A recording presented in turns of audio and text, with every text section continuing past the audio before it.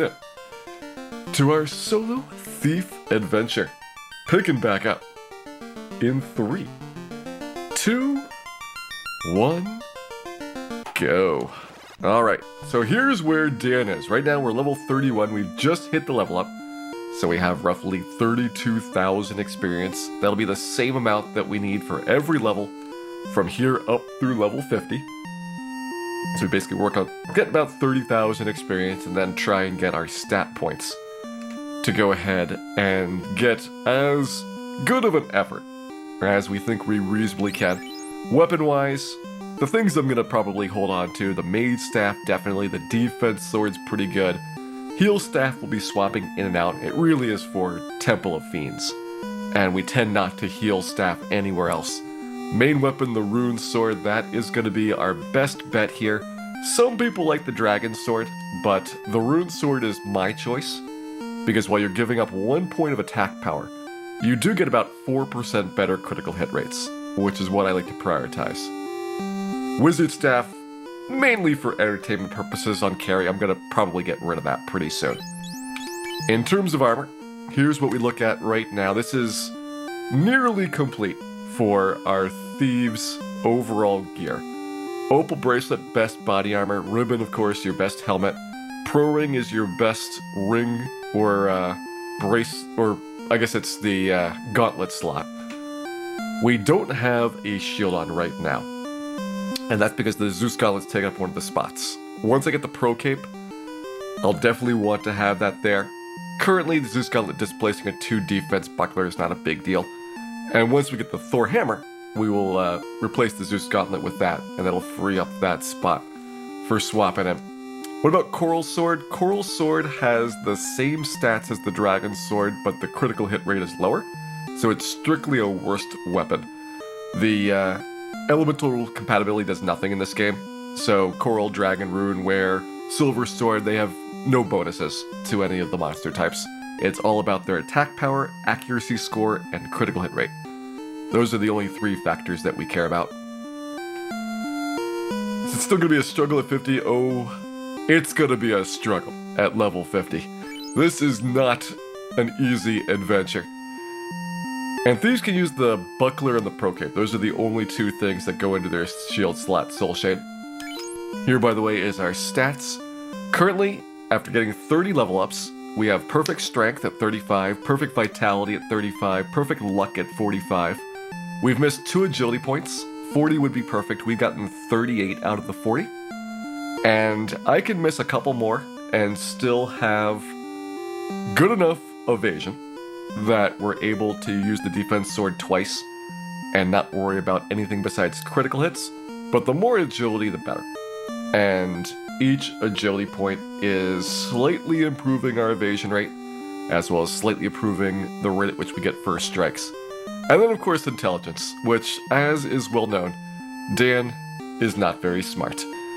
So those are what we're looking at.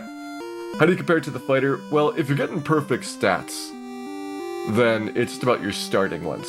So the fighter starts with 15 more strength, that's huge. Starts with 5 less agility, so we're actually ahead of the fighter's maximum agility. And the fighter starts with 5 more vitality. Those are the things that we kind of care about. Since we've gotten perfect strength and vitality gains, we're actually better than probably, well, not the fighter on strength, you get guaranteed points there, but better than most of the other character classes would be right now. Tuba Goodness, thank you very much for gifting out some gift subs there.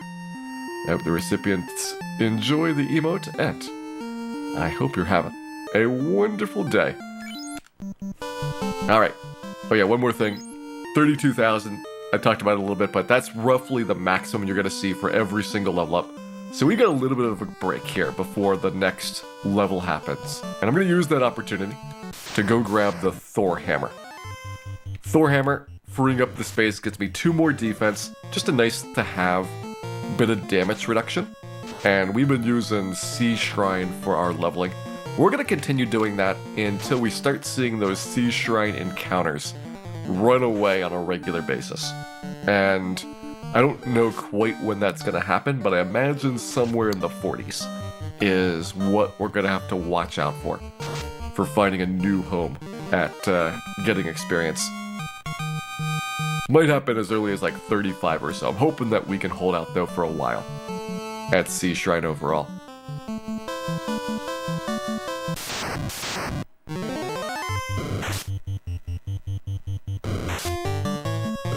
Are we gonna end up in Mirage? The nice thing about Mirage is that you do have pretty high level enemies, and they tend to come in large packs, so you're looking at an average of somewhere around an agam and a half per encounter.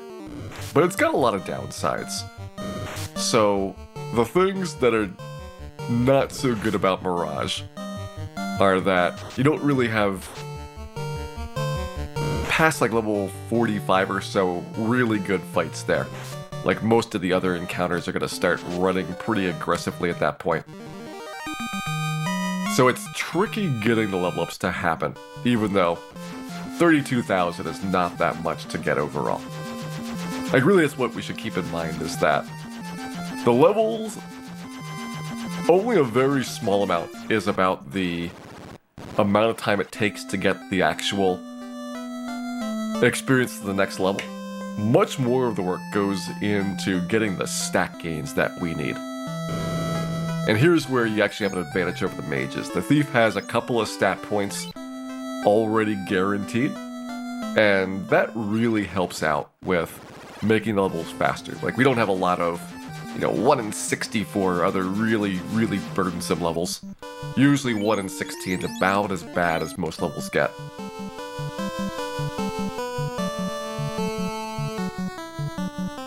Hey, Psycho Stick. Welcome into you. Alright, I'm going to take the beginning of the encounter cycle here. The reason is I want to get some garden vampire fights, which are pretty lucrative while walking around. Let me see where we are for the encounters. Okay. That should look good.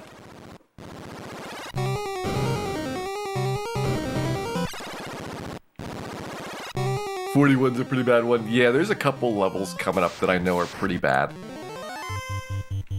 So I've got the ones that I'm aware of, and that's one of the reasons why I want to have very few agility points missed up until now, because agility is going to be the first stat that gets dropped whenever there is a really big conflict between strength and vitality and HP growth. We don't need to worry as much about vitality points, because they're really starting to get to that diminishing return range. Right now, a vitality point is worth about 5 HP.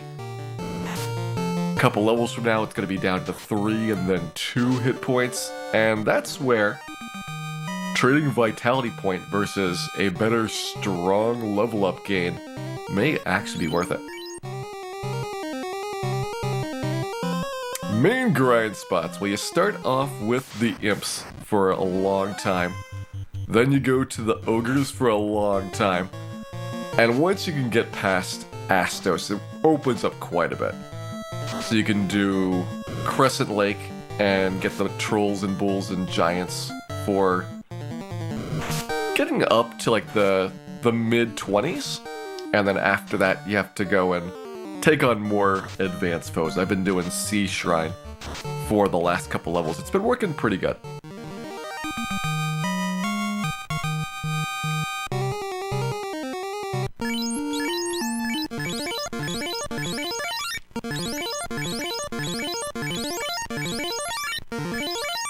Okay, about 18,000 left. Still plenty of room to grab some XP.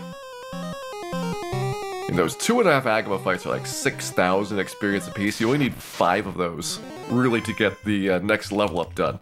So we actually can't take a huge number of battles here before worrying about the level up happening. And that's why, I talk about where you get the level is like less important than how you get the roll at the end to go well. Oh man, Dan getting paralyzed. At least he got back up pretty quickly. It's a 1 in 4 chance of snapping out of paralysis, so we're hoping that his incredibly poor magic defense is able to do its best here The Thief does have the worst magic defense of any character class in the game for the no class change challenges. So this is going to be the roughest at surviving spells, skills, and touch attacks that any of the characters that we're doing for these challenges have to face here.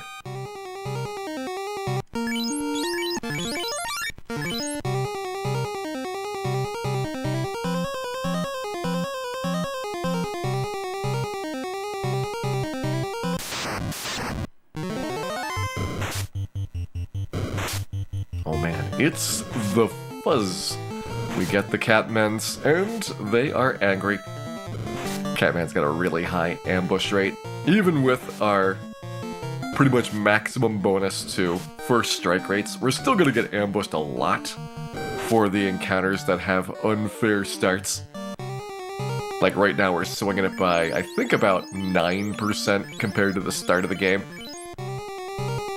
But if they've got a 50% ambush rate, that's not a lot. Alright, that one's the money. Is this the Thor Hammer? There we go, that's all we need.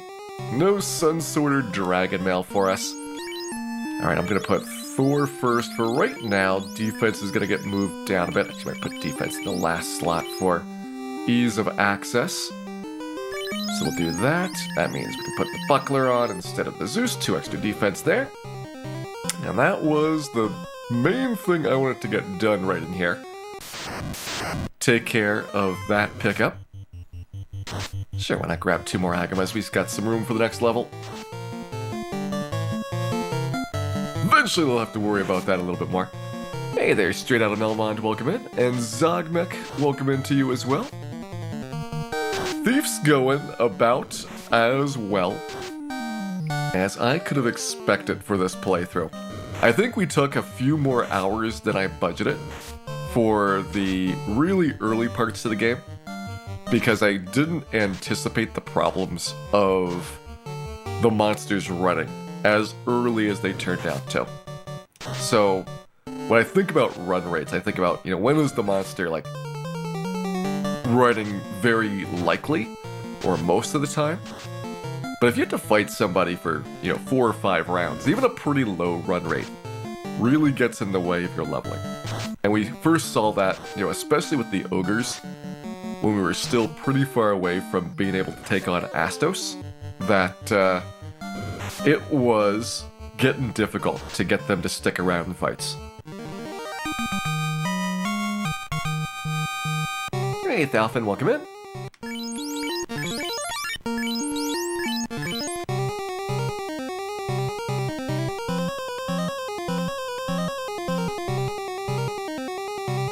Does it matter which one you use? No. The spells have no dependency on who uses them or what your stats are. Everything that you do in this game is exactly the same for a given spell cast. Probably could have taken that 3 Cerebus fight. Now that I look at my stats, still have about 2.5 Agamas. Really 2 and like 2/3 that I could squeeze in there.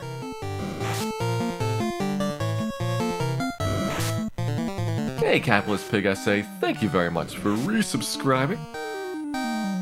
Coming back for 3 months. Hope you're having a wonderful day, and I hope you enjoy your shiny new orb.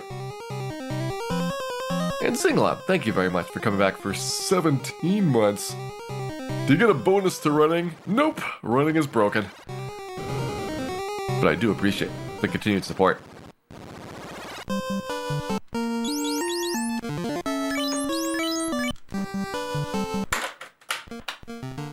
Alright, let's try and get really close to this level up and then find a good spot to work on level 32 for our stat gains. 32 is going to be one of the tougher ones.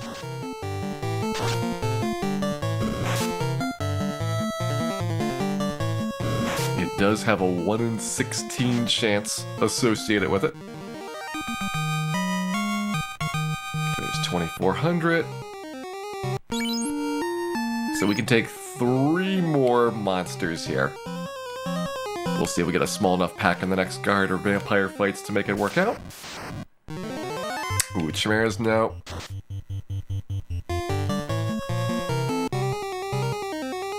Yeah, another vampire coming up. Looking for 2 or 3 vamps.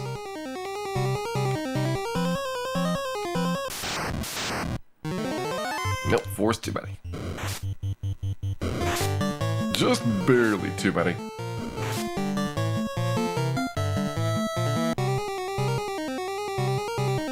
Don't know about the Medusa Saber Tea. I did save right before this, so if I'm wrong on the experience mount, I should be okay. And it's a pretty small pack of them. Willing to take a chance here.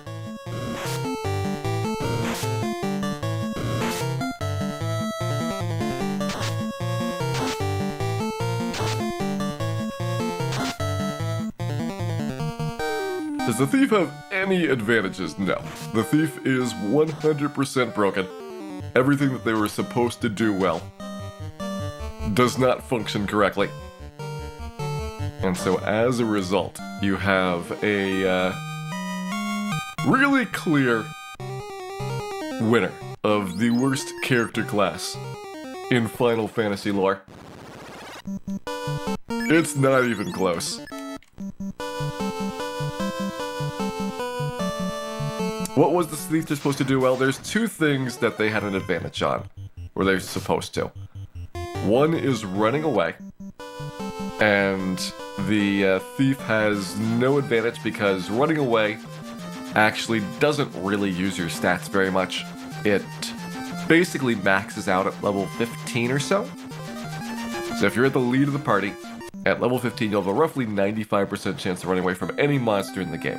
It's actually one of the bugs that works in your favor, which is a very rare thing here. The other thing the thief was supposed to be good at was critical hits.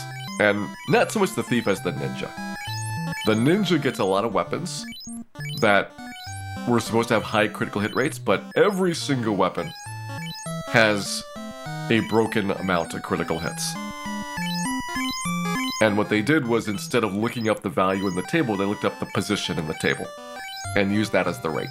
So every late game weapon has roughly the same pretty high critical hit rate, and every early game weapon has roughly the same very low critical hit rate. So the ninja gets no special bonus for their specific weapons. The thief, it doesn't really matter because they can't use any weapons. This rune sword that we got all the way, like right after picking up the Mystic Key from Astos, is the best weapon in the game until we find the Masmume. There is nothing in between that the thief is able to grab.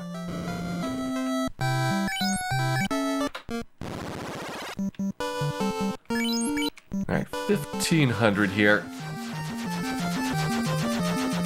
I guess the question that we've got is, what can we rapidly get experience on that's going to be a good fight? We were doing the boat monsters for a while, and I'm going to guess if we go to the boat now, that we're not going to get experience fast enough to make this really work out.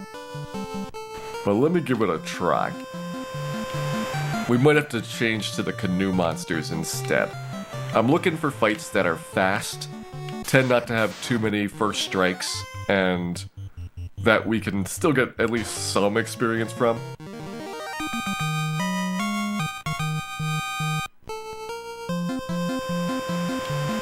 And I essentially want to get my experience to the next level very, very close. And that way, every time we do a quick fight, we get to reroll our level ups until we finally get one that we actually want to have.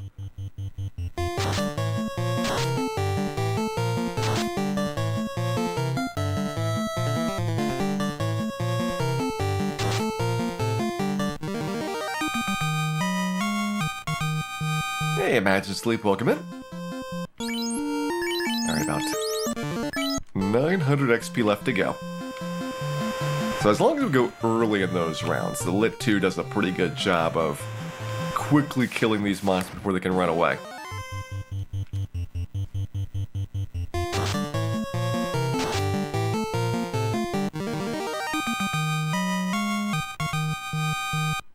Look at about 500 left to go.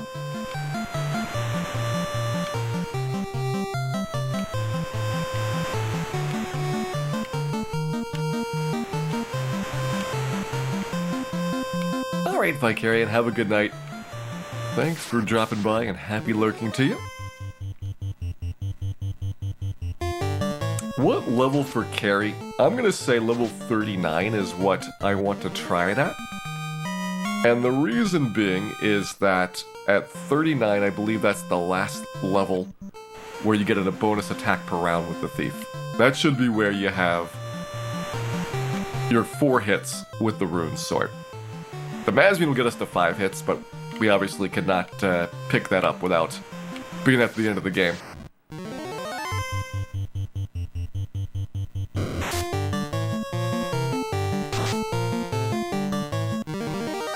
First Strike is getting more common. It's about 10% better chance. Which you don't have a very good first strike rate when you start the game. So even though it doesn't sound like a lot, 10% better is pretty noticeable. It's roughly twice as many first strikes as you'd be getting at the beginning. We'll get roughly a similar amount still gained. You know, if we've done 30 levels so far and we've got 20 levels left to go, roughly. It's not going to be quite as good, but still a decent boost. Alright, here's the first try at it. We'll start the prediction after this. We're looking for S-A-V-L. S-A and L. We got sound first time up, so it was not first try. But what I want to know is whether or not you think we can get it in 10 tries or less. Starting from here, first one does not count. It is going to be 1 try the next time that you see level up happen. So 10 tries or less at getting it. 13 out of 256, yeah, the theoretical percentage is 16 out of 256, but due to the way the RNG table works, it's actually a slightly worse amount for your chance of getting the level up that you need.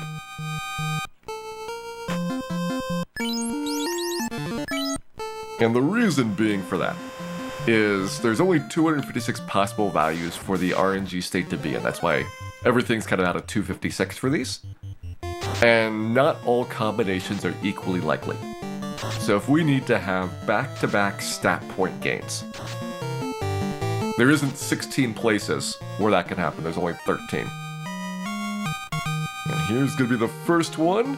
We got the strength point, agility, and luck. Try number 1's another Sal.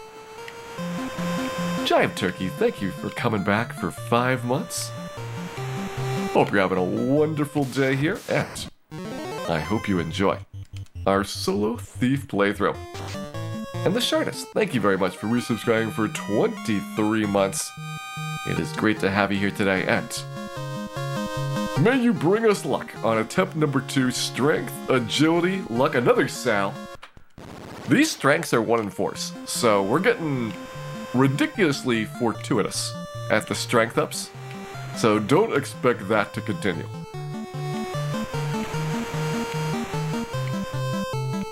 Either there's a typo in the mechanics guide, or we're getting lucky. And I'm gonna bet on getting lucky for these.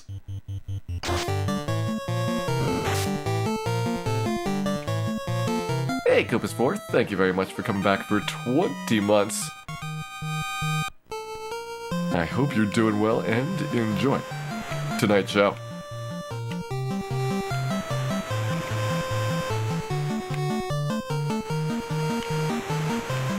Seem to have worse luck with strength than with vitality. I usually don't scroll past the stats once we miss one of our required ones, so it's a little bit hard to tell for the ones besides strength what the appearance rate is.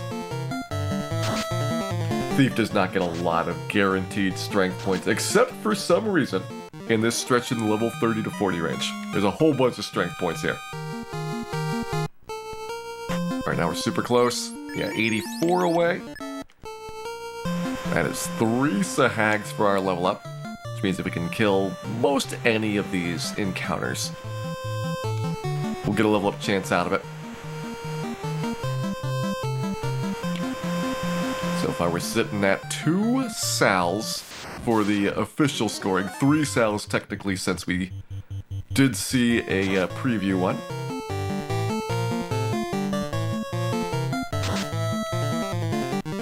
And the Thor Hammer is going to be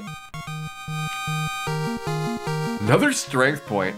Agility, vitality, and luck. 3rd try at getting it. Level 32 went very well. Definitely got that in 10 or less tries. And we will start working on level 33 after this. Level 33 is going to be a 1 in 6. We have a guaranteed saddle. But it's a strong level up, so we still need the HP roll to go well.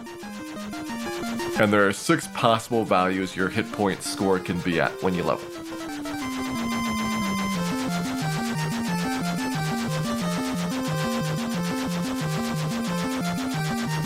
How do we miss the entire sea shrine? You would think it'd be a pretty noticeable place flying over, but clearly Dan is not particularly observant.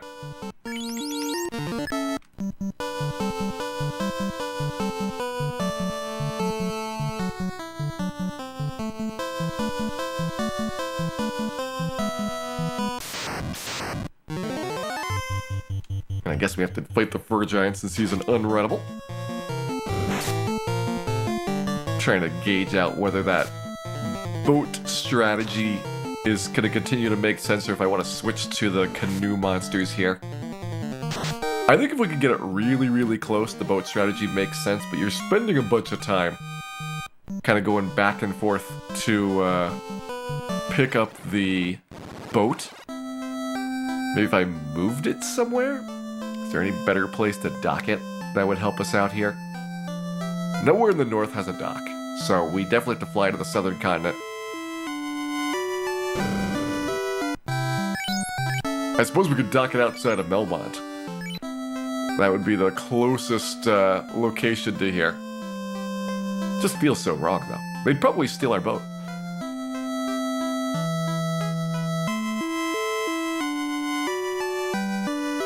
Out of the way! Thank you. Alright, so I'm able to take a couple of encounters here. Shark's probably gonna run, but Gershark can stick around. He's 0.9 of an Agama for the fight. So a respectable amount of HP to get through, but a respectable amount of XP in return.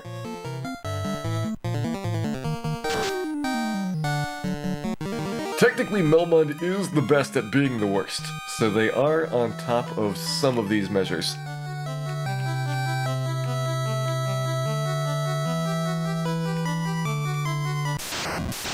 Okay, back-to-back Gersharks. I bet this is where we are in the encounter cycle.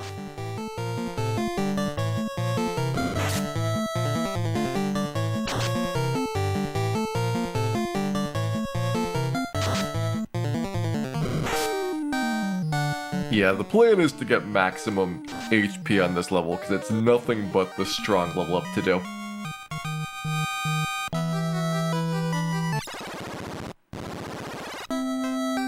And is this the thief's ultimate weapon? Yes. Yes, it is. The rune sword is as good as it's gonna get. The only thing that we don't have right now besides the Mazmoon is the Pro Cape. And that's because I need to get past a blue D twice to get access to it. Alright, about 26k to go. I don't know, I can maybe see Mirage Tower being better. You get a couple of lucky guard vampire fights in a row. The thing that's nice about this place is you can save right by the spot and get a full recover at the end instead of having to lug around a whole bunch of heal potions and repurchase those all the time. Kind of a balance between, do you want to spend your time here or do you want to spend your time in item menus?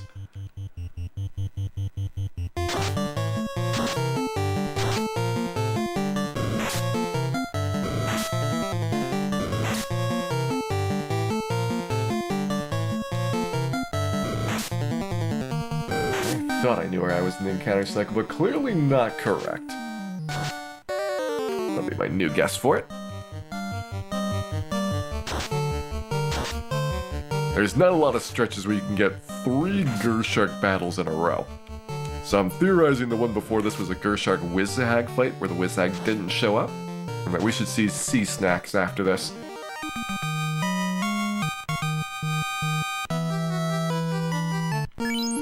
$20K to go. There they are. Okay. Correct about where we are.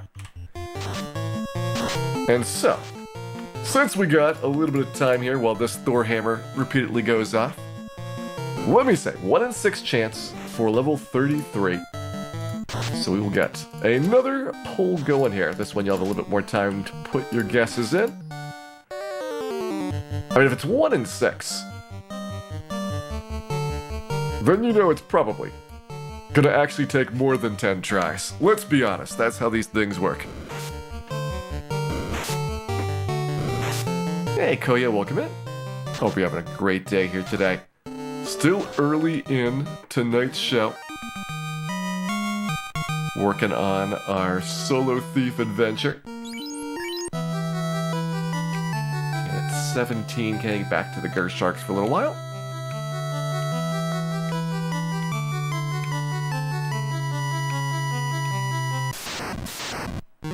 You get the double Gershark like this, 1.8 Agamas, it's very similar to what your average fight, or a little bit better than average fight, is going to be in Mirage Tower.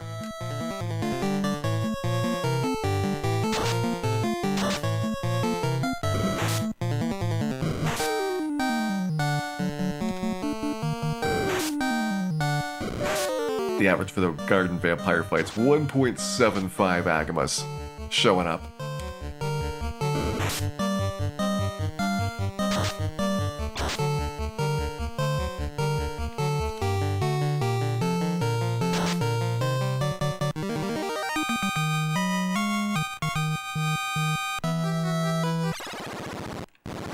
What are the tries? The tries are for the level up attempts.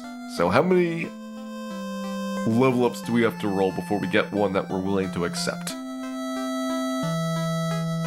And for reference, it is going to be 35 hit points here, it looks like, at max. So we should see 577 as a perfect level up.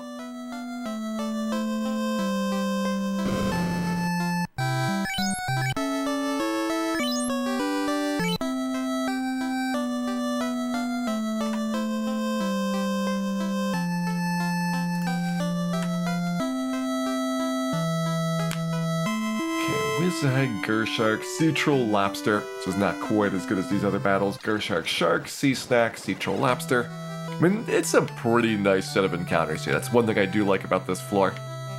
Nothing super exotic. You can reasonably deal with the Naga water fights at this point. The Wizzahag battles are all pretty easy.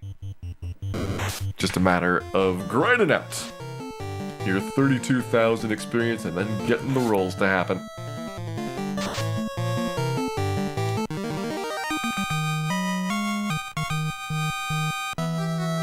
I mean, it's no Sea Shrine pile of pain. Those fights are worth like 7,200, sometimes as much as 8,000 experience.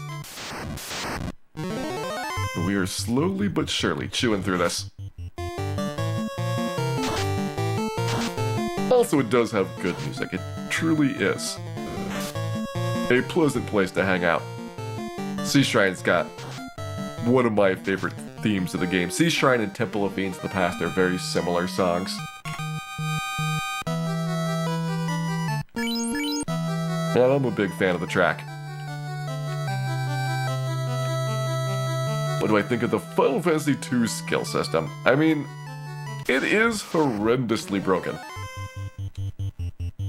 But it was a development that was an important step on the way to other skill-based systems that they used later on.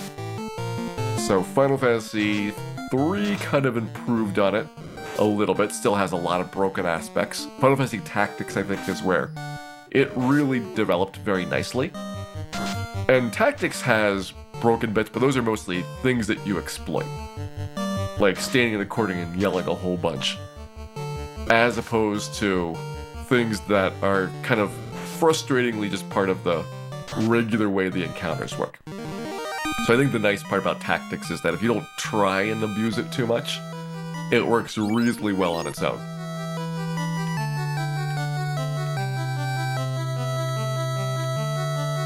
I mean, really more than the skill system, I think what Final Fantasy II suffered from is the area and map designs. They relied on these very convoluted maps that had a whole bunch of, you know, fake rooms where you went into the wrong door, you had to do a bunch of penalty fights to get back out. They're really kind of claustrophobic and didn't do a good job of highlighting secret passages and other aspects that might be difficult for players to figure out where you're supposed to go. And on the overworld, they tended to have a lot of areas where right next to zones, there'd be very large and kind of unexplained jumps in difficulty. Like, very near the starting zone of the game is one of the Empire's towns where you have mid to late game monsters just kind of showing up.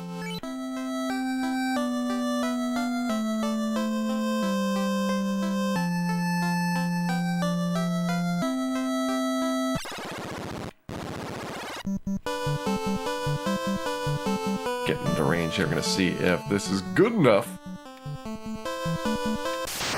Uses my leveling strat. I mean, certainly double Hydra, triple Gator should get me to level up. But it's a lot slower fight than, you know, spinning on those Sahags or Sharks or other battles that you could just one-shot. So we'll see what the trade-off here is like. Taco Ball 8, thank you very much. Resubscribing for 3 months. Hope you're having a wonderful day and enjoying your shiny new orb.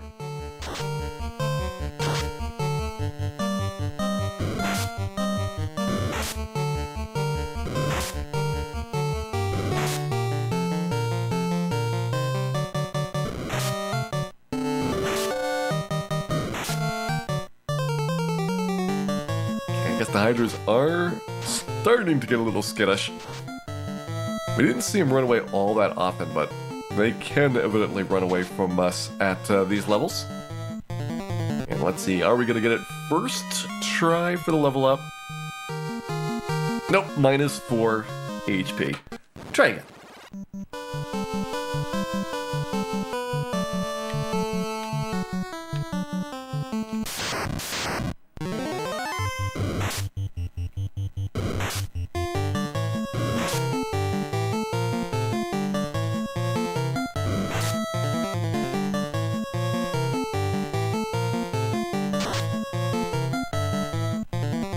Hydra versus Dan. This should put us a little bit closer to level up, which is what I want to see. And now that I know that the canoe monsters also kind of run away on a more frequent basis than I thought, I think the strategy is to boat still. I mean, we need less than 600 hit points, or 600 experience points to go. That's like a very small amount to go and dial in precisely. Let's do it.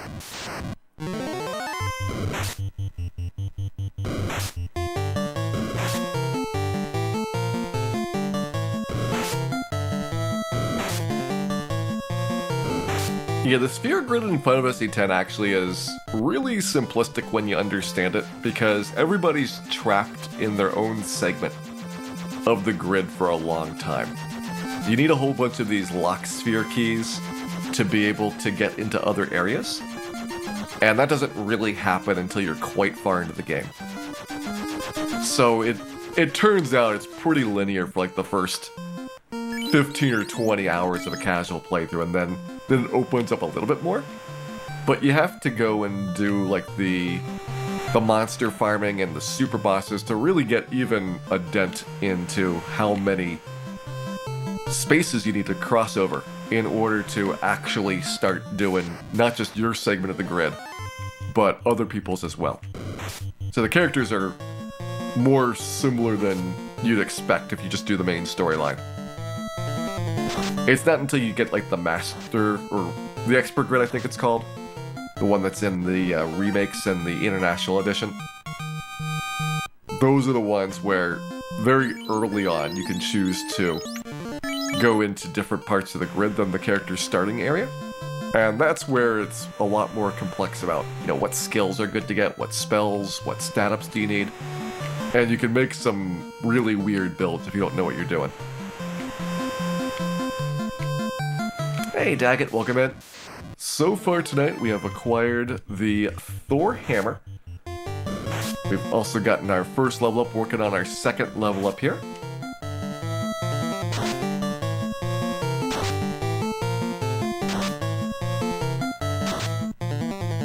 And the goal tonight, level 39 and beating Carrie, I think is going to be our big objectives. Okay, 246 to go. 39, we get 4 attacks per round. That's the last upgrade we're gonna see with the rune sword. And so I think that with the defense sword, Carrie should be a pushover at that point. We can also try and get the Pro Cape at some point along the way. Pro Cape is our last defensive upgrade in the game.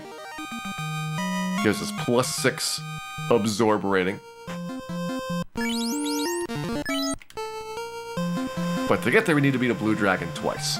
And until I have that additional attack per round with the rune sword, I think it's going to be kind of a slog. And you might have a bad enough Blue D fight that you run into some issues. Depends on if he does physicals or if he just does thunder a whole bunch. It's a tough fight for solo.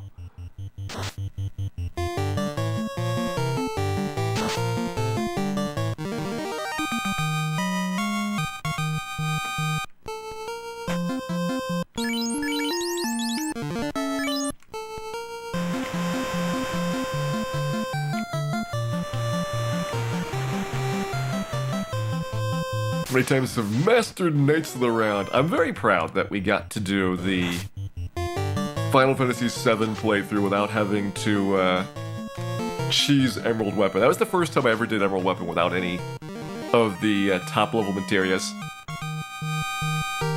Here we go, 577. Well, that was a pretty fast one. Second try on that one as well. Definitely 10 or less on level 32. So there you go, we're having really good luck on these level ups here. But yeah, Final Fantasy VII, almost always you go and get the Chocobo breeding to get Knights of the Round and the Quadra Magic, and I think the other one's like HP to MP, which is not nearly as interesting, but still kind of part of the expected set of things that you go and grab. And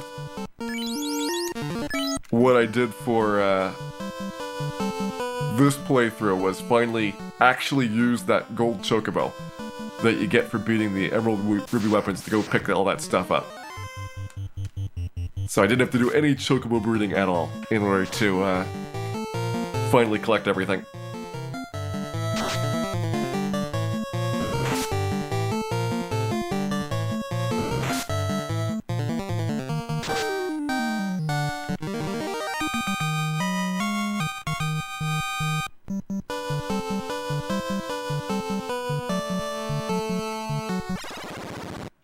Alright, looking out ahead here. Next one up is a 1 in 4. So you have a guaranteed sale. We'll just be looking for the vitality point. Like I said, these levels in the 30s are probably the easiest stretch for Thief in the game. You don't have a lot of strong level ups, and you have a whole bunch of guaranteed attribute points. And it comes out of nowhere, because in the 20s, the Thief is actually a lot worse for attribute gains. And usually you just get fewer and fewer guaranteed points as you continue to level up. So this is like an anomaly among all 6 of the character classes this one stretch.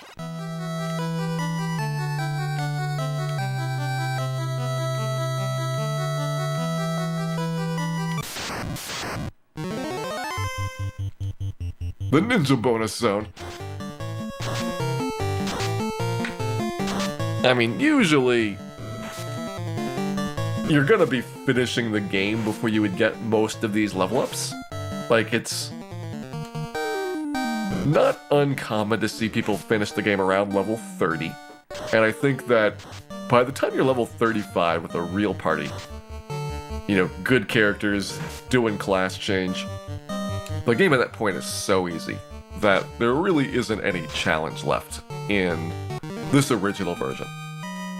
You can do more in the remakes, especially starting in GBA, because they buffed up the end bosses a bit. They got all of the bonus dungeons to get through, and some of the bosses there are quite a bit harder than Chaos is. But even then, like 45 is plenty for doing all the content for like Omega and Shinryu at the end, and probably around there is good enough for Chronadia on the PSP version. But it turns out that you're playing a solo thief, because they're really not at all good. Even level 50 is not enough. And that's a large part of why we're doing this min-maxing on levels, is if we didn't get all these stat gains and all this bonus HP, our odds of success would be much lower. And you can spin that with just saying, get really lucky. And probably Bane Sword Chaos, or hope that you get nothing but crits for like 17 rounds in a row. But I actually enjoy the min-maxing process more than I enjoy doing the first half of Temple of Fiends over and over again. Wow, is Dan gonna make it through this Gershark fight? Answer yes. I believe he will.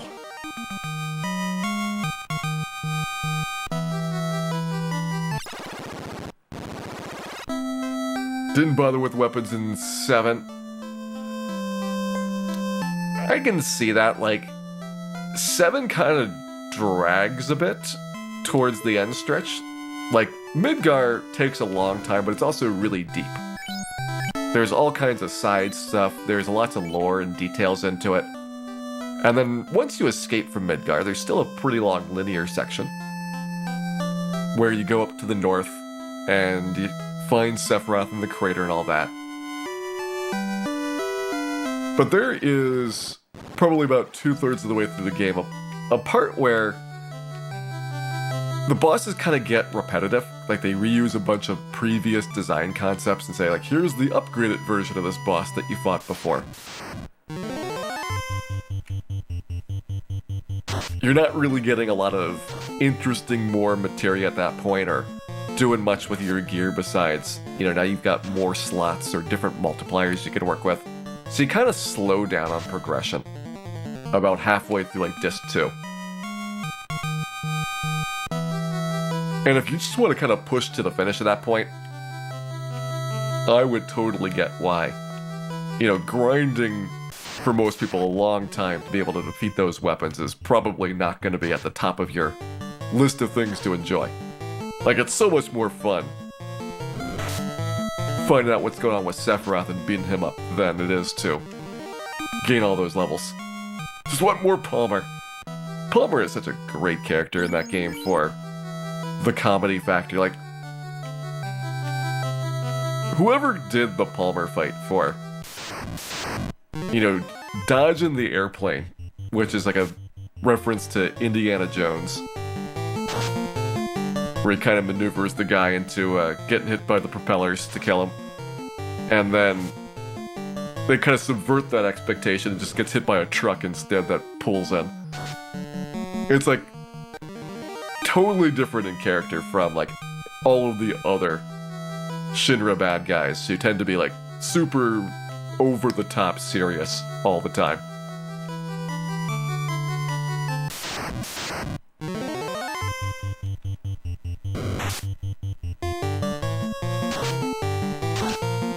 Gaining levels makes Sephiroth stronger. There is a formula for Sephiroth getting stronger, but it really takes a long time to noticeably improve him. And basically the way it works is that if you've got like a certain number of characters over a level target, then when it does that part where it splits your team into pieces, the pieces will be stronger in order for you to advance to the next phase of the fight. And first off, if you're at like level 99, like you can beat it so easily, it doesn't even become noticeable. But even before that, like you can get like everybody like level 70 or something, and like it doesn't change the difficulty at all. Like it's a very, very slow curve until you hit like right around level 99. And if you use Knights of the Round, I think maybe Ultima, like there's a small number of things that trigger it to get more difficult. And if you have any of those things, like level 99 characters and Knights of the Round, like, it doesn't matter if it's more difficult, it's still going to be a very easy fight. Okay, a little bit less than 10k to go. Under 4 Agamas required for our next level up. Which means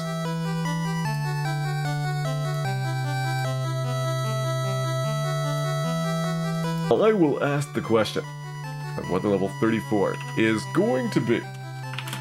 First try. This is the 1 in 4 level. All we need is the vitality point. We have gotten a couple of first tries. So far tonight we've had 2 second tries. Well, technically a third try and a second try, but there's a third try on a 1 in 16 and a second try on a 1 in 6. So we are doing really good for level up luck in tonight's playthrough.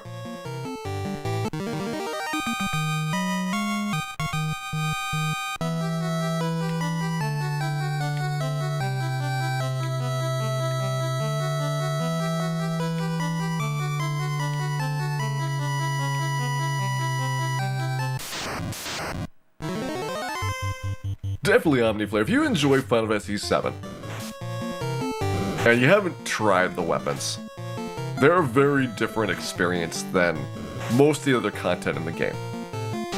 One route is to just kind of like cheese them with overpowering damage.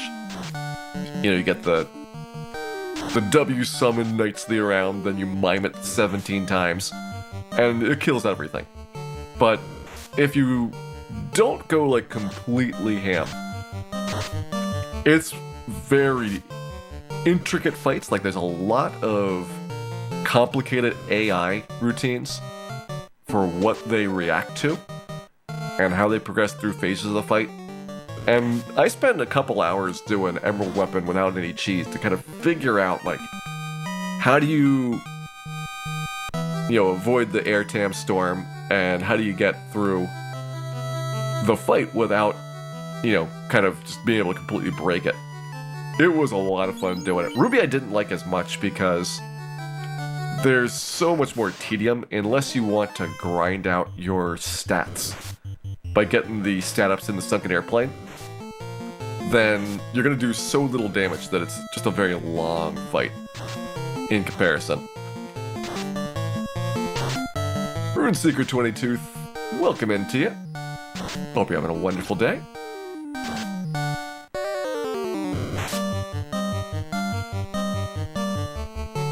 Set up the 7777. I thought about doing that for the fights, and it only does about half their health. I think a third on the Ruby and the half on Emerald, but like it just doesn't seem worth it. Like if you have a strategy that works, then the tough part's the second half of the fight anyway, because they get more difficult AI once they get past like a certain HP threshold. And so, like, you're kind of skipping the easy stuff with the setup.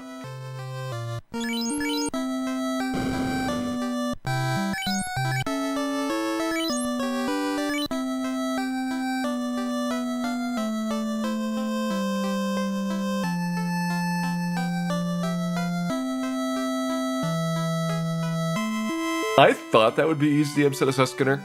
Getting air tam stormed to get to 7777. But what I found out is because unless you're like really fast, it's tough to get set up to 9999 when you trigger the air tam storm. So it turned out that it was harder than I thought to force it into lucky sevens.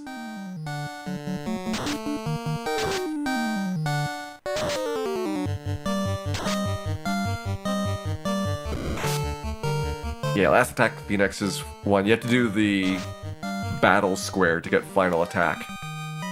And that takes a while, but it's also kind of fun trying to like max out all of the wheels so that you're getting as many battle points as possible, rather than spending, you know, a whole bunch of hours grinding out the arena fights.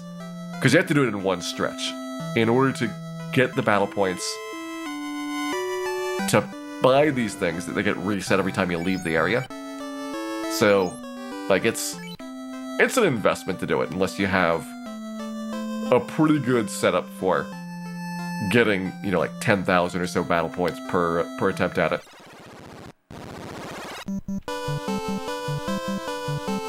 I played every single Final Fantasy game in the series. I haven't done the MMOs. Like, I don't really have any interest in, you know, doing 11 or 14, really. But I think they're, like, reasonable enough that, you know, you're not getting a whole bunch of new games every year. This is a series that puts out a new entry, like, every 4 years. So I can usually find, you know, 30, 40 hours every 4 years, too, to keep up with it. At least in its current incarnation. They used to go out more frequently. When the series started, it was a new game every year. And they have since cooled off a bit on it.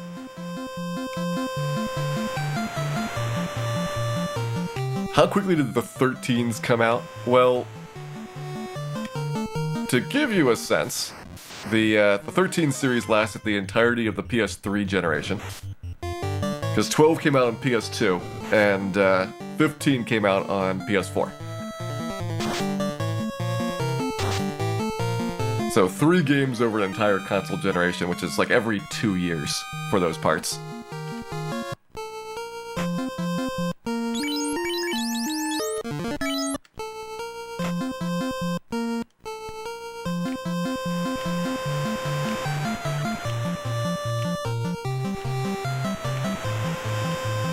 Yeah, I'm kind of surprised Final Fantasy XI is still being run. I guess they get enough players that it's worth keeping the game alive. I don't think that there's any, like, real content updates to, like, put new stuff out. But a lot of the other MMOs have tried to condense down to, like, focus on, you know, a smaller amount of players where they can really give them a good content experience over time.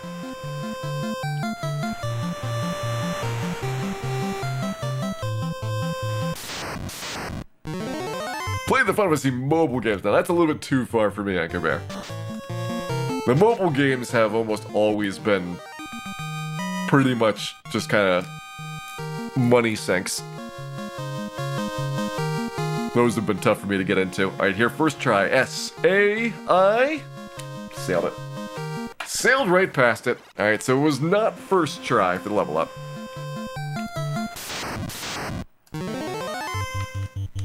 It is 1 in 4, so we'll see how long it takes.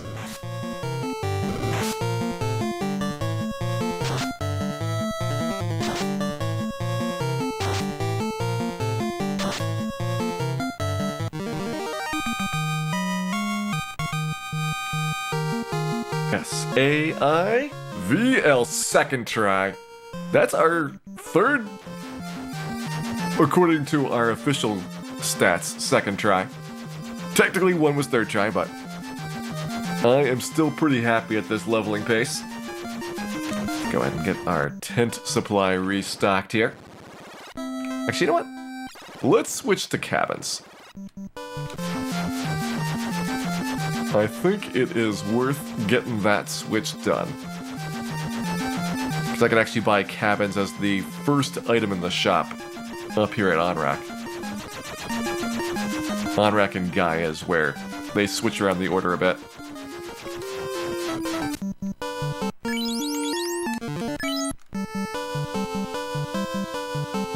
I know, fancy cabin time.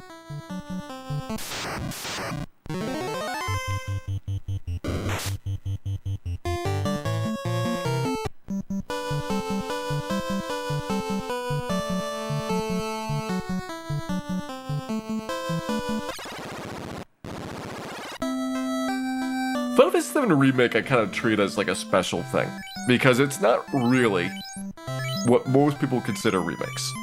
Like, they're not trying to keep the same game and give it like a graphical overhaul or improvements. Like, they've had the remastered ones, which is identical gameplay basically. Sometimes they'll do some bug fixing or give you features from other releases, but usually it's just kind of an overhaul and not even like an in-depth one.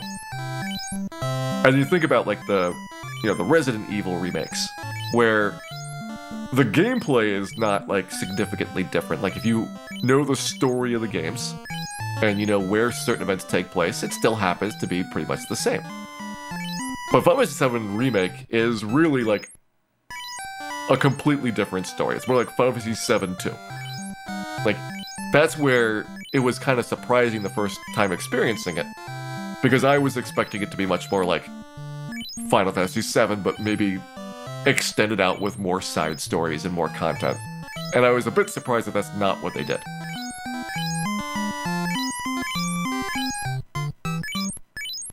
So when I think about, the upcoming Final Fantasy VII remake editions that are happening pretty soon, or getting the next like official parts of the series done, like, I'm not expecting anymore that it's just going to be telling the Final Fantasy VII story. Like, I know it's going to be significantly different for where the storyline goes over the next, however many parts, but probably 2 parts.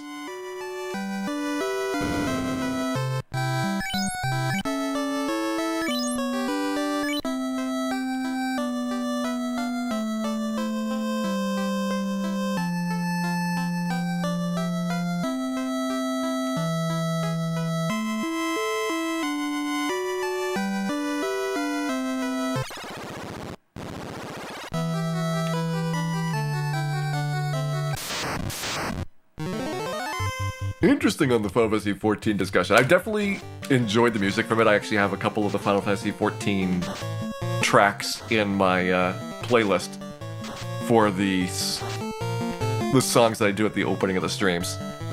Like, they did a pretty good job making that be interesting. But I've just never had, like, the interest in sinking the time for an MMO to, like, know that it's gonna be such a huge commitment and investment to get anywhere in those, when you could spend the same amount of time doing like 6 other games that I've wanted to get into.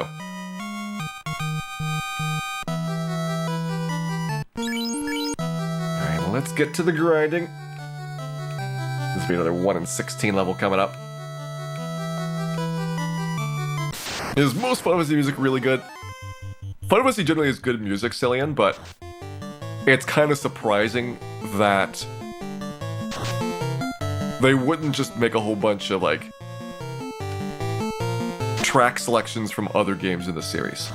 Like, what they could have done is just do, like, a best of hits, grab, like, 150 tracks from other games already, and just throw them in. But they actually made, like, new tracks that are pretty good. And I think that's what the unexpected part is. I think World of Warcraft also has some good music. I haven't gotten to that game either, but it's another one where I've listened to some of the soundtrack and been like, yeah, this is like pretty decent music that hopefully once you hear it for 1,000 hours, you're not gonna go completely up the wall from the repetition. And it's like, these are decent songs.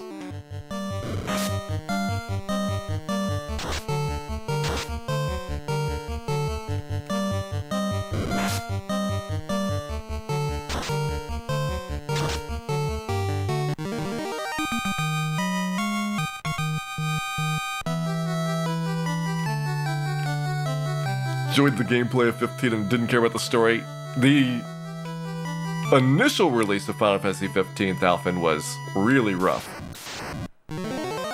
Like, it seems that there was a whole bunch of content that was kind of necessary to, like, understand the characters and the storyline of things. So I'm not surprised at all that it was difficult to really get into it, especially if you played it right when it first came out. Now that they've had a bunch of the re-releases with like all the DLC content, it's a lot easier to like get into the storyline in game. And I think if somebody picks it up right now, never has played it before, they'd probably have a more positive experience about the Final Fantasy 15 story.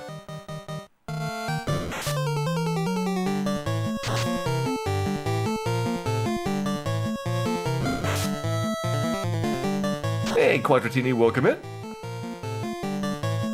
Playing Final Fantasy 14 right now. It's a great way to get productive work done while you're also enjoying the Solo Thief adventure.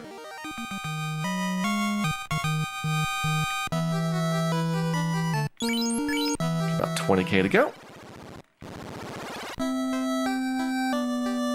So we got the first third of our level done.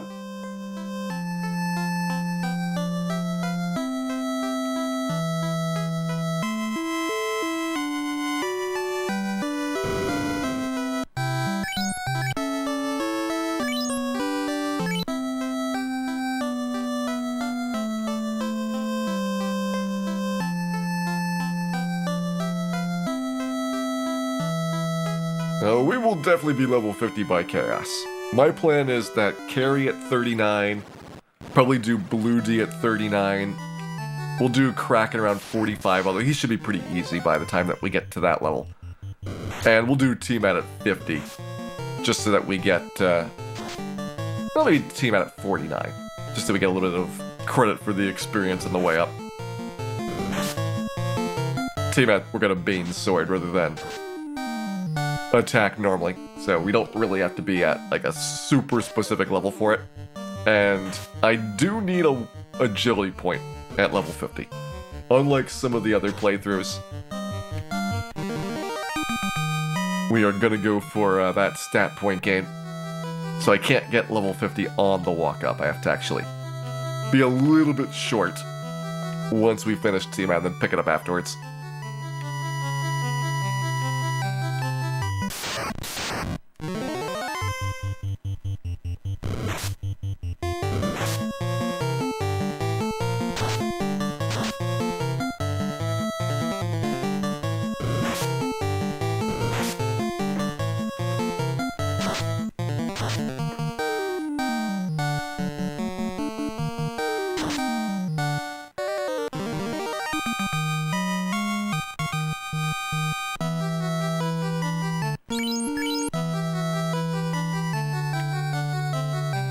Is definitely a game that's more about the experience than anything else. Like, it just looks really good.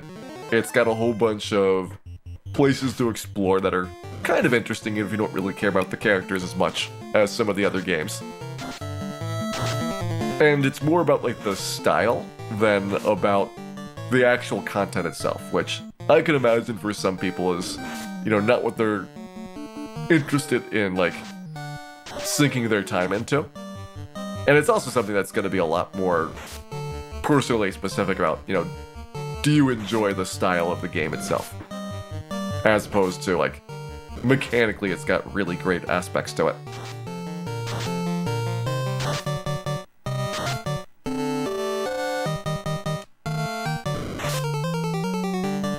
But when you consider the previous entry of the series was Lightning Returns, and that had a lot more problems than I think 15 did, at least they did kind of, you know, shake things up after the Final Fantasy 13 trilogy concluded.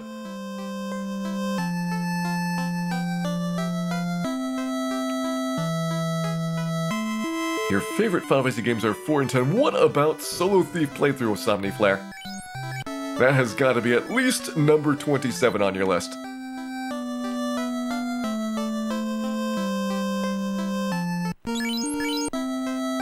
$10K to go.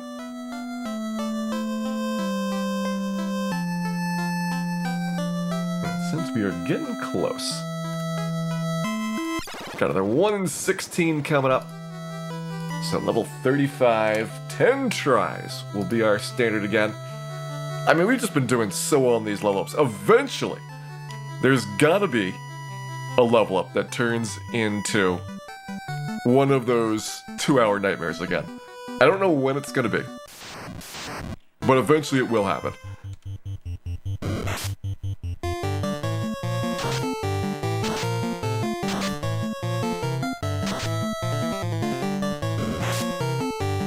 fell off halfway through 8. If you didn't give the series a chance after 8, Urkato, they basically made Final Fantasy 9 for all the people that hated 8.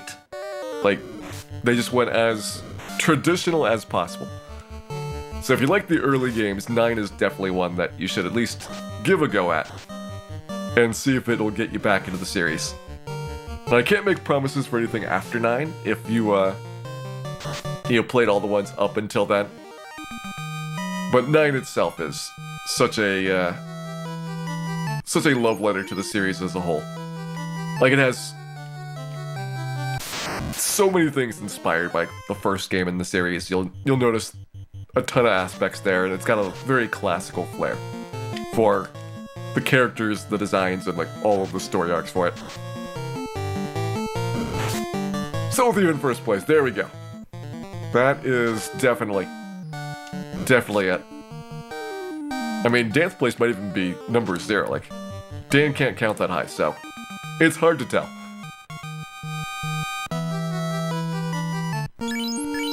$5K to go.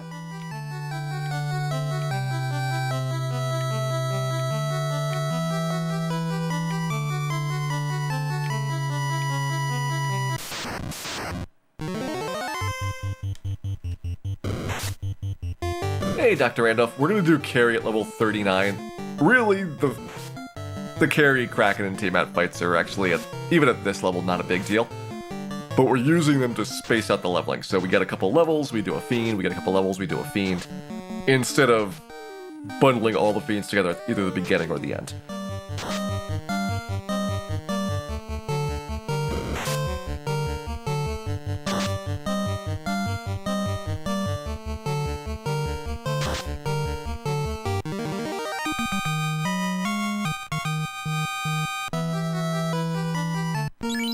Okay, 3,500. That's less than an Agam and a half. So we gotta be judicious about what we pick up here. I could take 2 or 3 sea snacks. I could take a solo Gershark.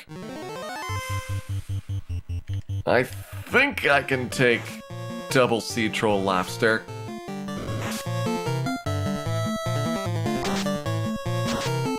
It's gonna be really close. If I go over, then I will reset and have to do those last couple fights again.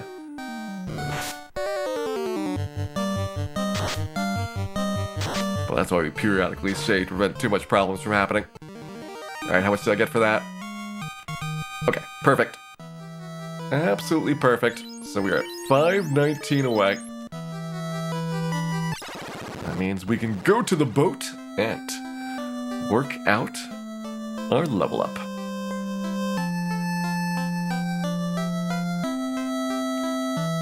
Level 35 here, guaranteed A and L, so we're looking for the S and the V. It's a regular level up, so we don't have to worry about the HP being randomized. We just need the strength point, the vitality point, and we can check it off our list.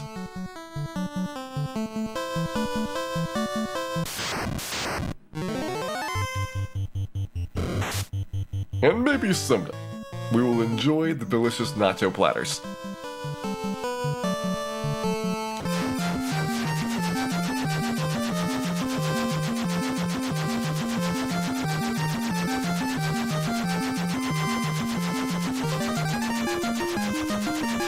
Here, there we go.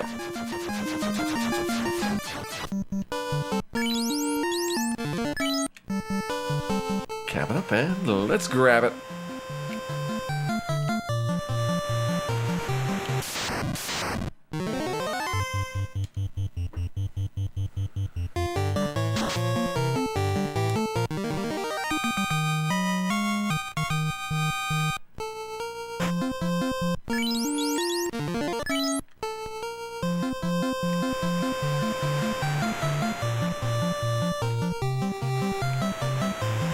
Final Fantasy 3 is kind of rough no matter when you play it. Just because there is not really a great version of it that was localized. Final Fantasy 3 on the DS has got the generation of the kind of 3D-ish overhauls for the design. There was never a version of Final Fantasy 3 for the Wonder Swan. And so that's the lineage that went into the PlayStation versions, the GBA versions, the PSP versions. That's why you always saw 1, 2, and 4 keep coming out. Because they had made those once and they kept reusing the updated ones. And 3 never got that overhaul. So there wasn't a version that came out until they were at the era where they were doing the 3DS remakes.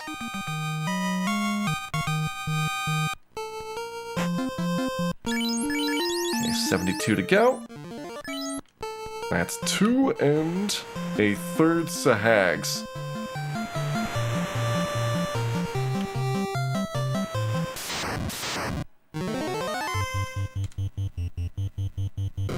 Which should be easy to pick up here.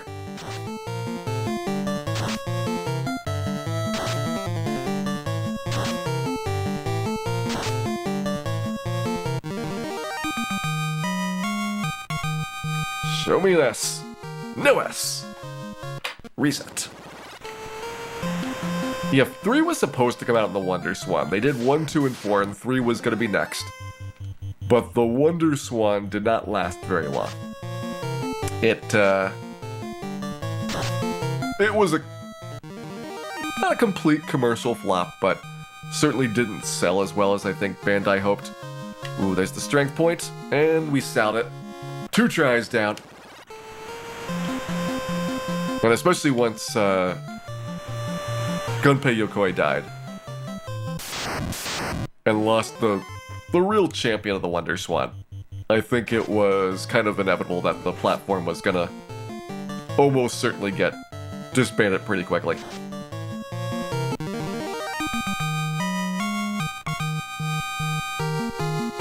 NES. So 3 tries at it so far. Best so far has been a Sal.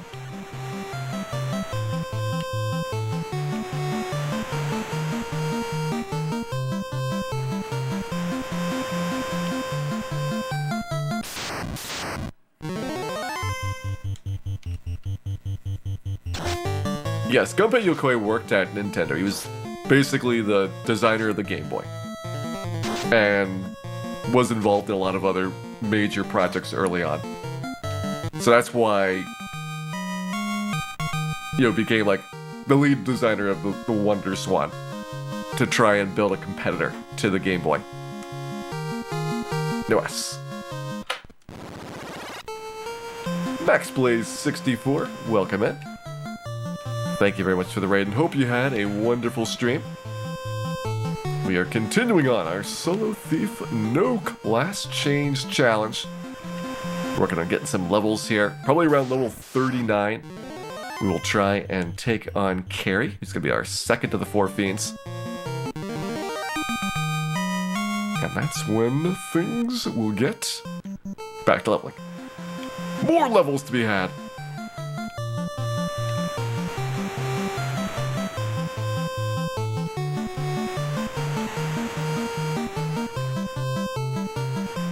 Yeah, I think the Virtual Boy is what led to Yokoi leaving Nintendo. Because it was a really big flop for an investment that they had put in there. Alright, here we go, NES.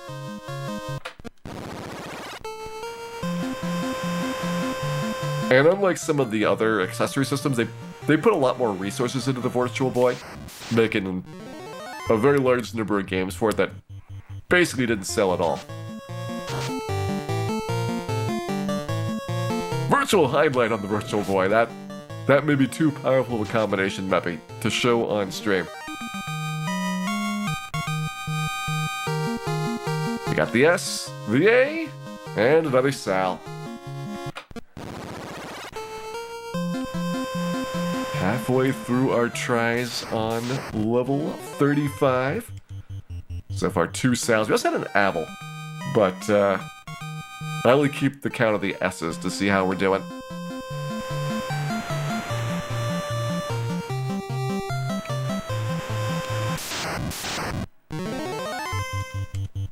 Yeah, I think Wario was one of the shining spots of the Virtual Boy.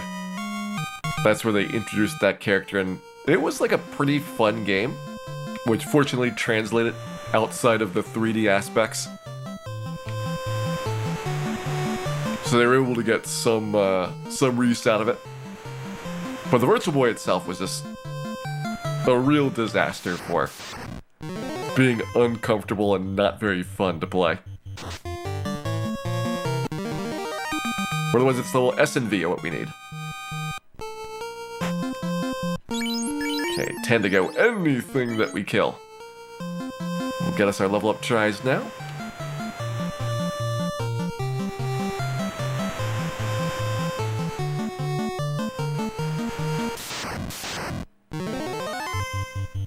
Able to buy Virtual Boy games direct from Nintendo. Interesting.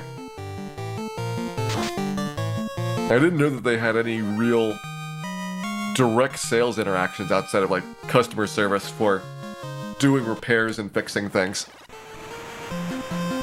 It would have been very nice for a lot of the 1980s and 1990s to have some way of buying games that didn't rely on your local retailer to stock things. Because games would just appear, like you wouldn't really know when they'd be in stock, no matter what the release date was. They might show up that week, or they might show up 6 months later, and then they would just disappear at some point. And sometimes they'd be in the bargain bin, sometimes they'd just be gone, and you would miss out and never be able to get them.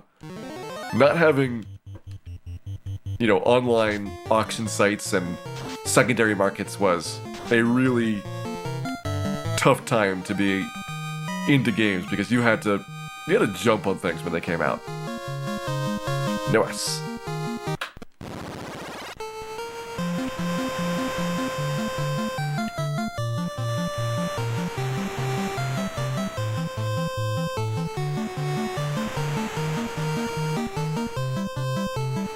Yeah, there's a lot of NES and Super Nintendo games, like even up until the PlayStation 1 era. Late PlayStation 1 is where, for the first time, you could kind of like go to like a store like EB Games or GameStop online and take advantage of the larger stock of trade-ins instead of being limited to whatever your local store was going to have on hand for things. Like that's like the very first time, like before you could really get things off of sites like eBay. That was kind of your source for a lot of used games and games that you missed out on. So you could kind of do that late PlayStation 1 N64 and do it that way. And it got a lot better for like direct orders and the ability to purchase things online instead of having to like hope that your store was going to be nice at things. Oh, we got the S, the A, the I, but we sailed right past it.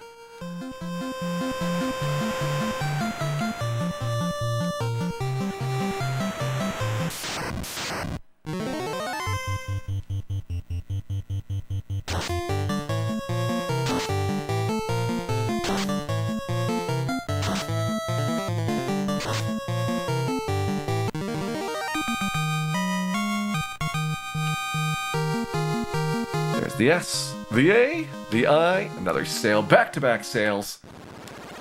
2 sails and I think 2 Sals seen so far. It feels extra worse when you get the intelligence point, because you got a stat game, just not the stat that you want.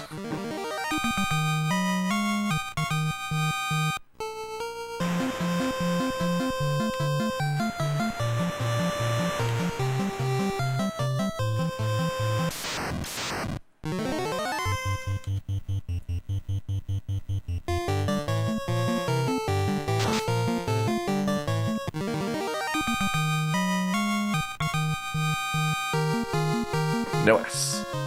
Well, 10 tries is looking like it may be a little bit optimistic. But since we had so many second tries so far today, we're still doing really good for our leveling pace.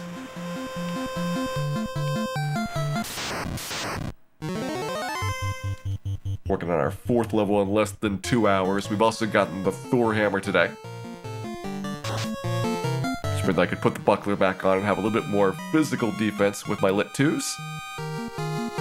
NES. Unfortunately, I seem to believe that if you voted yes on this prediction, finally your lucky streak has come to an end. And the naysayers are going to take the points. More than 10 tries to get level 35.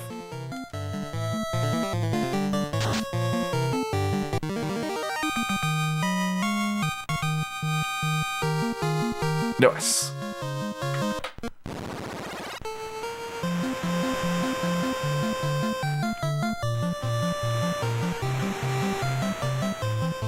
Power leveling Final Fantasy IV. Other than a couple of characters which you probably don't have at that point, it's not really much of a worry for the stat gains. The characters that you're not expected to keep in the late game, like Tella, Sid, Yang, Fusoya, they're the ones that have kind of the broken gains. Whereas your main 5 that are gonna be there at the end of the game, they're generally fine. But the big thing for Fantasy IV is how many ridiculously low odds events you actually need to get all the stuff, like all of the hidden summons and the equipment drops. Where you like fight a specific monster and have like a 1 in 64 chance of getting their item. Becomes a real slog if you actually want stuff. I remember getting a whole bunch of glass masks. And like none of this is like written down anywhere, like there's no guides that tell you about all these things, so you're just kind of uncovering them as you randomly get some of the drops. It's like, oh, this seems kind of nice.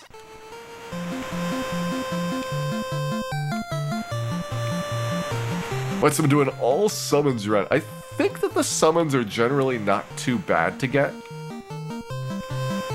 Because there's not that many of the secret ones.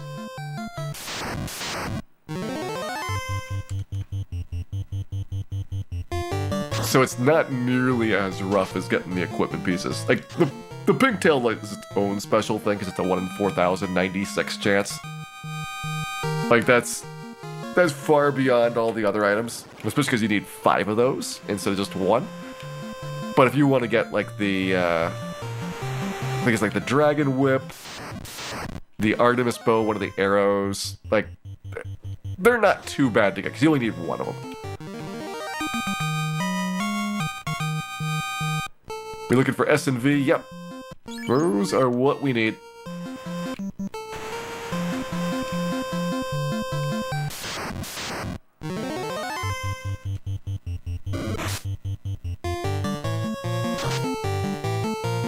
I don't remember what I got in my first playthrough. I definitely got a bunch of glass masks. I think I got Imp.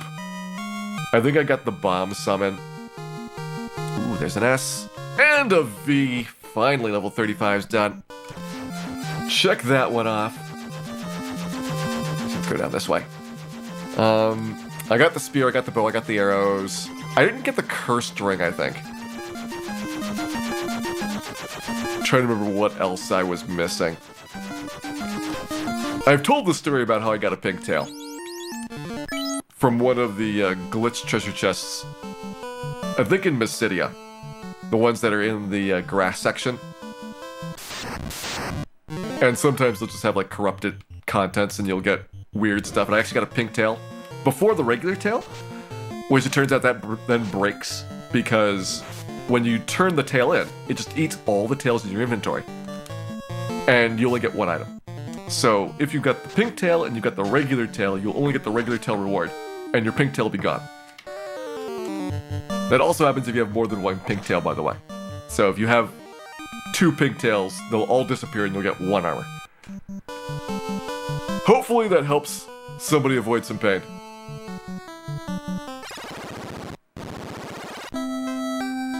I don't know if you can give it to the Chocobo and have it do it, because I didn't even know what the pink tail was at the time, Shaywolf. It's like, I thought it was a pink key, and I kept trying to find where this pink key I found in Mysidia was going to be used. And then just one time it disappeared. And it wasn't until years later that I found out what it was, and also figured out why it disappeared.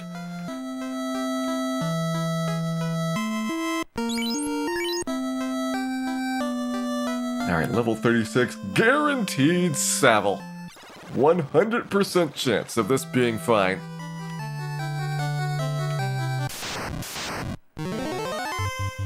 But there is something that we can try and make a prediction on.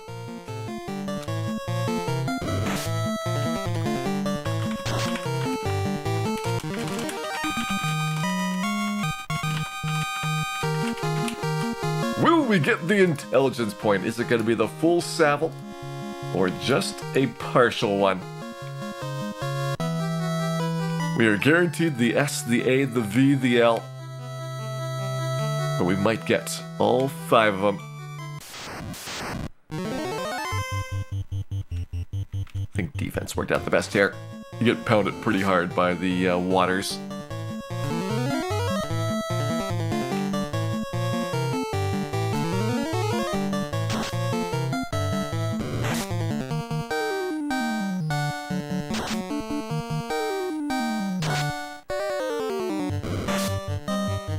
I think, scrolling back here, somebody asked whether the carry enemy drops an item.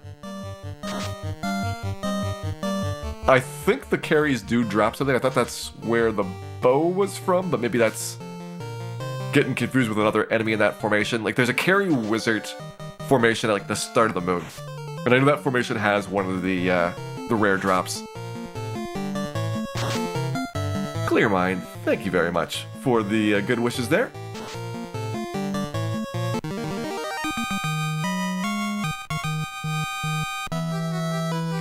Super Nintendo version was easy.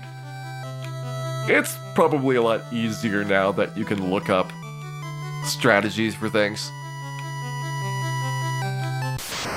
Games used to be tough just because you couldn't talk to anybody about how to deal with situations like where do you go if you get stuck, or how do you beat a certain boss.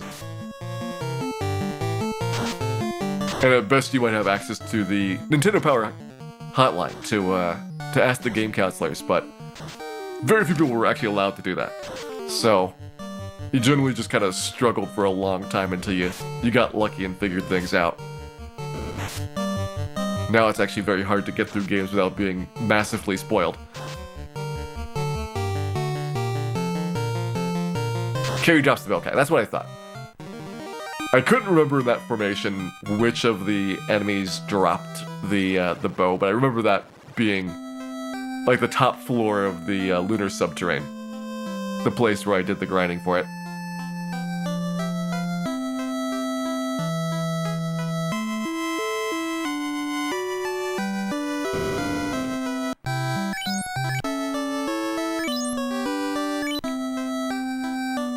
Ooh, stuck on the trapdoors. Yeah, the sealed cave is a rough place. The trapdoors give a lot of experience, but it's a very nasty fight.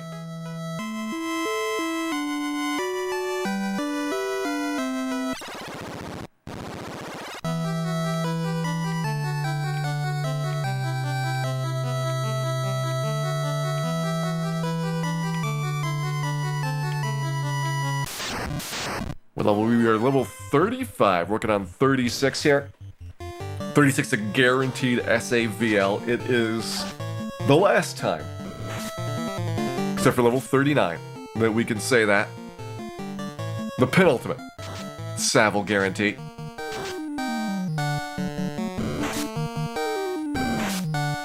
So this one will be really easy. Level 37 is Sail plus a strong level up. So we're going to need the V, and we're going to need to get the 1 and 6 to go pretty well. And we're starting to get into the interesting territory where the vitality point, it's still worth a decent amount here. Like, this is 3 HP, which is probably better than the level range is going to be. But at some point, maybe for level 46, we will take the HP range over the vitality. Because by then it'll be only worth like 1 point.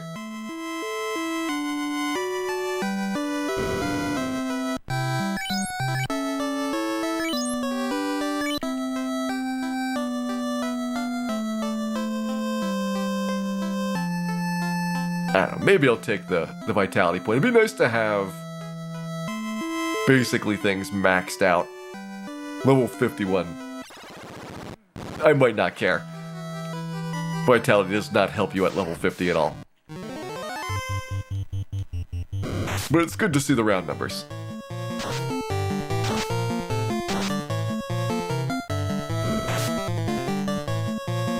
Ooh, the wraparound. I mean, technically you're wrapping around a waterfall as well. It's just that it's a lot more obvious about how you get there. Whereas Sea Shrine, you had to kind of explore one narrow bridge to get to the other side of it. Then obviously you got the War Mech floor, or the pre-War Mech floor, in Sky Castle, where you have to do the wraparound to get to the staircase. They didn't use it very often. Generally, they tried to avoid letting you wrap the map and actually keep you inside of the square boundary.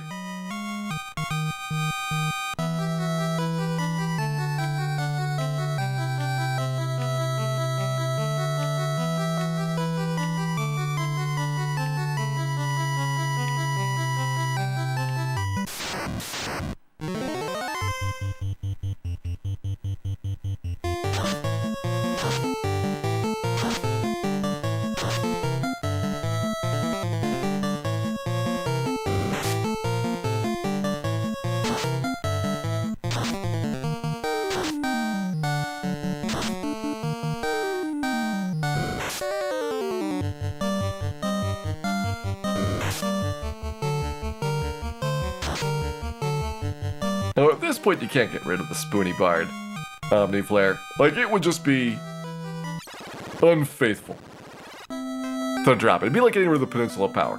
Like, people just expect it.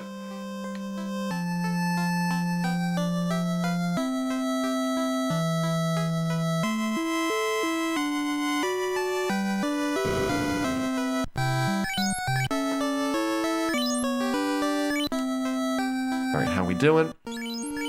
Less than 10k to go. Now just power through. We're looking at this from a 42,000 to level 37 perspective.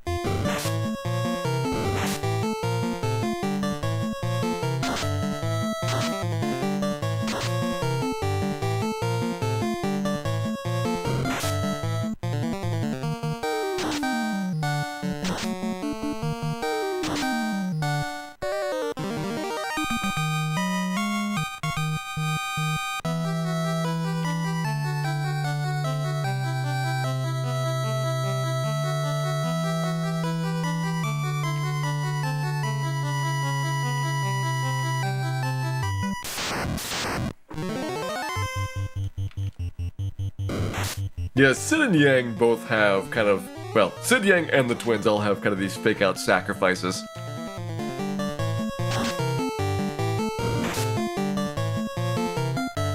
Which, considering that the characters never really appear again, it wouldn't have made much of a difference if they had been alive or dead at the end. Because even back then they did really like no intention of continuing on the storyline of games. Like, they were doing one-shots. Here's this unique world. We're gonna tell a story in it. Move on to a completely different one, even though the setting has got similarities and overlaps. Like, none of the characters ever got recycled until Final Fantasy VII turned out to be wildly popular. And they started making all kinds of add-ons to the existing universe for it. I think that's the first time that they thought of these games as having life beyond just the one story that they had to tell.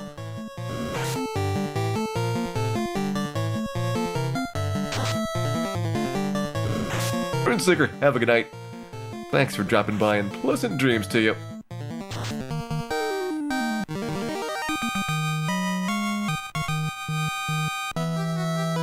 Just for enjoyed the after years, controversial statement there.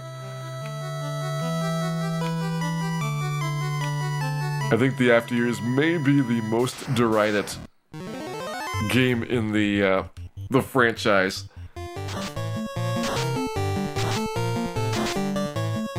Even worse than the really bad Final Fantasy VII spin-offs.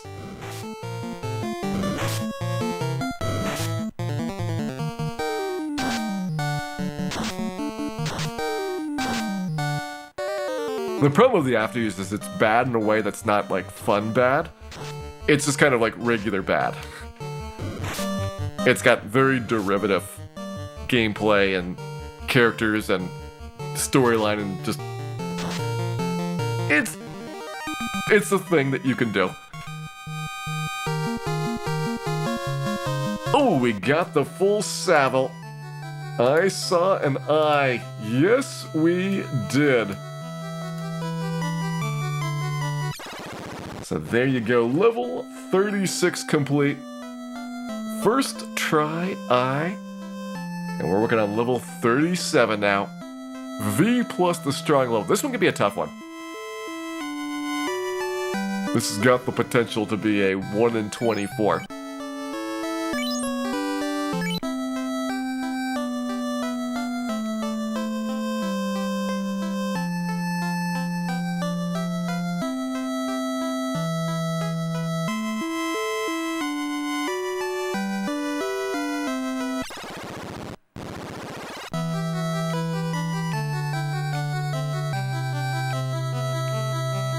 Officially, I don't think you can count Mystic Quest.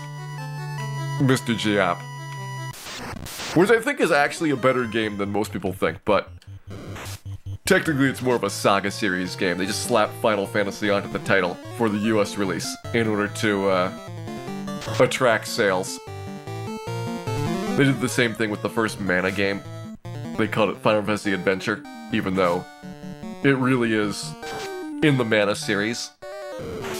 Because they just put in everything Final Fantasy so that people would recognize that it's an RPG by Square.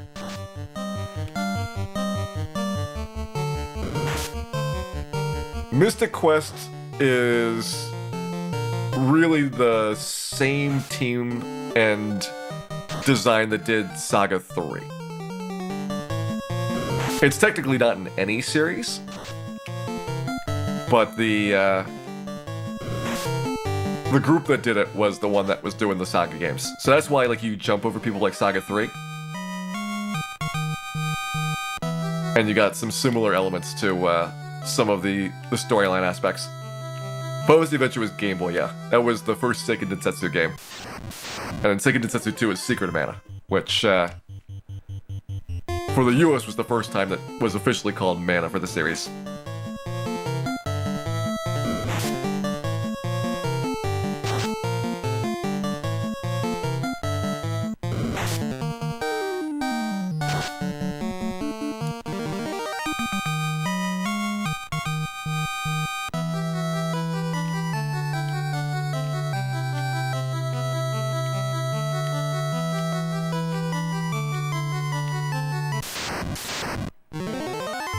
Yeah, the remakes let you use intelligence to boost up the power of your spells. I don't think it affects the accuracy of the instant death ones, but for damage spells, essentially every 10 points of intelligence gives you a multiplier on your damage. So you might say Fire 2, the expected amount is 20 intelligence, and if you have that, then you'll match what you did in the base game more or less. And if you got less than that, you'll do less damage from the multiplier effect. And if you got 30 or more, you'll do more damage. But you'll notice a jump every 10 intelligence points. So for the Black Mage, it's pretty consistent. Every 10 levels, they'll get it. The White Mage, like every 12 or 13 levels, they'll get the boost. And like Red Mage, it's like every 15 or 16, because they've got fewer guaranteed points that happen there.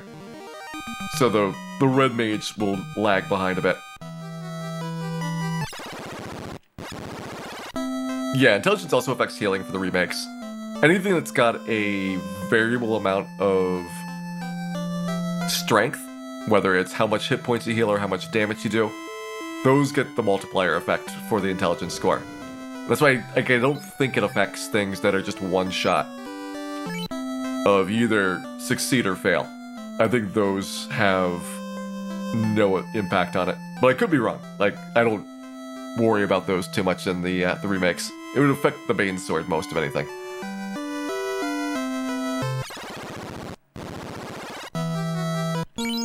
Okay, 18 to go. Avon Chaos, welcome in, and thank you very much for 43 months. I hope you're doing well and ready to enjoy our Solo Thief No Class Change Challenge. Currently working on level 37 here.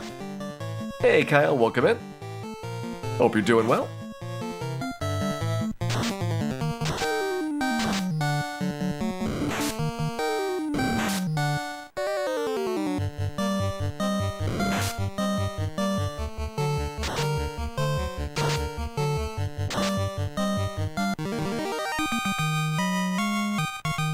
Unlimited Saga remakes. Now there's an unnecessary thing. Unlimited Saga actually has got a really good production value. It's just a bad game. It's just a bad game.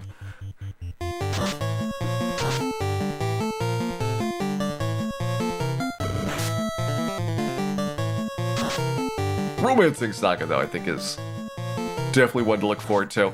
I've talked about my Saga Frontier experiences in the past and how I got kind of turned off this series by just not being able to figure out where to go and what to do. Which I see the same thing happening to all the people playing the remakes that hadn't played the original series. Like they'll be in some boss fight, just getting absolutely destroyed, and have no idea whether or not they're supposed to be fighting this boss or how to get past it.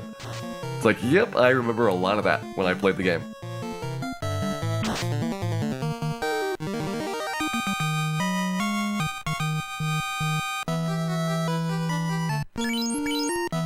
$10K to go. What's the gear? We've got the Rune Sword, of course. That's our best weapon until we find the Masview.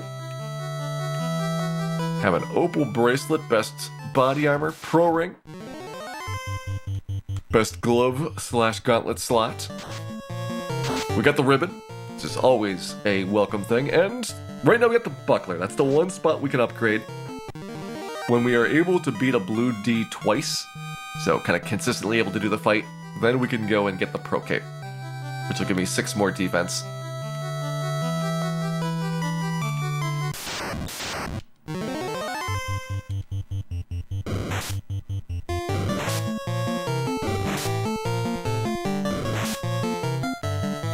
Yagamoth, welcome in. Oh, the magma slimes. I saw you fighting those a couple days ago. I hope you've managed to get past them. I saw you got up to like 21 slimes killed before dying.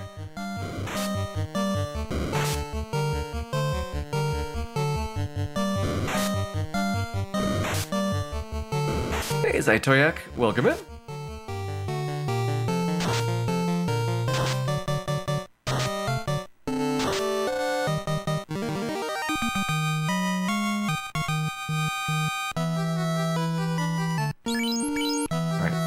I can at least get one more really safe fight here.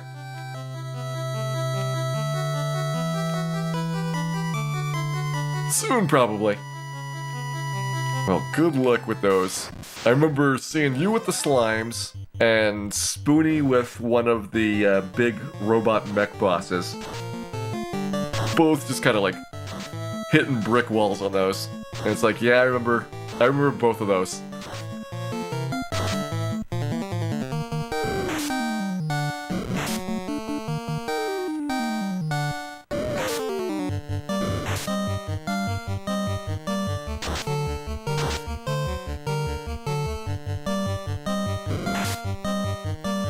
The nice thing is that if you ever wanted to play the Saga Frontier games, the remakes are going to be a cheap way to kind of pick those up so that you don't have to spend a lot of money getting the original disc versions. Which I imagine, since they're PlayStation 1 RPGs are ridiculously expensive at this point.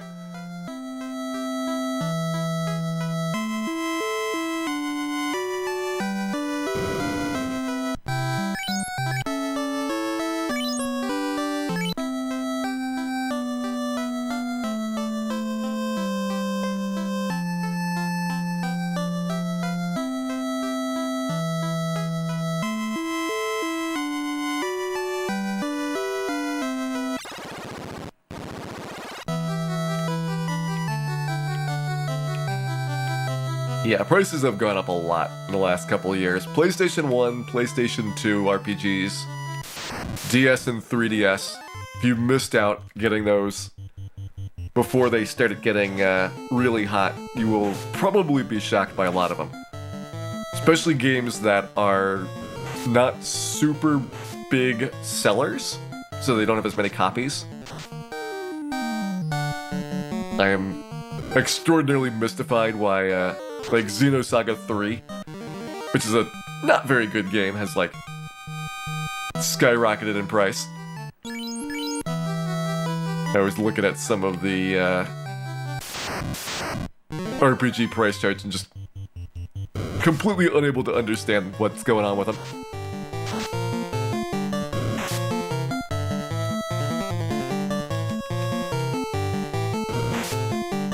Three is better than 2, that is true, Meppy. But you have to get past 2 in order to probably be interested in playing 3.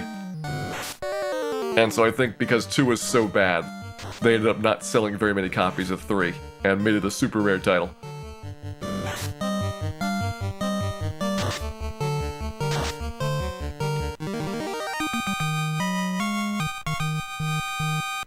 Alright, we are very, very close to level up, right? Yeah, 58 experience away. Good. That looks good, and this looks like we will do another one of our 10 try offerings. Level 37 here to pick up. This is a 1 in 24. It's 1 in 12 if we're willing to accept minus 1 HP. I might be willing to take minus 1 HP. I'll have to see how I'm feeling about it.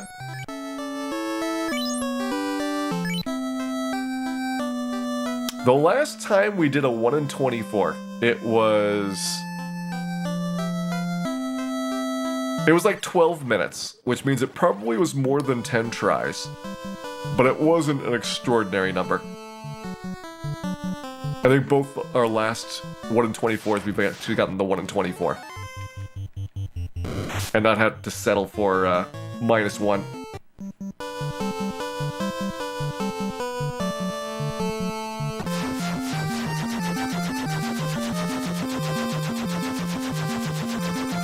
If you stepped after Xenosaga 1K, you actually saw the good parts of the series. It had a lot of potential, and Xenogears is fun to play, but very story-driven, so you have to sit through a lot of plot. Xenosaga's similar, and they were setting up so many things in it. But at least the first Xenosaga has like a reasonably good tied together ending to it. So even if you don't play 2 and 3, you're still like not completely unsatisfied with where it leaves you. Hang on. Before we see the first one, I need to actually find out what I'm targeting. Alright, so it's gonna be 642, I believe. 9 points. No, 10 points of bonus. 643. 10 points from Vitality plus 26. Yeah, 643 is our best one. So 643 is what we want. 642 we might take.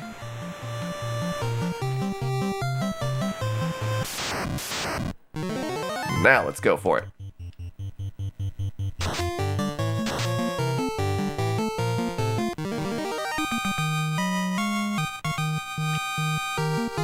$641, pass. It's a -2. I enjoyed Octopath Traveler. I think Octopath Traveler is a interesting game that probably shouldn't be full price.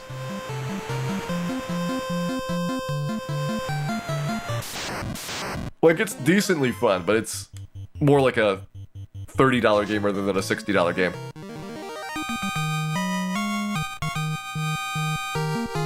$638. All right, there's the minimum. Got a -5 there.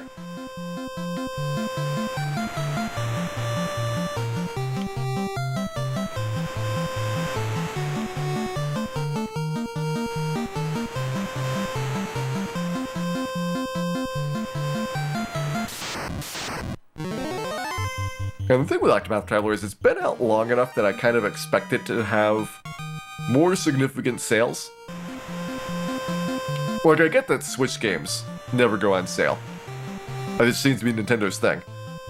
But because Octopath's got a PC release, you kind of expect like a Steam sale at some point to be like, 75% off or a reasonably good deal. And it just hasn't had any of those sales yet, despite how long it's been out.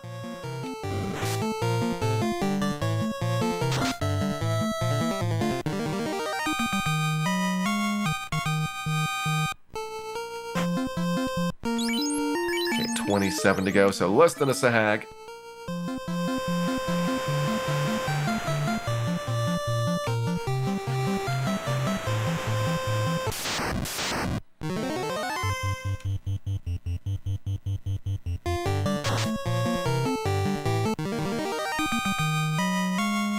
Retries.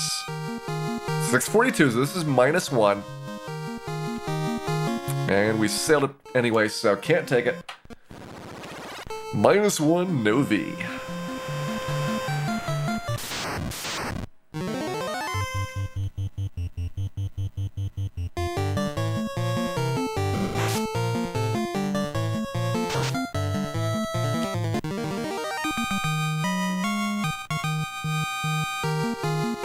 -2. Gotta pass.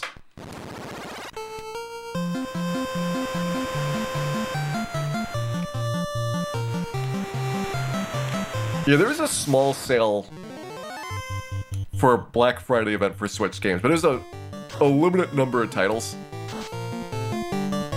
And also basically like a one weekend thing.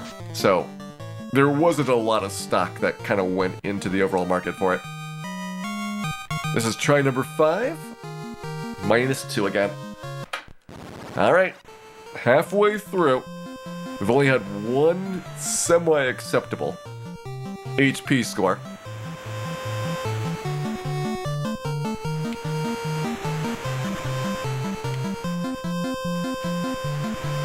On sale for $7.50 a story.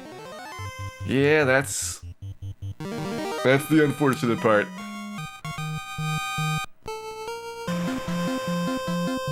At least they didn't release it like individual stories. Like, it could have been much worse. Imagine that you were actually paying per chapter for the separate stories. So, there's some nice parts about it just being one game release.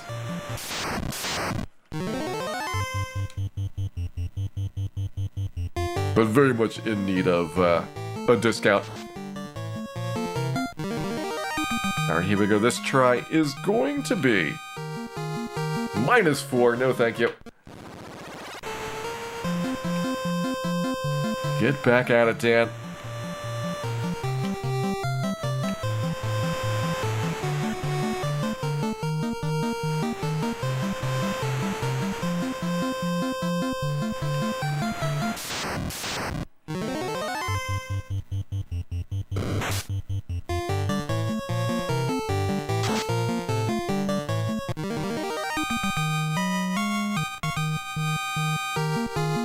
-2. I don't think I'd ever take a -2. I'm willing to bet to a -1.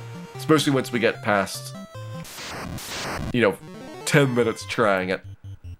It gets more attractive to save the real grinds for the even harder levels that we're going to have coming up. Like, 41's going to be a hard level. 46 is going to be a hard level. -2 there.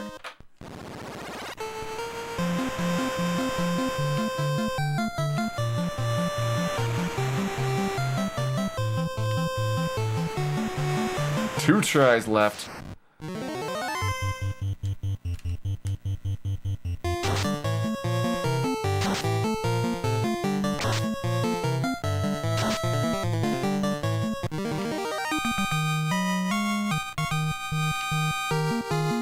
-4, one try left.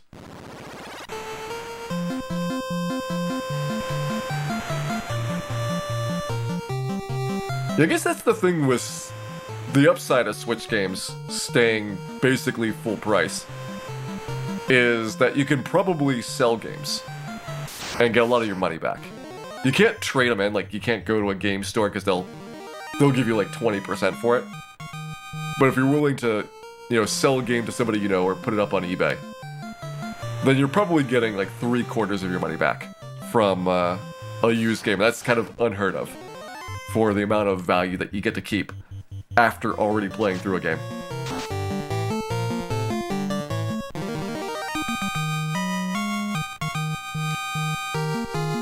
-2, gotta pass on it. There's 10 tries, so unfortunately. If you thought this was gonna be an easy one, think again. We're gonna have a tough level here. And Remnant Kyoku, thank you very much for the raid there. Hope you had a wonderful time streaming, and I hope those of you coming in enjoy our Solo Thief No Class Change Challenge. The hardest challenge run for the Final Fantasy, featuring the very, very worst character class.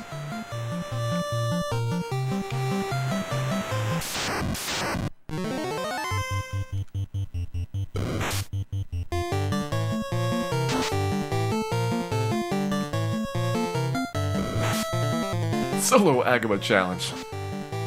If we had an Agama in the party, we would be already done with this game.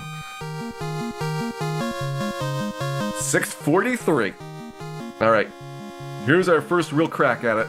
Perfect HP, strength, agility, intelligence, no vitality. The 0, no V.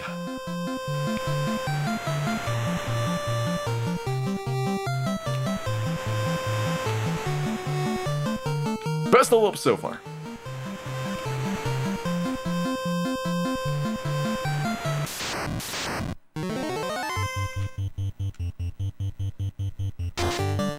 And during this, I'm trying to put some random pauses in so that hopefully we see different RNG results as much as possible. There's a -4.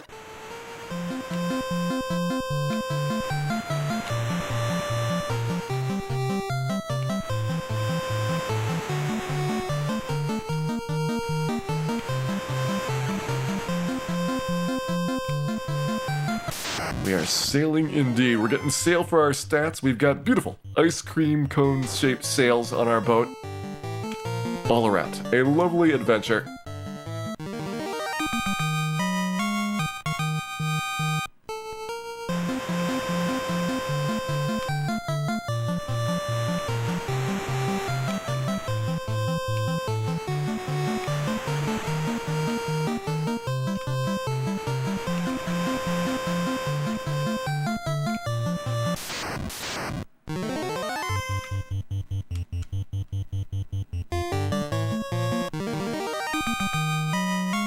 Come on, monsters.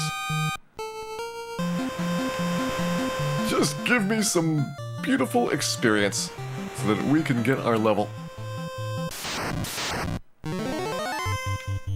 It's starting to get tougher to even grab the small XP that we need for these between grind session fights. Might have to switch to the river again. -5, that's as bad as it gets. Reset.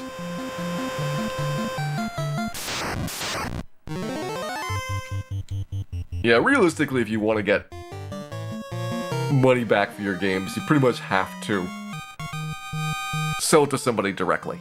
And when you do a service like eBay, it's about a 20% overhead between, PayPal fees and shipping and the amount of money that eBay takes from the purchases. So that's like a kind of a fixed overhead.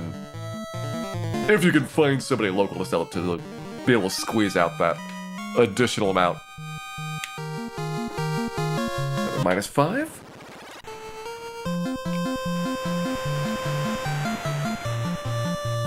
Yeah, Craigslist is just a way to find people local. Like, you might still have to have payment fees if you want them to pay you over PayPal, but you're not paying for the auction site and for the merchant charges on things. And actually, 20% is not too bad, considering that you're very dramatically increasing the number of people that might look at your offering. So if you got anything that's not like a super popular game, and you're not going to find somebody in your neighborhood that wants to buy it, then you're paying 20% for actually selling it in a reasonable time frame instead of having to sit on it for years.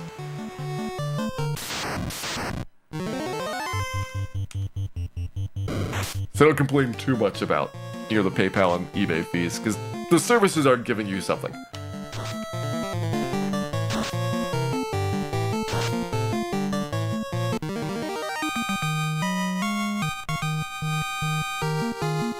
-5. Paid out the wrong side, uh-oh. I don't think I can fix that. Yeah, sorry about that. I may have made a mistake on the prediction for level 37. I apologize. It is clearly Dan's fault.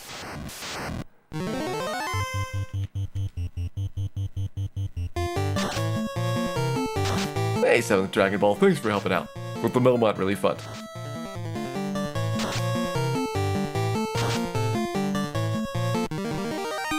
And hopefully you can help out with this level up. Come on, Dan, give me a good one. -1. No V. Second closest. We've had a 0 no V and a -1 no V now.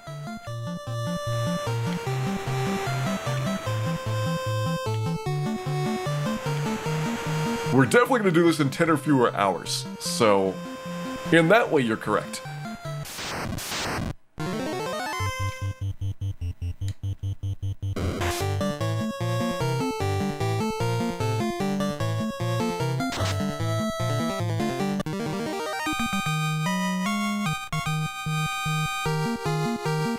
-4. Pass. Yeah, the lowest I'm willing to go is a -1 V, which is a 1 in 12 chance to get either a -1 V or a 0 V. And it's not actually 1 in 12, but that's the theoretical amount. And as always, because of the way the RNG works in this game, you're gonna have some deviation, usually for the worst, on your probabilities on these.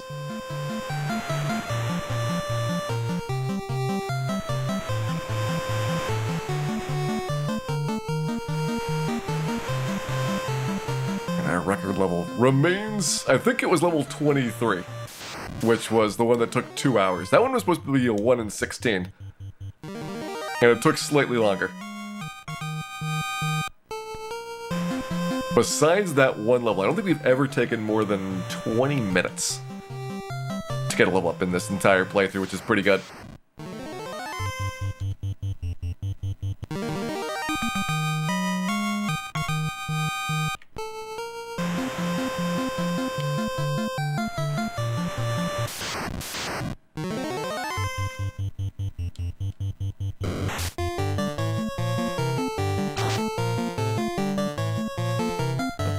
Spin. Alright, what do we got here? -1. And a V. Okay. I said I'd take a -1 V, let's do it. We got the Savile. We lost 1 hit point on that level up. And we're declaring level 37 as finished. 38 to 1 in 16, 39 is guaranteed, and that's also where we get our 4th attack per round. So we're gonna do 2 more levels, and then we're gonna go kill Carrie.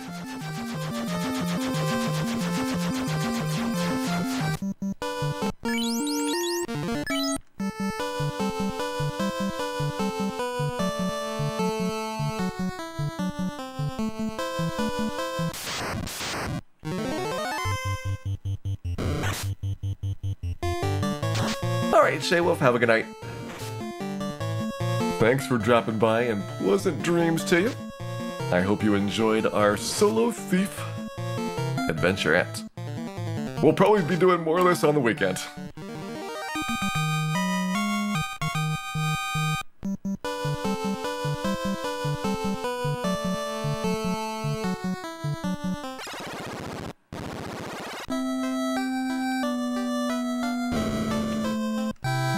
At this pace, we've gotten, what, 6 levels tonight already? In 2.5 hours. That also includes the Thor hammer pickup. I could easily see getting to level 43 or 44, actually finishing level 50 on Saturday, getting the Fiends done. There's a pretty good chance that we get a lot of this knocked out by the time Saturday is finished, and that leaves basically all of Sunday for Temple of Fiends trips. Temple of Fiends is gonna be... it's gonna be a thing. So I definitely want to have as much time as possible to put into that.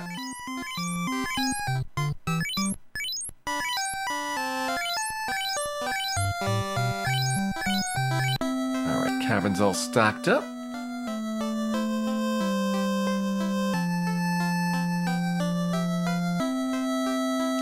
We just used cabin as our regular traveling around safety save item. Not a lot of a need to be frugal when you have such a low-cost character as the thief for outfitting.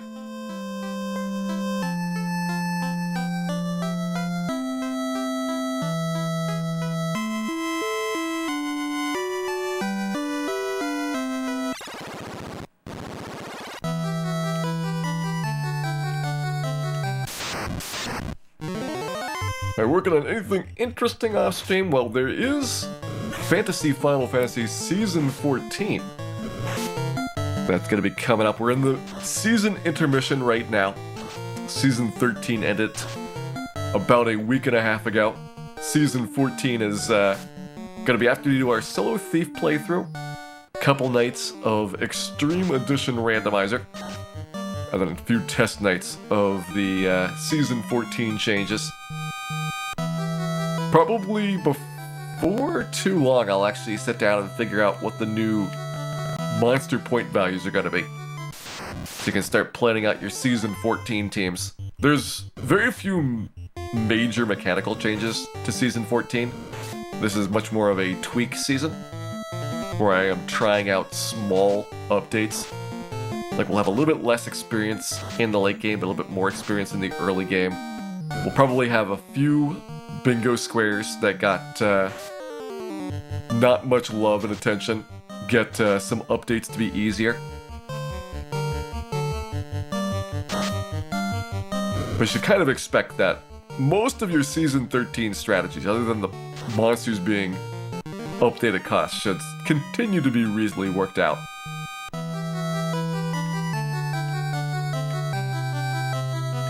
More Vorpal swords.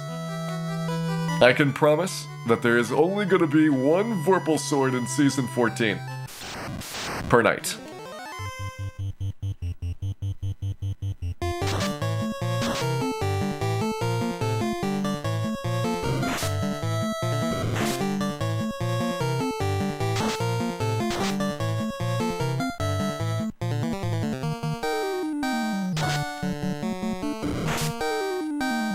We're gonna kill Phantom bingo square. I don't think we've ever had Phantom as an objective.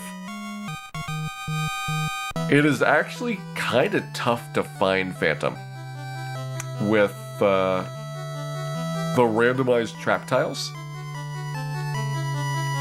Because even putting Short Temple of Fiends aside, Short Temple of Fiends means that we lose just one trap tile, which is the one where Phantom normally is. You've got like 2 or 3 trap tile encounters that were, shuffled in and out. They were previously not in the game. That's where like the zombie fight comes from, for example. And then you've got a bunch of trap tiles that you would pretty much like never really go after. Like the Hall of Giants, some of the miscellaneous ones in various dungeons. And as a result, I would say Phantom really only shows up maybe half the time, maybe a third of the time, if he's feeling shy. So it can be pretty tough to find it.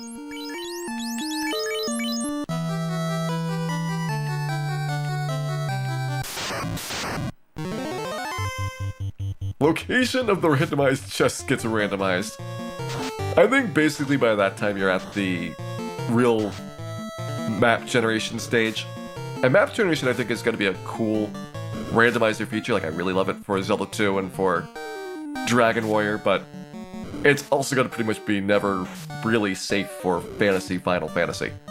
Because if you start randomizing the maps in this game, the length of the games are going to go way up to be able to do exploration. There just is too much content to search through. You can get away with like Dragon Warrior because there's like 6 towns and a dozen treasure chests. It's just a much smaller game. Same thing with Zelda 2. You know, there's 8 towns, there's like, what, 22 treasures? Compared to this game, which has like 250 treasures.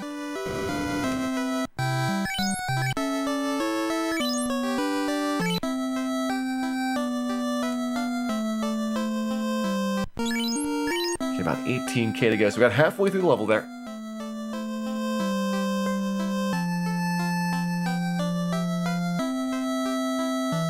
And again, for this one, it's going to be a 1 in 16. We need the S and the V to make an appearance.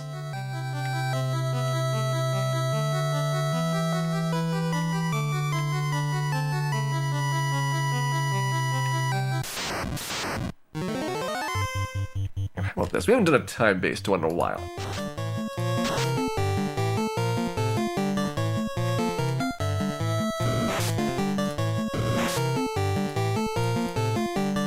So what we get? Level 38 before 26:45 on the clock. Not unreasonable. That's about 18 minutes including getting the rest of this level up, so probably about 12 or so minutes to do the level itself. There we go. That is what our prediction's gonna be.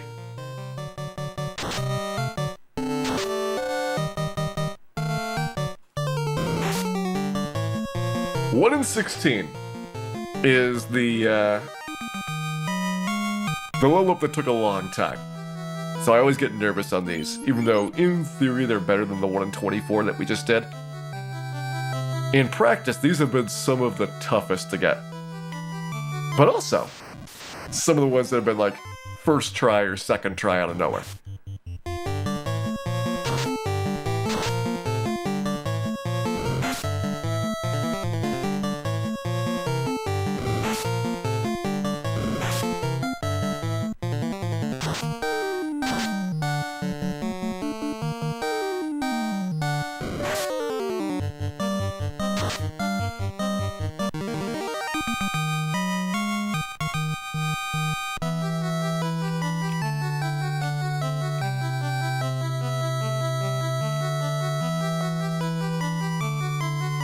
And I consider no buying travel spells.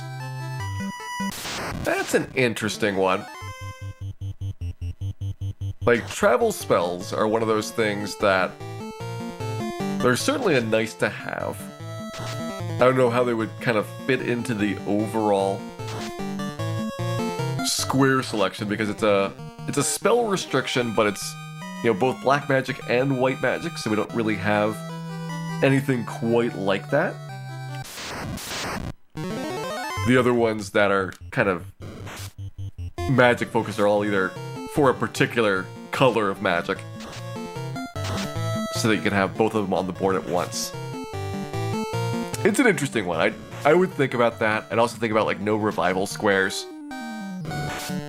Like they're very penalizing to say like you're not going to get a travel spell or you're not going to get a revive spell in the game. And sure, sometimes it's free.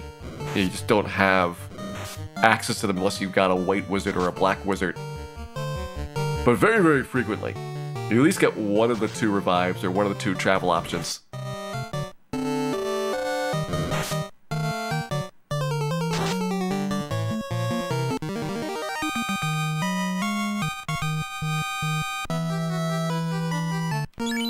Any squares that are like, buy X and never use it. Well, there's the steel armor square.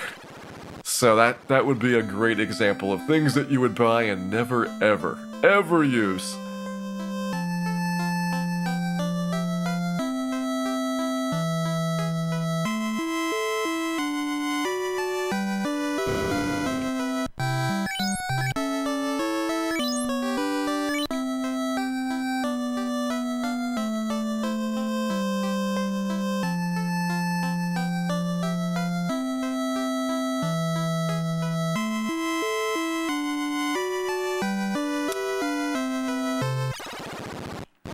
I think if you focused Runic Magus on the ones that were color aligned, so like no revives or no temper fasts, they'd at least be balanced against each other so that you'd have a natural home to place them, but they're so difficult to see being like really serious contenders that it would be kind of a stretch to expect them to get a lot of support for people picking lines.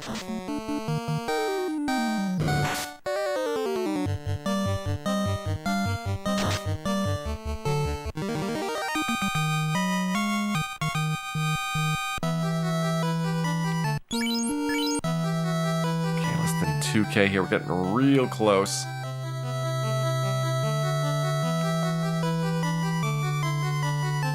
I can't even take a Gershark.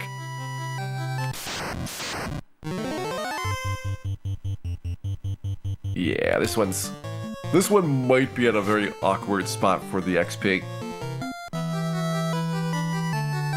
So let me see if I can get some canoe monsters to get a little bit closer.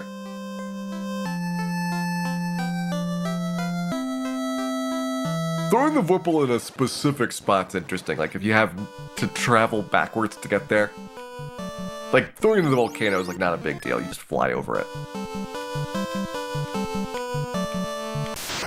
But some of those could be interesting because of the fact that, you know, if you're past that point in the game when you find the Vorpal sword, then you've got a trade-off of do you spend a minute going to its disposal location? And does it count if you reset after discarding the Vorpal sword, or do you have to actually exit the dungeon and save with the progress? Alright, here's the first crack at it. So this level up, we're looking for S and V. We got the S. No V, though. Our first one's gonna be a Sal.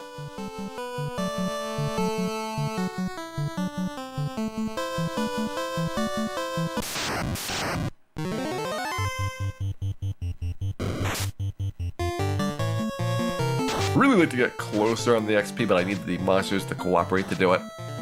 We've got too much XP to take another fight in the Sea Shrine, but too little to do the boat. So we're kind of stuck at an intermediate spot.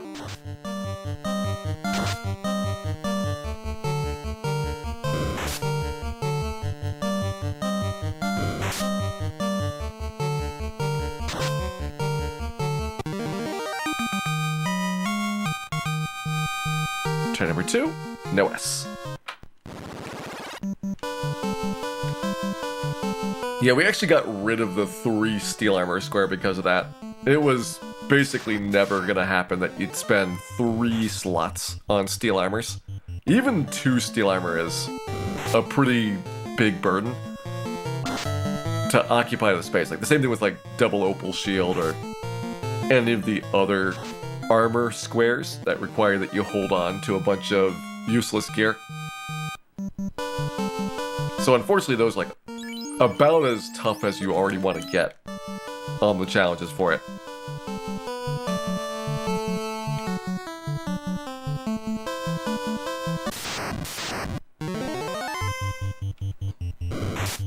You have a Dan at each fiend. You could have more than one Dan, but I like the lore of Dan being, you know, kidnapped in at a specific spot, as opposed to being a selectable thing.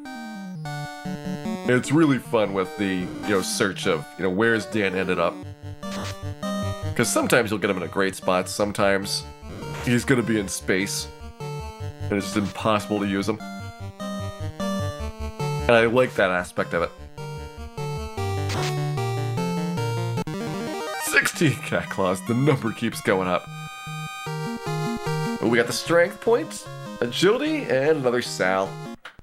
2 Sals so far. If I grab another Hydra, I think I can do a boat at that point.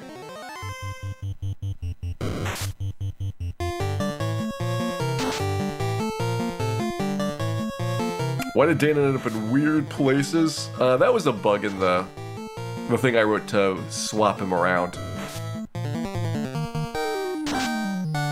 And so there was a chance that he would be one of the NPCs for the location. But we fixed that pretty early. I think that was in like season 12 that happened. NES. 9 minutes left. We've had 2 Sals so far. No sales. And we are looking for the Savile.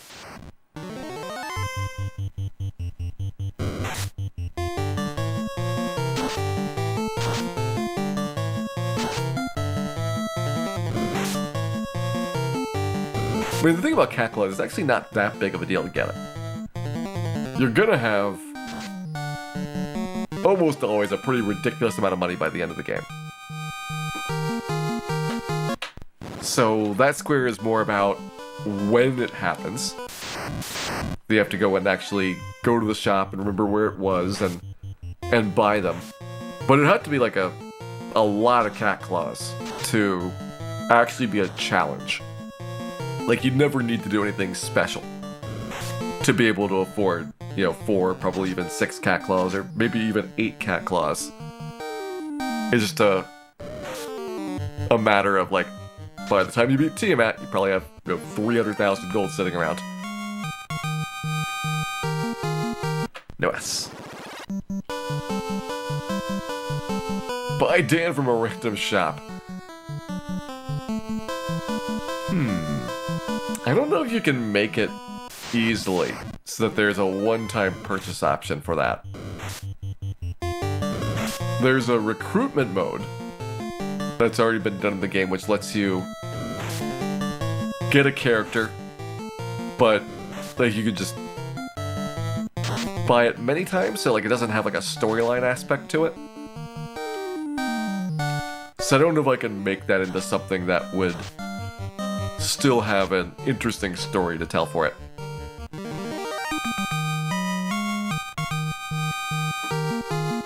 We got the S, the A, and the 3rd Sal.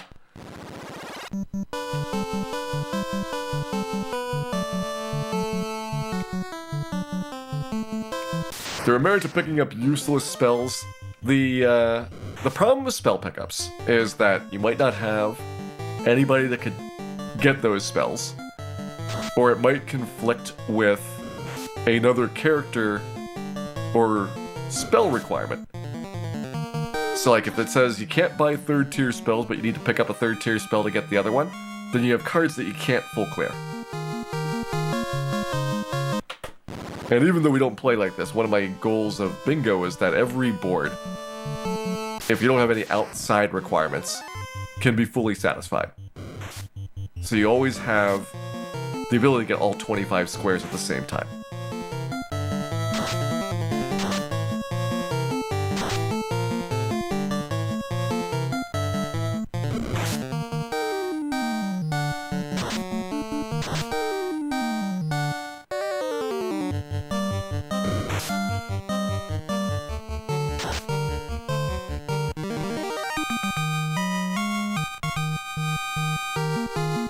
NES.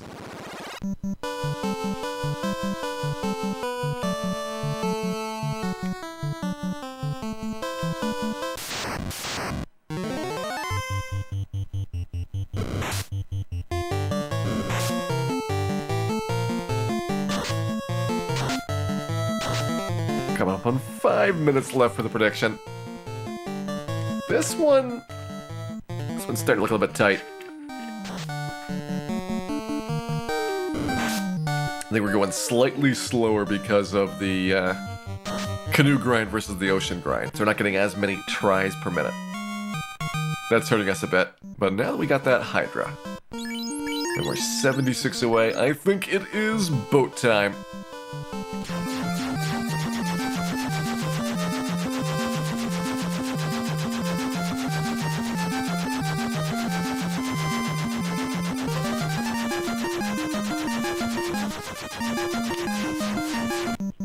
We're sitting at 2.5 sahags. That's pretty much perfect. Can usually get more than that, and any one fight that runs up being less almost certainly gets us 2. Basically less than a sahag away. First try.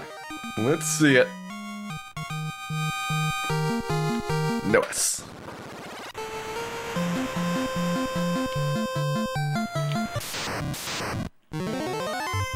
Also like how much HP we're getting for these levels. Because our vitality is so good, we're getting plus 11 for a weak level up. Unheard of for a thief.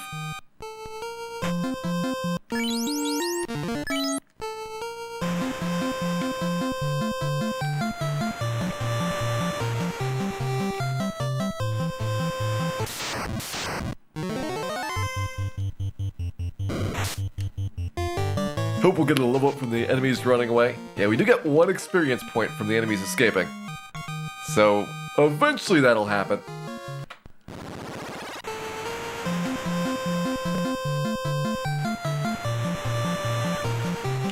I think our best chances were early on. We actually had a couple times that we were exactly 1 experience away when we were doing the Imp Scanner levels.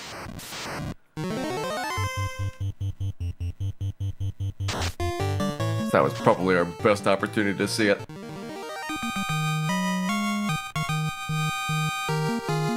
There's the strength, agility, and the 3rd Sal. Keep trying, Dan. You can get this V. I believe in you.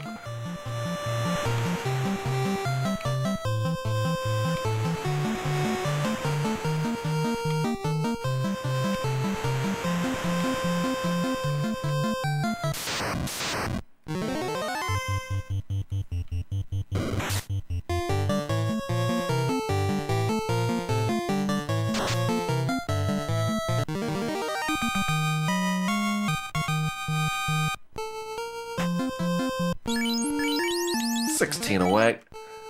So now we have less than a sahag between us and a level. Let's go.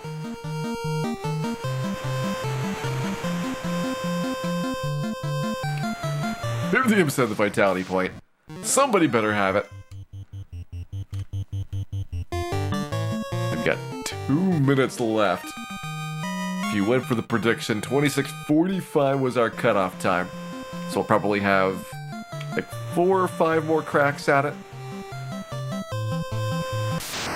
We can actually get some of these monsters to stick around.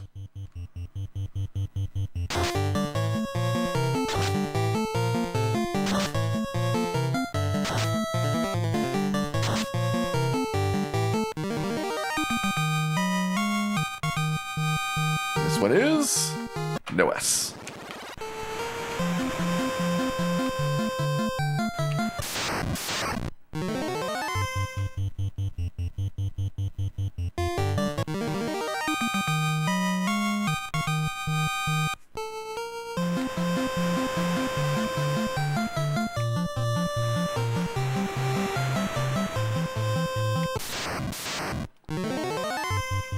I know, the sad thing is they're running away from a thief. Like, is that really worth your time?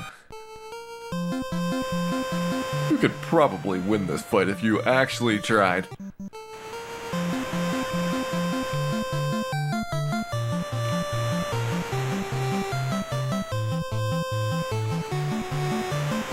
Essentially, at this rate, it might be better to do the canoe. Even though the fights take us longer. We are more consistently getting a positive amount of experience from the encounter.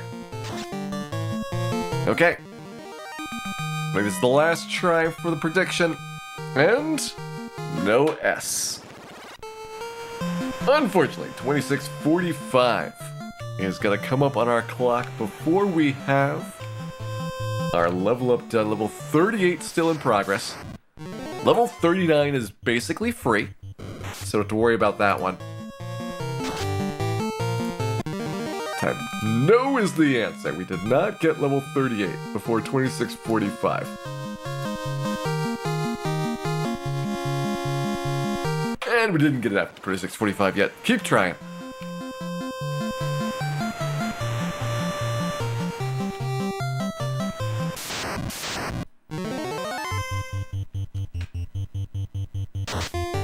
This is basically the last level up that stands in our way before we can go kill Carrie. So I'll be very much looking forward to that. NES.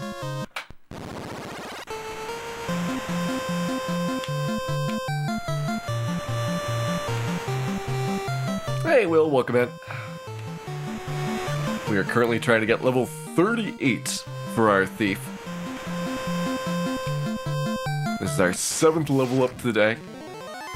We got the Thor hammer. We have, very soon, our 4 attacks per round. Level 39, we're gonna go kill Carrie to get a fiend out of the way. But no S means no good for level 38.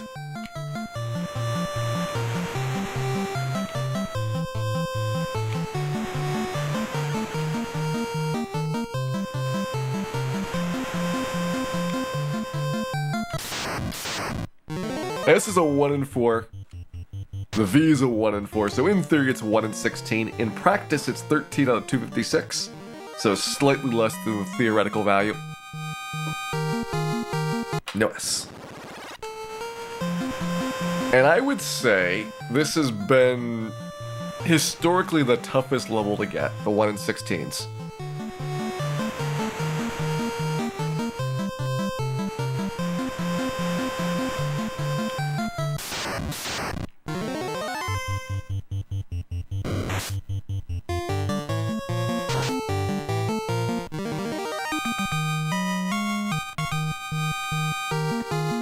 Yes.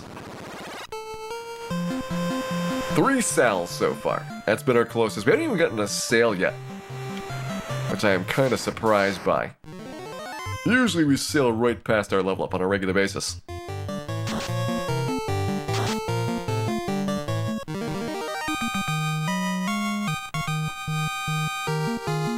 No S.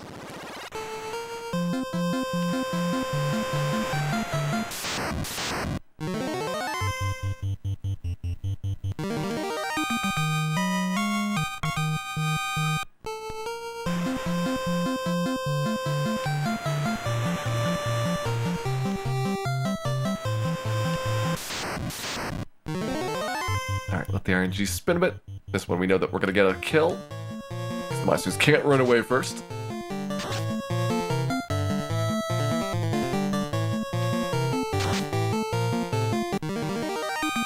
And do we get a new outcome? We get the S, the A, and another Sal.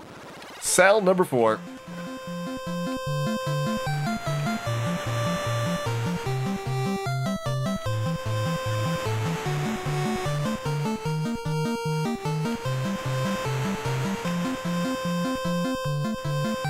So close in that V pickup. Gonna let the shark have a little bit more time in the menu. We're trying to let the RNG spin by larger amounts, because I've done a bunch of fights where I put the command in really fast, so we probably have pretty good coverage of those random results. If we want to get new ones, you wait a little bit, then put the command in.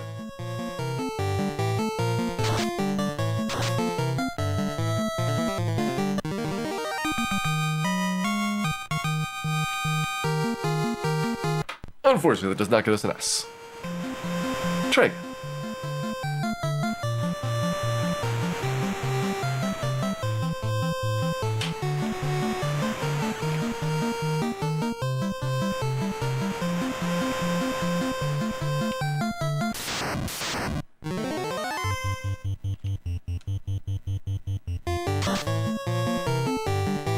Pretty sure I've seen that 52 roll before. Don't know if we killed with the 52. But I've definitely seen it as the first hit of the fight.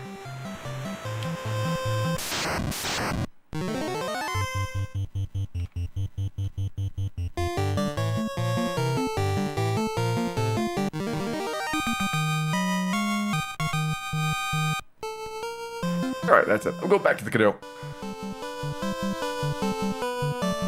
These will be the easier canoe monsters, so it probably will not be as much time to get the kills in.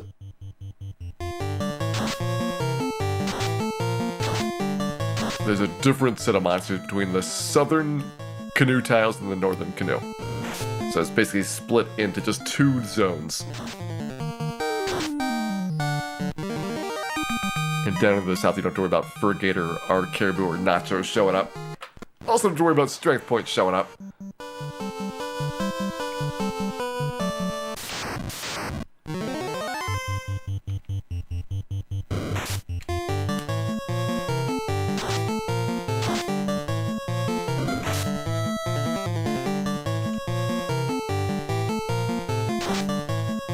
And the nice thing here should be that since we've got different encounters, we're likely to get a lot more sampling of the RNG table. The downside is that the counters are slower, so we can't clear things out nearly as fast as we can with the boat monsters. Still think the imps have got it. It's a possibility, Josepher. Too bad the imps are too squirrely to pin down. No S.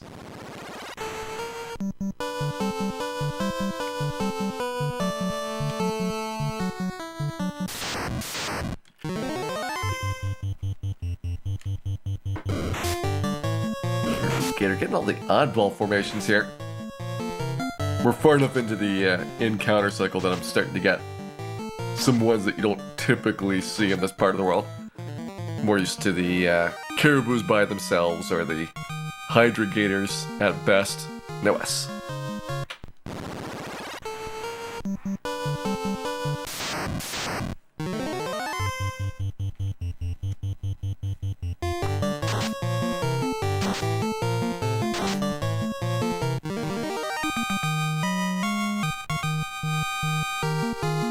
No S.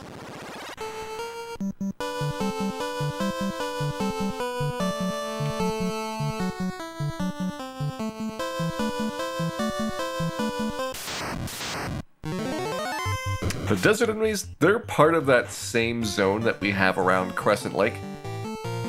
For the ones on the edge of the desert, inside the desert there are no encounters. So all of the solid full desert tiles, the ones that have no grass on the corners, are all free squares. And the ones in the fringes are the same as the Crescent Lake.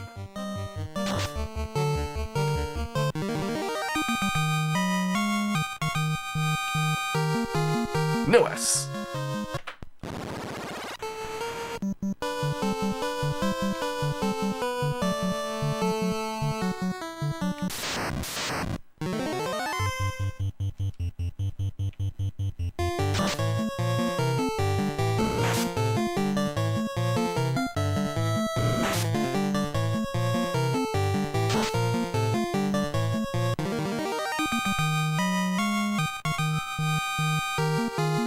We got the S, the A, the V, and the L. Level 38 is done. We are Savile and ready to go. Level 39, guaranteed. And what we did last time, we had a guaranteed level up. This is the very last guaranteed Savile in the game. As you can try and predict. With a level 39, is gonna get an intelligence point. Yes, today we had very few levels get intelligence points. Today, the one that we had got an I first try, so it definitely can happen. And once we have level 39, then we will see our second of the 4 fiends get punished. Realistically, we kill all of the fiends right now. It's just that Temple of Fiends is still a very far ways away from being reasonably doable. So we're just kind of spacing out the grind to 50 with every couple of levels doing a fiend. We'll do Carry at 39, Kraken at 44, and probably Tiamat at 49. That way we get to actually use the Tiamat experience.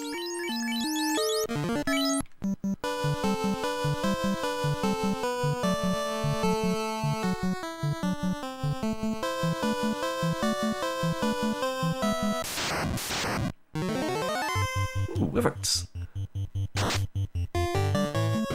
That's an encounter you don't see too often around here. Wyverns and worms are in this part of the world. They're slightly easier to get up by the Lufania stretch. Even Wyverns running away. You can kind of tell that compared to the expectations of the game that we are slightly over-leveled. It's too bad the thief is so terrible that it doesn't make a difference.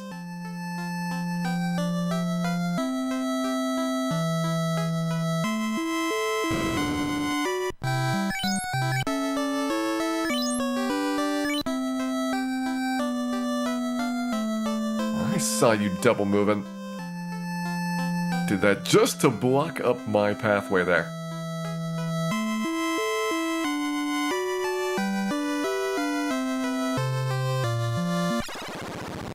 Alright, and we go. We're gonna get this level up done. 32,000 experience for all the levels, so they're about the same until the monsters start running. Once the monsters start running, it is gonna become a lot harder to figure out the best way to get the level ups. I could probably squeeze out a little bit more at Mirage after this place becomes unfeasible. But there's a time that even Mirage, you're gonna see a lot of the encounters fleeing. And that's where it becomes very, very difficult to get your levels done.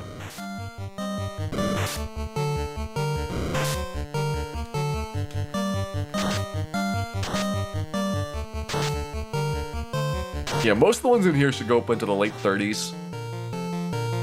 And then early 40s for Mirage. Like, I remember Sandworm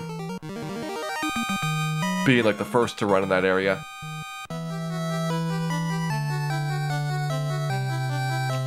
And then you just had more and more of the monsters running. Maybe Catman, actually, the first, because they're a pretty low level one.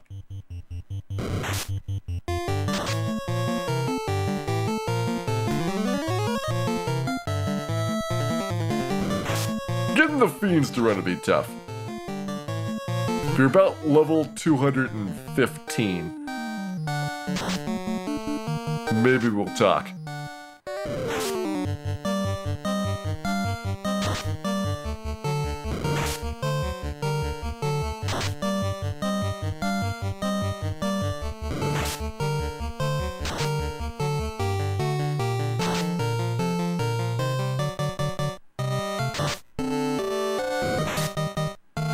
Good thing Dan it's the lock spell. I would hate to see something so terrifying as lock, or even more horrific, lock 2 actually being successful.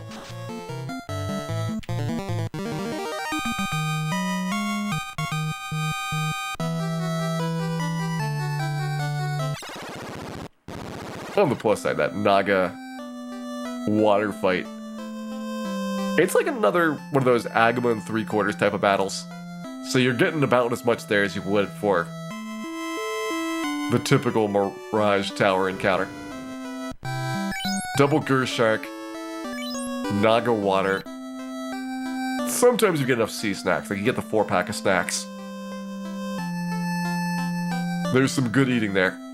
It's really just like the solo Gershark and the Wizzag fights that you get. Relatively puny amounts.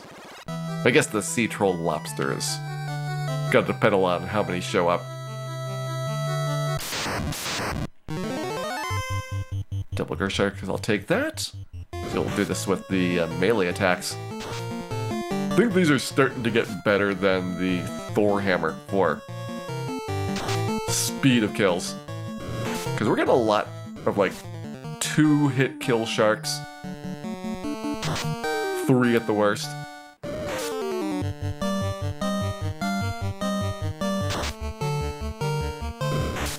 Yeah, luck was supposed to make it easier to hit your foes. But it's completely broken and does nothing. And if it was fixed to do something, it would actually be the opposite and make it harder to hit your enemies, so it's a good thing it's broken. It's just one of those spells that's a complete mess.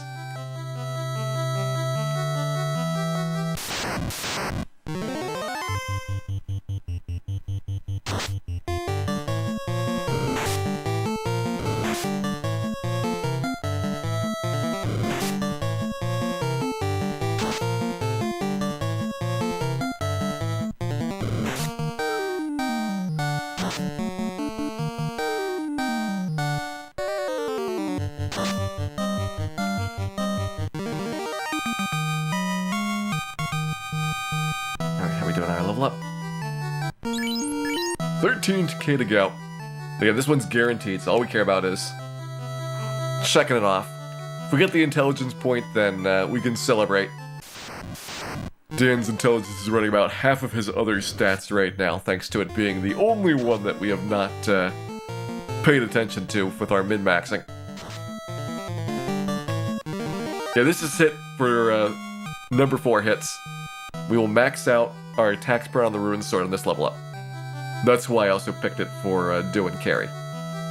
Plus it kind of makes for the nice progression of getting Kraken and Tiamat done relatively equal spacing and ending up at 49, so that we just need to finish off the level before doing Temple of Fiends at the end.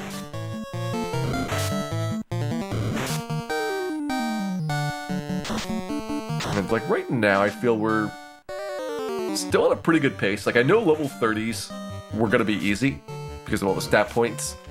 Level 40s are going to be tougher. There's a lot more 1 in 16s we have to deal with. So we might have a slightly slower going. You just don't get all the free agility points that the 30s have. And less strength guaranteed.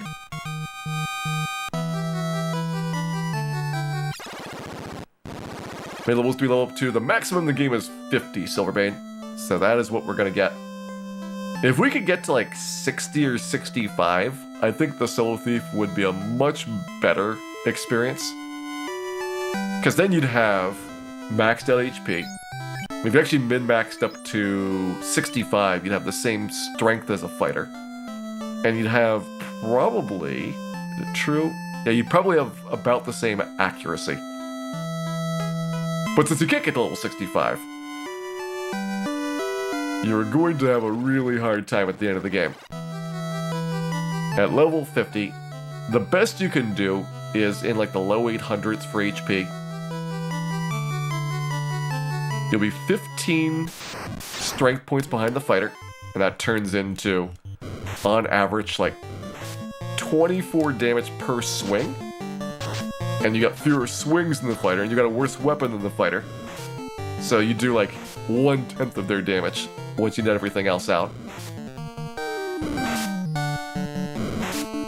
And since none of the buff spells work, like you don't have a working power glove, it becomes extremely difficult to pierce through the enemy's defense. It's gonna have to hope for lots of criticals when we get to the last few battles.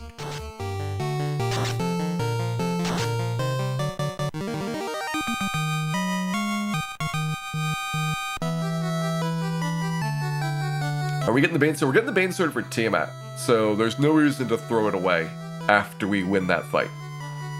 We'll have the Bane Sword sitting around, but I think what I will probably do is give Chaos a go, and when it looks like it's basically unwinnable, maybe throw a Bane Sword or two at the very end, just for the fun of it, and try again. Like, we're not going to rely on the Bane Sword to be our solution to the Chaos problem.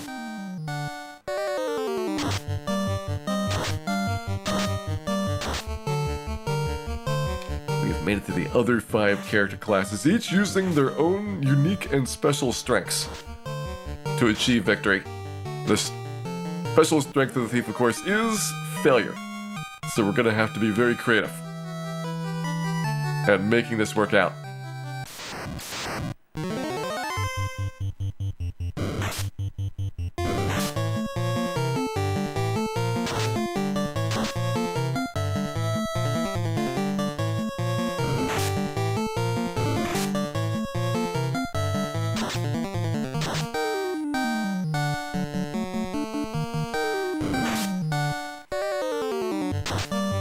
The tough thing about killing Chaos with the Bane Sword is it's 3 and 256. You don't get that many tries at it. Although if you defense up a bit, and you've really min-maxed throughout the game, then you might have a good chance. Alright, here we go. Level 39 Strength, Agility, no Intelligence point this time. Answer is no. We got it for 36, we did not get it for level 39. And with our glorious 96% accuracy score, having finally gotten our 4th attack per round, it is time to make Carrie pay for her crimes. I'm gonna go kill Carrie and then probably get my water replenished after that. It's a nice milestone to have done.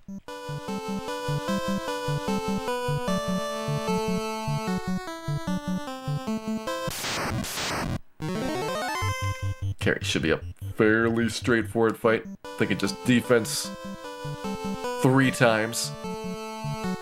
And we should be ready to go. Carrie probably only needs to defense twice, because her accuracy score isn't enough to hit you through 2 defense swords with this much agility. But just in case, go for the triple. The wizard staff more for entertainment purposes than anything else. So let's get geared up for that. Defense Wizard Thor. And I guess I could put the heal staff there. Yeah, we'll leave the Thor hammer.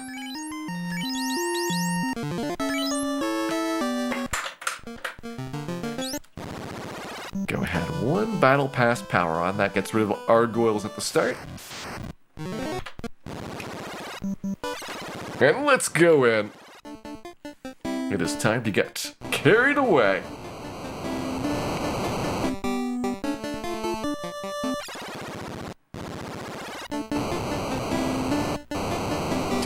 Lava tiles here. Lava is getting rid of encounters, or more accurately, it's pushing them out, so that we don't have to worry about a lot of fights as we walk through here. We got this one, and then it'll be a couple floors before we get the next one.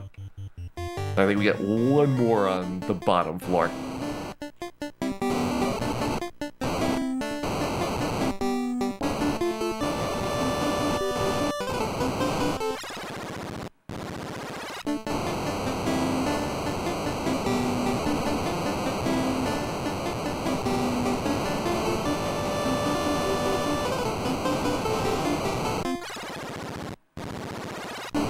No treasures in here that we care about.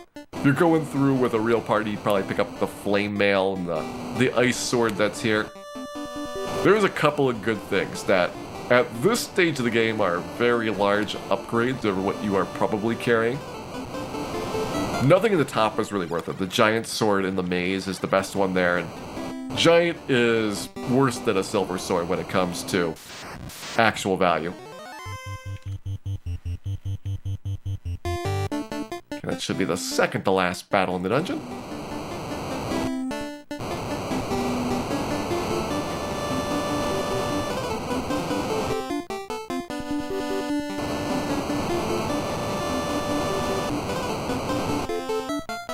Say hello to our Agama friends. Hello, Agamas.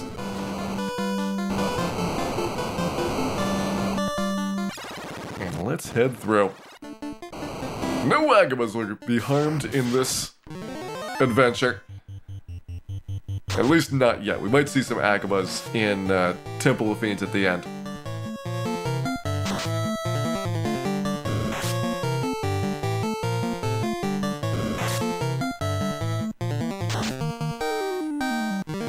should be the last encounter. Fire's unrunnable, so we don't want to have too much experience going in here. Carrie's worth almost exactly 1 agama worth of experience. She's like 1.01 agamas.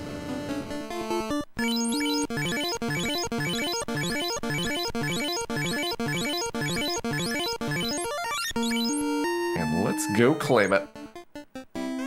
Time to get carried away. Defense. Good, Dan going early in the round. Carrie can still hit us with criticals, but her regular attacks are gonna miss after we get the second defense and the third one just for safety. Her fire, too, is not gonna be overly threatening here. Let's see if we can get her confused. First try, Carrie confused. Let's go. 17 damage. Maybe the Thor Hammer is the better choice. Alright, 50, that's a little bit better. Carrie's got 600 hit points. Well, this is a pretty straightforward hold the A button down and win at this point.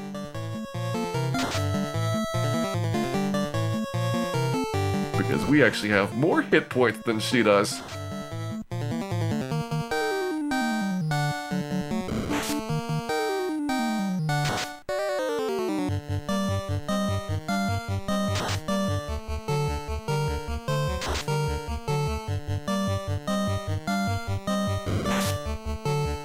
Worryingly lost in the dark here.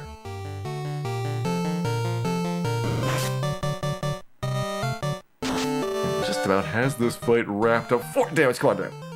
You gotta actually hit her. There we go, Carrie. 27 hours, 12 minutes, and 9 seconds. 2 fiends are finished. Ain't no sense of style. Glad you're enjoying it.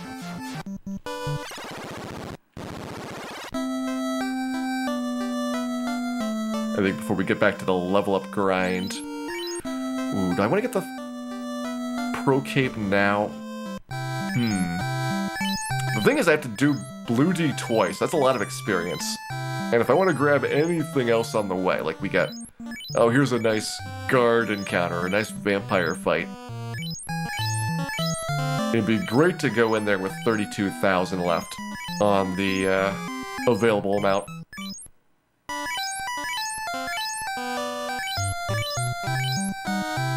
Can you fear the fiends in chaos? Yeah, but the thing is, you have to hit him with the fear spell, I think 4 times. It might be 5 times. And other than Carrie, that's a 3 in 256 chance. So you would be much faster and more likely to kill Chaos with the Bane Sword than with Fear ever working. Because the Bane Sword just needs to hit him once.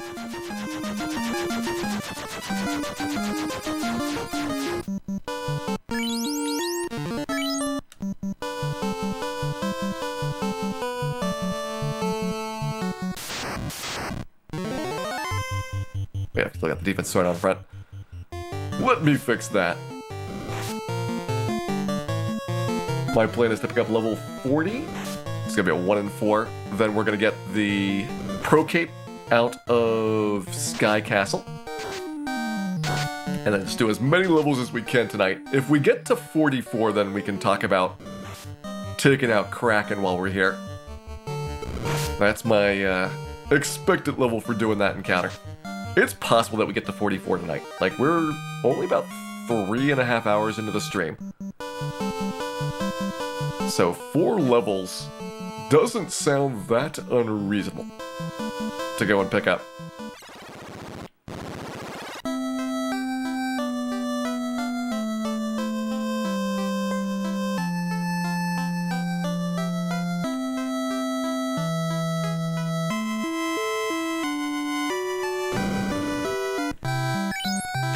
Alright, I'm gonna go grab some water, be back in a minute, and we will continue our solo thief adventure.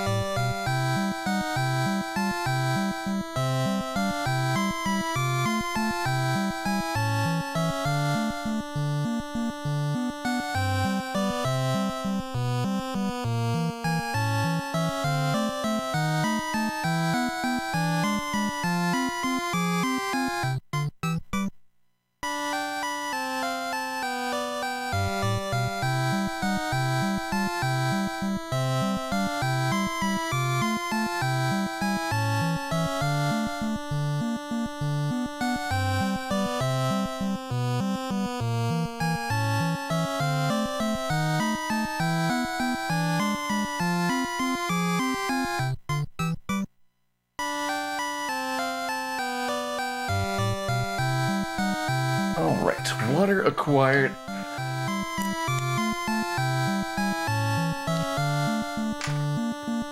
And refreshing. Let's get into the Sea Shrine. We're getting one level here, then we're doing the Bane Sword and Pro Cape pickup. I think at level 40 we shouldn't have too much of a problem slipping past the Blue Dragon.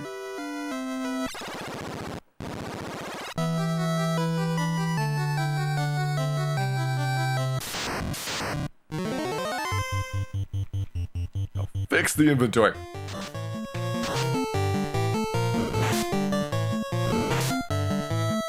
Forgot to do that when I went to get the water. Now we'll get it done though.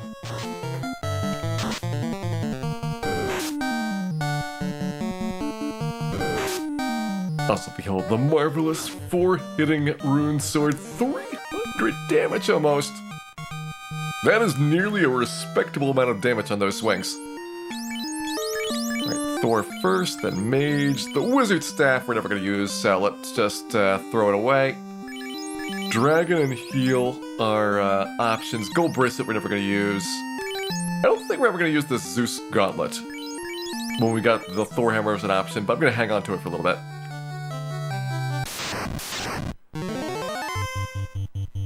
Can't do all of our house cleaning at once to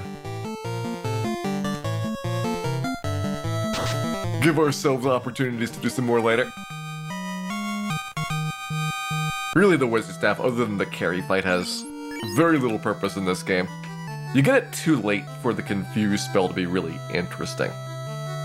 Because by the time you pick it up, the monsters have enough magic defense that Confuse almost never is going to work.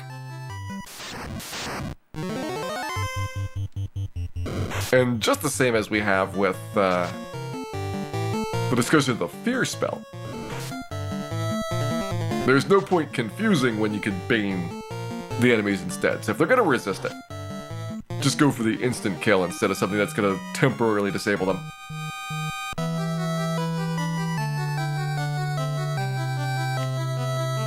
Alright, Omniflare, have a good night. Thanks for dropping by, and pleasant dreams to you.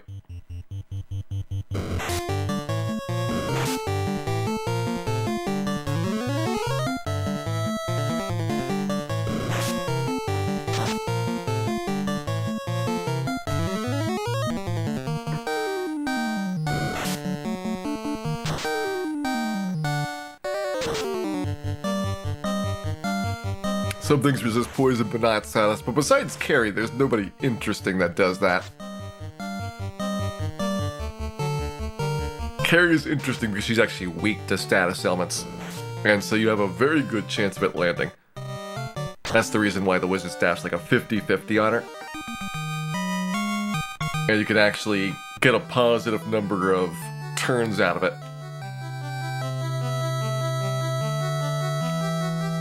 If she was neutral to status instead of weak, then you would likely see like a 1 in 8 or so chance of it landing. And that's not enough to really bother with. Even for like a 4-character party, you might not want to spend the turn doing that.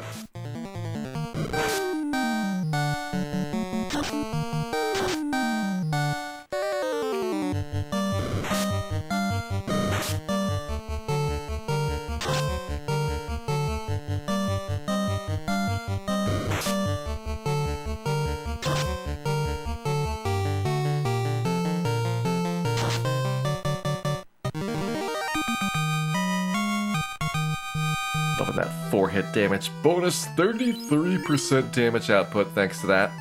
It's a shame you can't get any more with the Thief.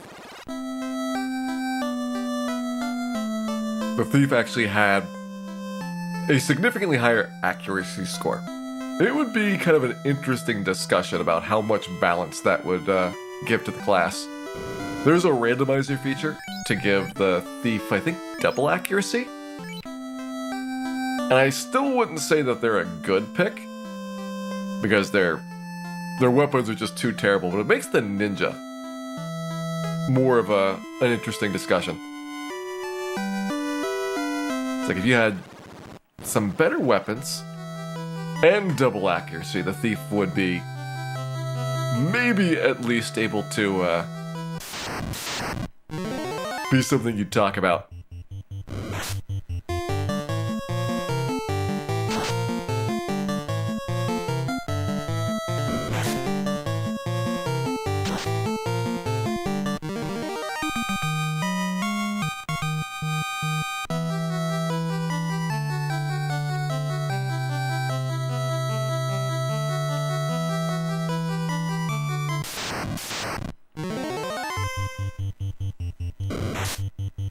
Yeah, unless you really get your strength points maxed out. The difference in strength between the fighter and ninja basically means that anything that's got lots of defense, which includes all of the late game bosses, you're doing so little base that having more attacks per round doesn't help you.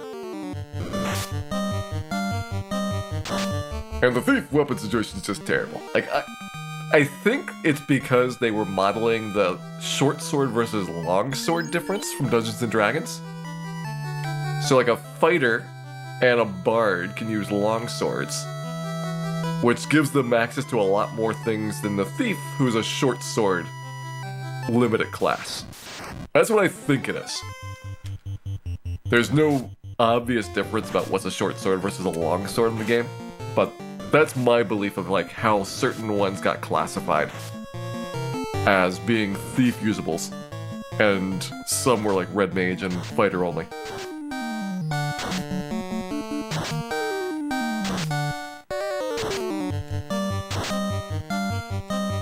Also, the thief is kind of bad in early Dungeons & Dragons. Like, if you don't have traps and disarming stuff, like, that's one of the things the thief can usefully do. You don't have sneaking in this game, so there's no stealth aspects. There's no stealing.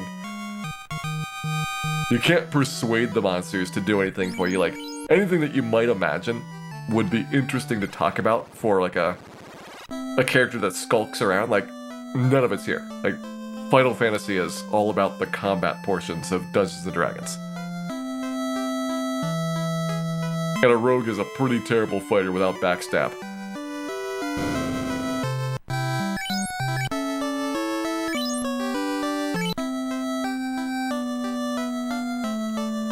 We're getting pretty close. Level 40 is a 1 in 4. And so we haven't done this in a while. But let's see. Will it be first try? I think is going to be the question. Give you a minute for it.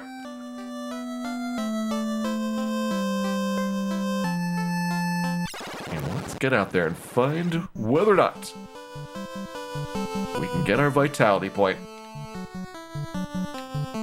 Guaranteed sale.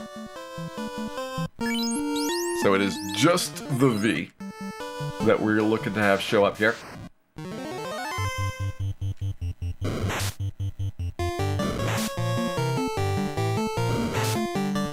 And usually we can get the 1 in 4s pretty fast.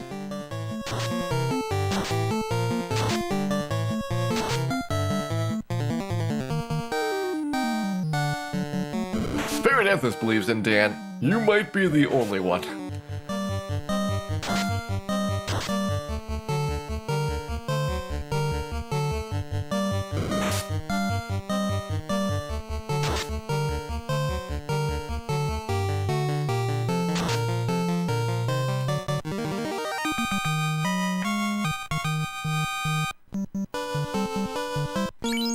Getting closer.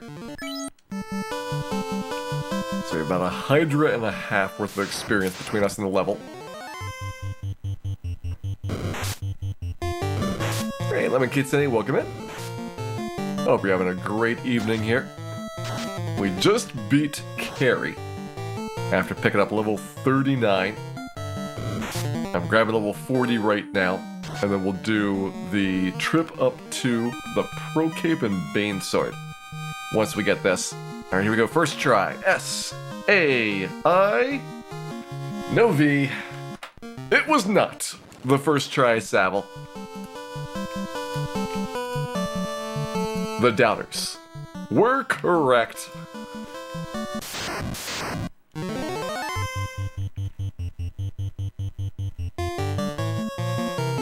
Okay, the trolls are very scared of us. Let's stick to the rivers.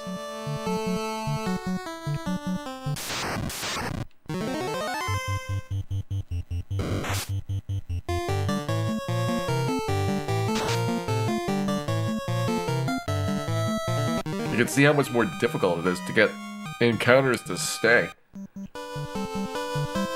Like earlier in the night, we weren't seeing many runs at all from the river monsters. Now they're running pretty much non-stop. To be fair, we are talking about this is our 9th level tonight that we are picking up.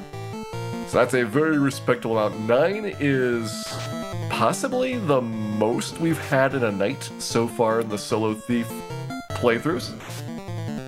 And we just blazed through them in 3.5 hours.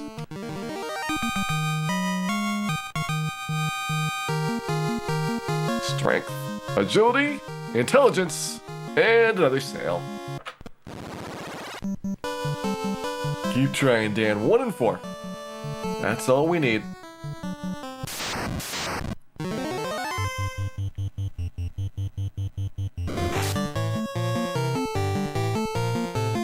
Pre-Astos, the second night is where we got, I think, our highest up until now. That's where we had a 9.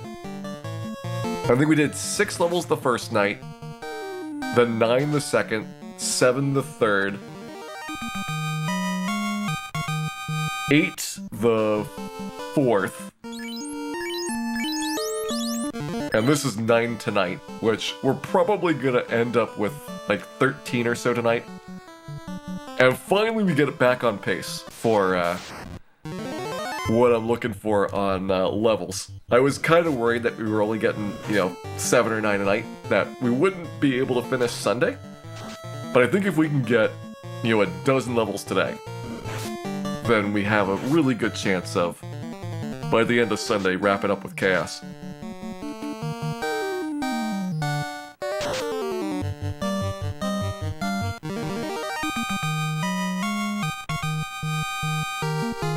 S-A-I-V-L, the full Savile. There it is. Let's go ahead and prepare to climb.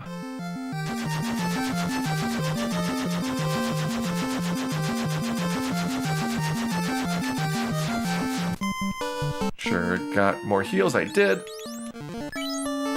Okay, so we restocked heals after Gurgu. We're good there. We don't want experience, no matter how delicious it is. Alright, we'll get a little bit of experience, but we're not going to get too much in here. Because I need to eat 2 blue dragons. And that's a lot.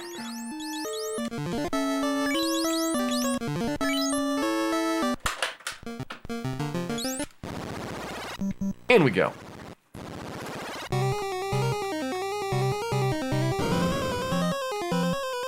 Can't have the maid staff on.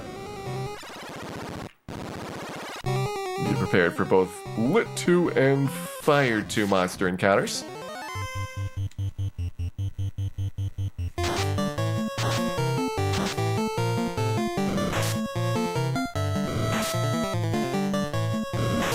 Those are some rude guards. They're supposed to do 1s.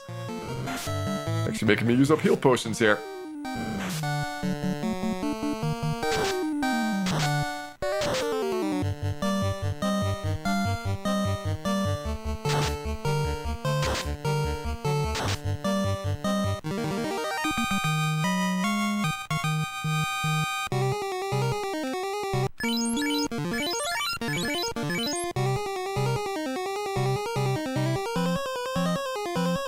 Blue Ds are about 1 1/3 Agamas. They're very similar to the eye.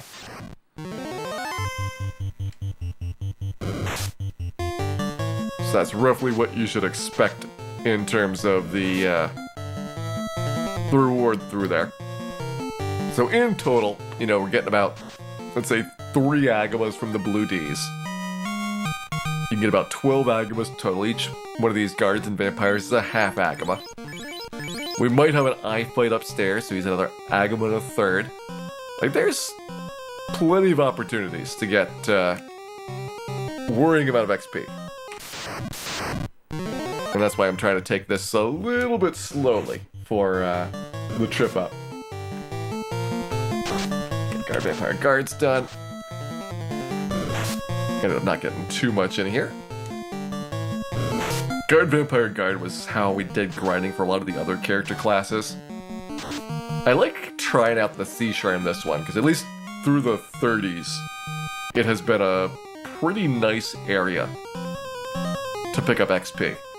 I think because you don't have as many of the kind of silly fights like the Catman and the Medusa fights that pop up here in the really slow Chimera battles.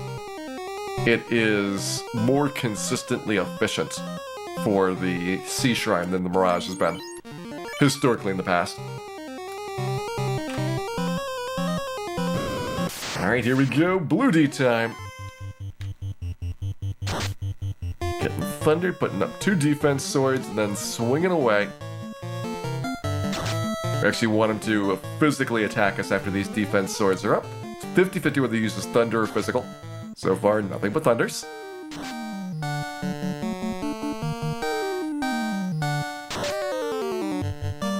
Good damage there. You could maybe do a Blue D grind, but it would be a lot of HP per fight.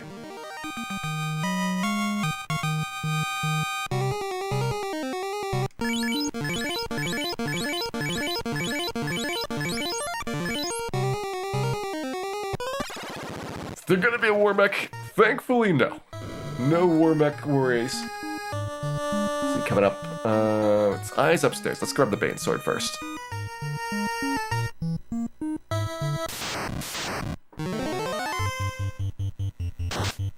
Oh, it was all a ruse! I can't believe we've been tricked.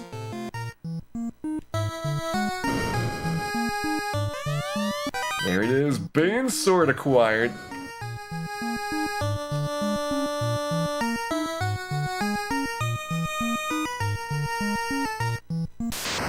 By doing Bane Sword first, I got rid of some of our eye fights. Probably don't actually want the Gurmedusas here, but we will get them regardless.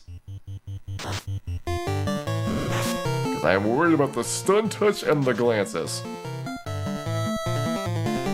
Every now and then giving us problems.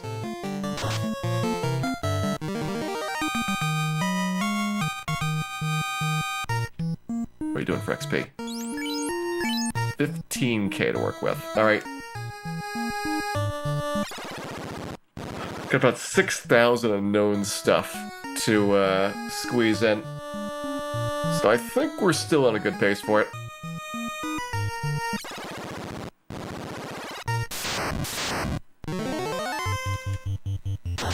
No to the fire hydrants.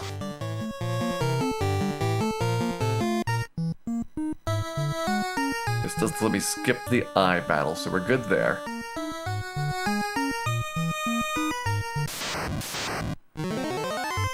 Alright, I'll do the Chimera.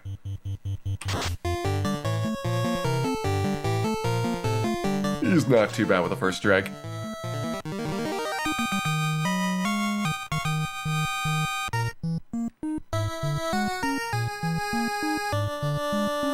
Which one was this? I think it's this one. There we go, Pro Cape acquired. Upgrade there from our buckler. Yeah, I really can't think of any reason why we'd ever want to use this Zeus Gauntlet, so goodbye, Zeus Gauntlet. You've been a trusty companion, but you are no longer necessary. Weapons. Still never used the Dragon Sword, but holding on to it just in case. There may be some weird situation where I'd rather have the 1 point of damage rather than the critical hits, so you can argue the Dragon Sword is theoretically a useful item. And we've gotten our very last upgrade prior to the Masmune. Ooh, our Hydra running away. They're just barely afraid of us.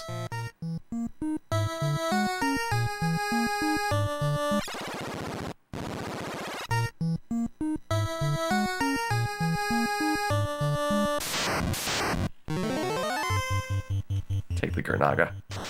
I think this is worth doing. Actually, no. Let's not take the Gurnaga. Still a little bit worried about XP situation. 13,000. Okay. By passing the Gurnaga, I can instead dine on the hardcore Manticores. You know what? They probably will be one-shotable. Wow, Manticore's running away.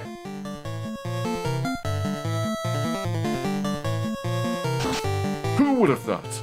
They were not so hardcore after all.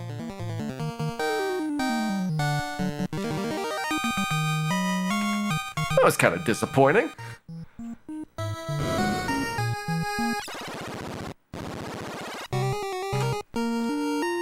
Okay, back down we go. Get to do the other side of the Blue D battle. I'm not even sure if the defense swords are worth it. Okay, maybe the defense swords are worth it.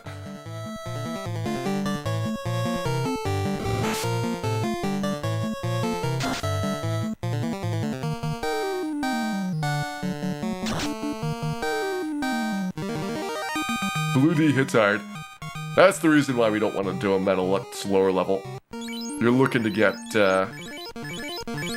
safely through there, so you're not spending a bunch of trips trying to get up and then being unsuccessful at getting back down.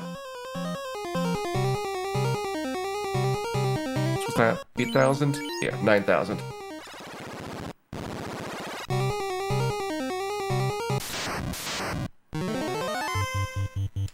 I can take these out.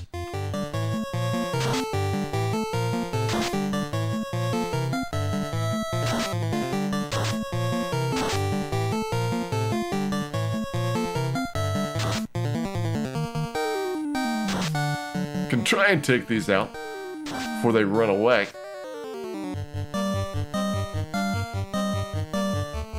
Yeah, this was the problem last time as well. Once we got up into the 40s, there really is nowhere you can go other than Temple of Fiends, where the monsters are not running away all the time, and Temple of Fiends is no return. So we can't use it as a grind spot for our solo thief here.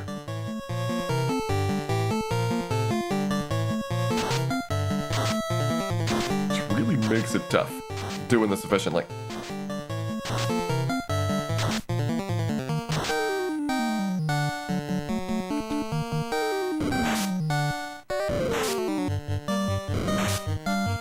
I don't think water ever runs, and I think Gersharks might.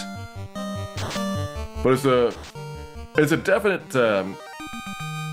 bonus knowing that those monsters are in Temple of Fiends Revisited. So probably they wouldn't run away until very, very late.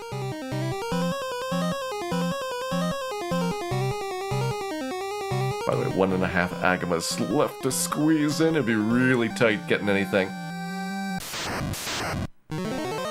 Can't take double Chimera, that's actually more experience.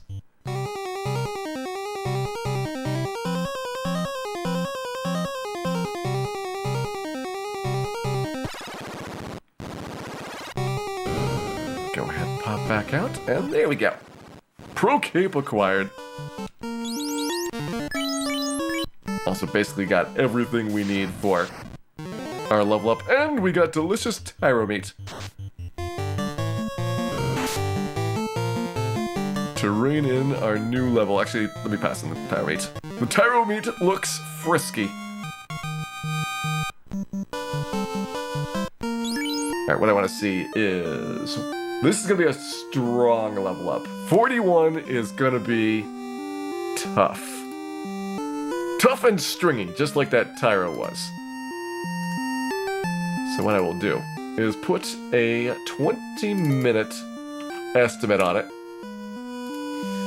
And we'll see. Do we get this level before 28 hours is up? Looking at the numbers, we should be getting 37 hit points. So max is 712. We need an S and we need a V.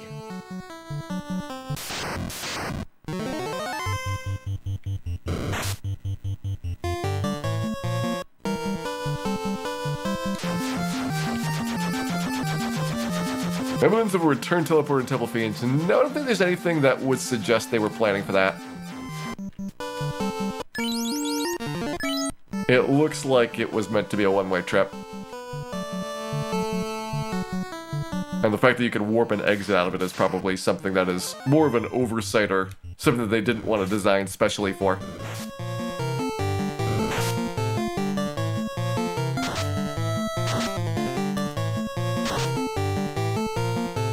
I think the mages get kind of an unfair advantage with their ability to leave Temple of Fiends.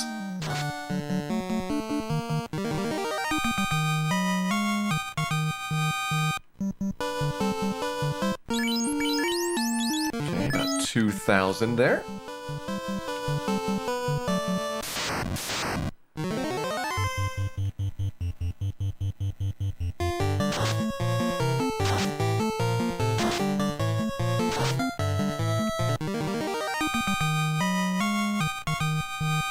About 1,000 to go. Are there areas where teleport and warp and exit don't work? No. They basically designed the game that you can't get the travel spells until after all the dungeons where travel spells would be really interesting. So places like exiting back out of the marsh cave or out of the earth cave or going through the ice cave, all of those happen before travel spells are picked up. And then suddenly the dungeons get no longer backtracking required, other than the waterfall. That's the one place later on where there's kind of a mandatory backtrack unless you've got a travel spell. And it's one floor. And it has an adorable bat inside.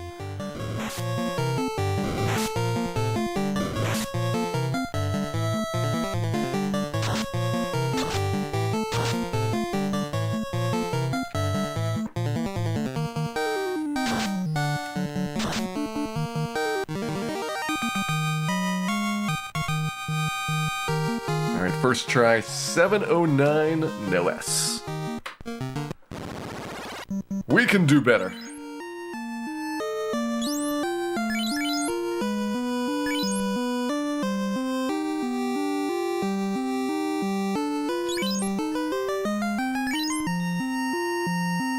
Yeah, 712 should be the max. I'm willing to take a 711. Don't know if I'm willing to take a 710, although. If there's one place that we're gonna really sacrifice on HP, this might be it. It is a hard, hard level. 712, no S.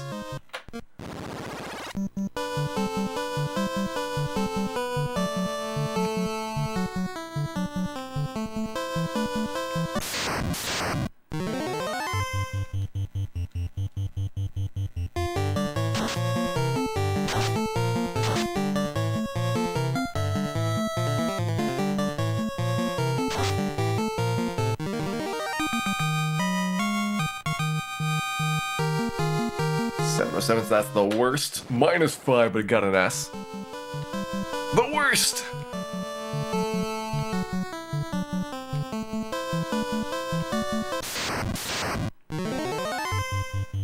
It's 1 in 256. Wonderful. That sounds wonderful.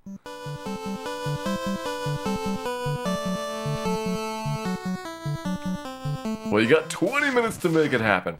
Now 15.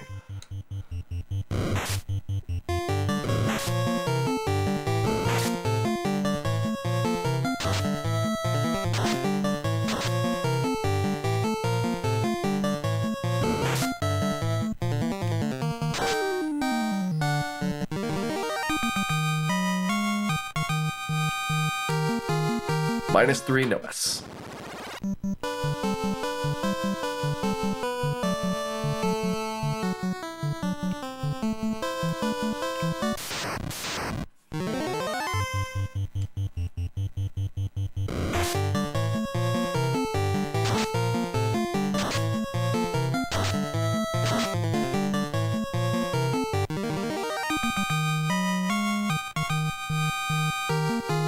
-5 with an S again. See, it's just being plain old rude with those.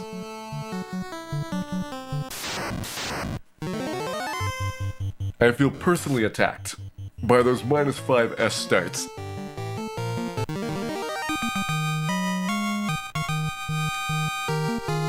-2, no S.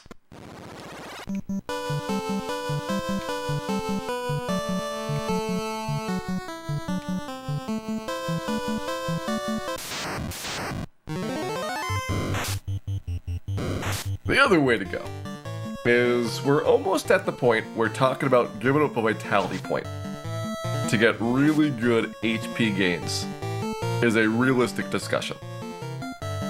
Especially if we can get like a 0S versus like a -3 SV. -5 though, no.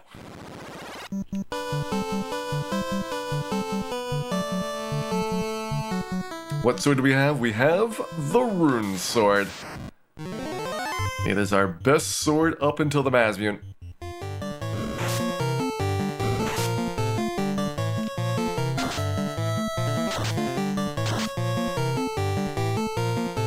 And it has seen some miles. -4. Reset.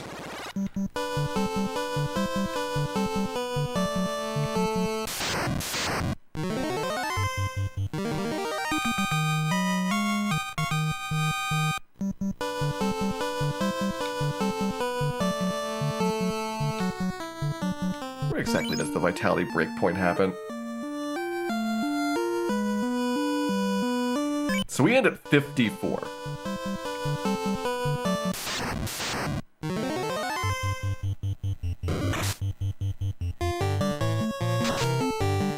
Which means that we have 2 vitality points at the end that don't make a difference.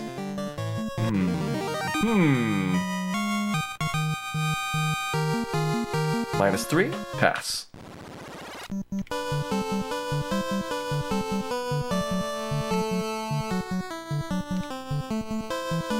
Apologize, the shortest spike tile from a save point. Well, it depends on if you want steps that have encounters or if you don't care. Because Northwest Castle is 0 steps from a save point. If you're just looking at steps that are ones that have threat with them.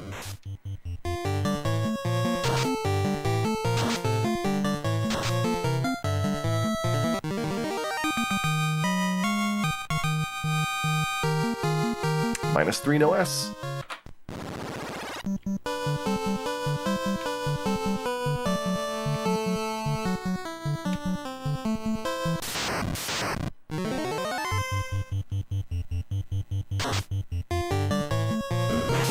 Come on, Hydra, be a pal.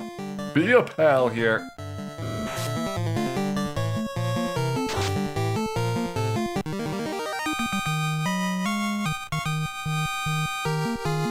-2, no S.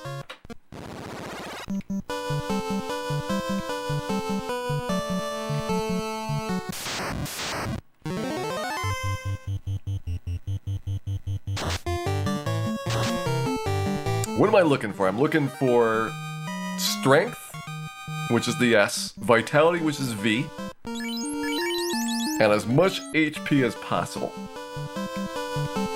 So 0 is the maximum amount of HP that you could possibly get this level. And then minus is how many hit points we would be losing if we took that level up. So the perfect level would be 0 SV. And then we can talk about what else we're willing to accept, because that's a very improbable thing to see 0 SV on this. That's -4, no S.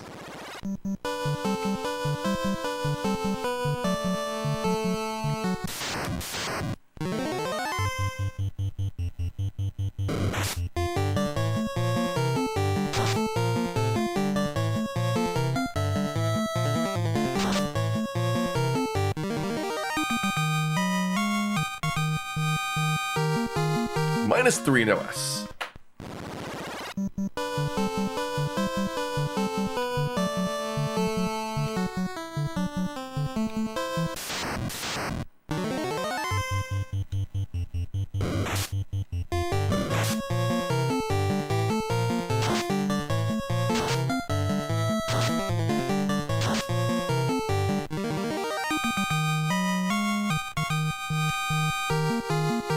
-3 no S.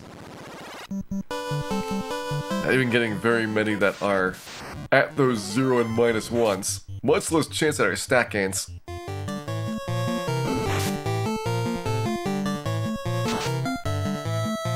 We'll have to strike at the perfect moment to get the ones that we need. -2 no S.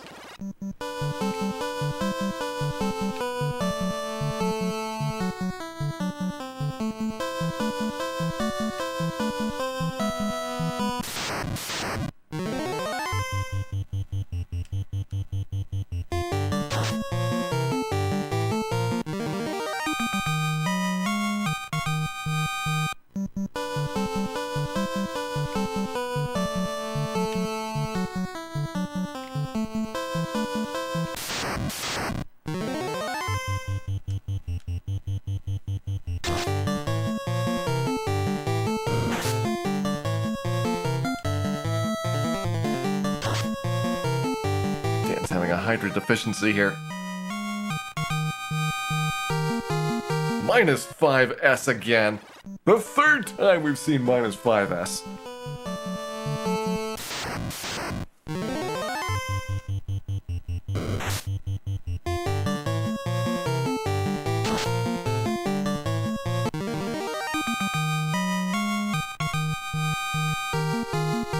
-1 no S.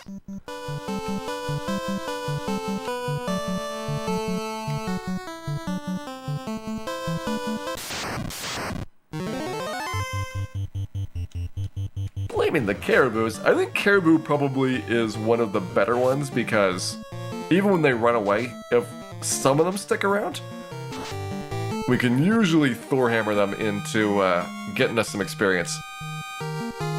-4 no S. Yeah, minus is relative to the maximum HP, so 0 is perfect.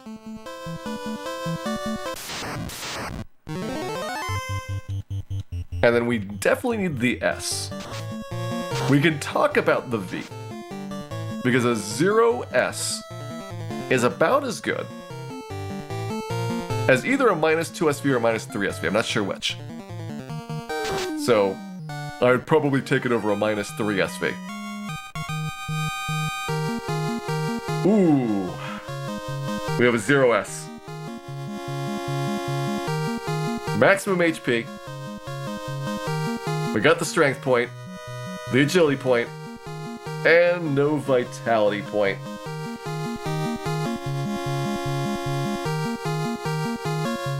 Are we gonna take the 0S? We have not missed a single vitality point up until this point in the game. 40 levels. And this will be our first missed vitality point.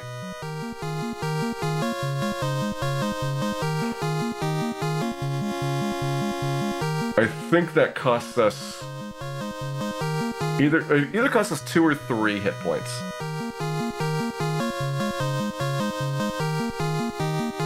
I'm gonna reset. If I see it again, I'll take another 0S. But I'm gonna fight for a 0 SV or a -1 SV for a little bit longer.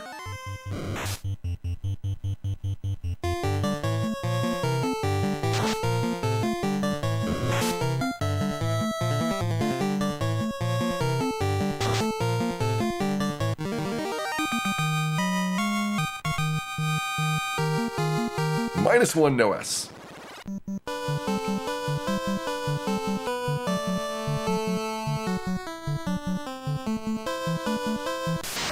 We could actually beat all 4 of the Fiends, Zeolus. It's just we can't beat Temple of Fiends until level 50. So we're spacing them out to be more interesting.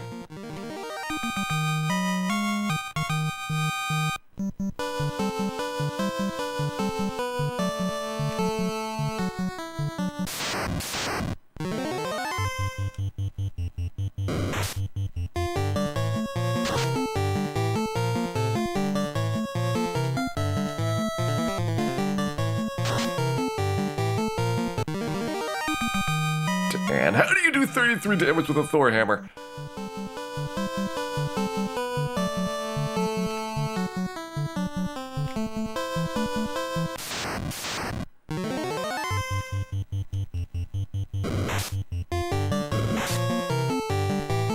Alright, 3 minutes to go. We may end up taking another 0S. But I want to just give it a little bit more time before surrendering. -2 no S.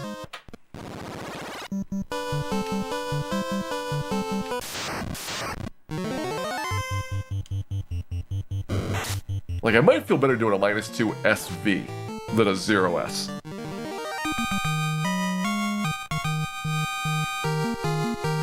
Zero, no S.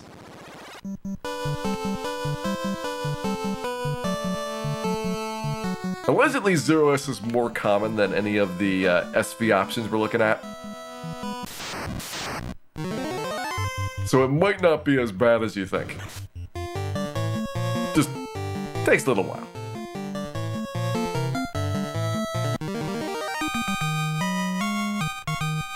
Two minutes to go.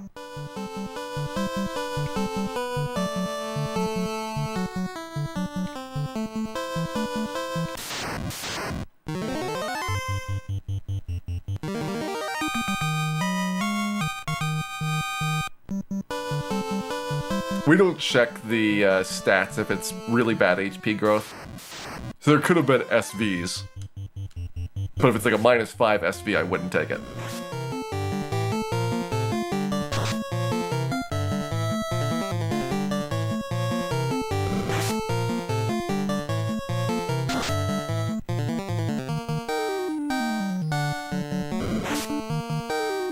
Try a Thor Hammer kill, see if we get a different result. It's only got one attack instead of 4, so it might roll fewer times. -2 no S. 1 minute left. We probably have one more try at the sub 28.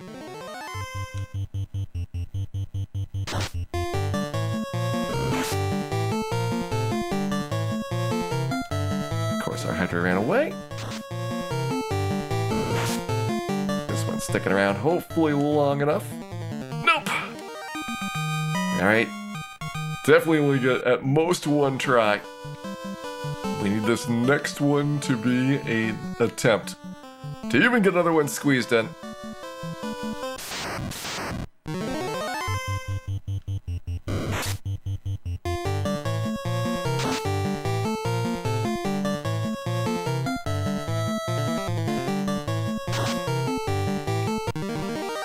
.40's enough.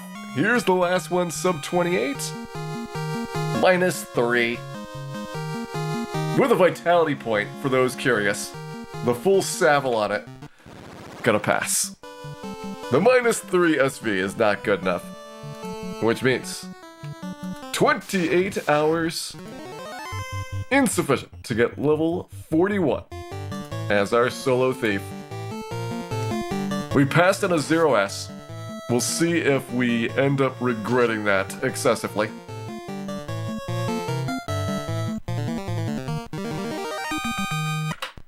Now, -3 SV is at worst the same as the 0S, but probably worse.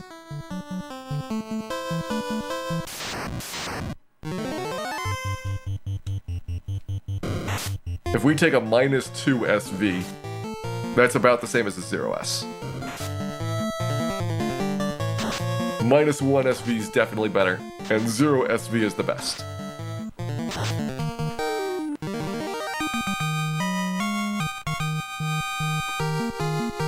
-3, another SV. See, they happen. It's possible to get the S and the V, just with a -3 in front of it.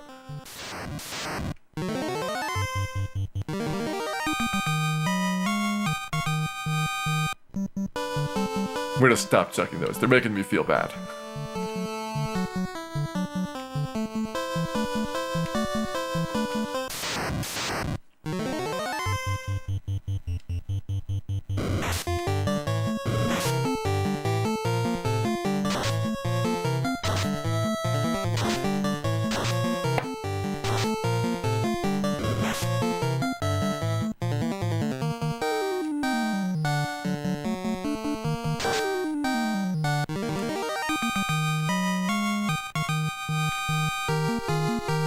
-3, no S.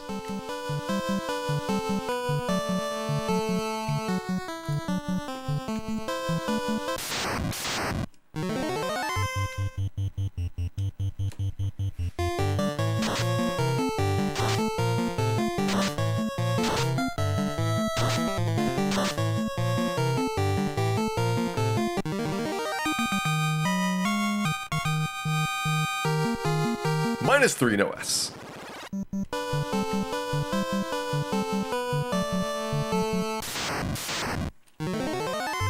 Yeah, it's kind of interesting that back-to-back stat points are easier than stat point skip stat point. But we've seen that a lot. Like whenever we need it, SIV, which happens pretty frequently for the thief because they get guaranteed luck and agility is one of their main stats. But those 1 in 16s have been like the worst levels for the 1 in 16 chances. -5, no S.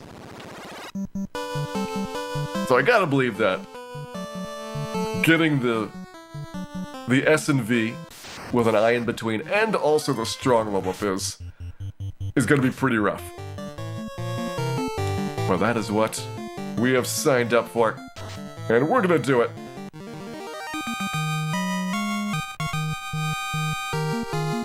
-4S.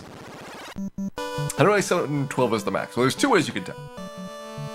The first one is that there is a 5 hit point spread between the min and max. So we've seen 707 and 712. We know that 712 has to be the max. The other is that you can calculate it from your stats. The maximum HP on a strong level up is your vitality score divided by 4, round it down, which right now that's 11 points. 0, no S. And then you add 26 to that number. So we can get at most 37 HP on this level up.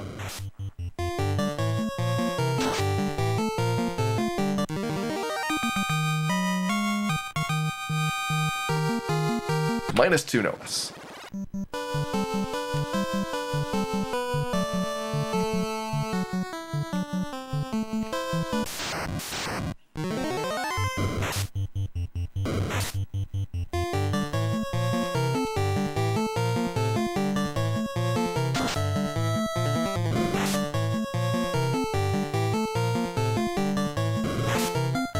Actually cranking it out. We should get like around, I think like 825 hit points, assuming things go well. Better than I thought we'd see.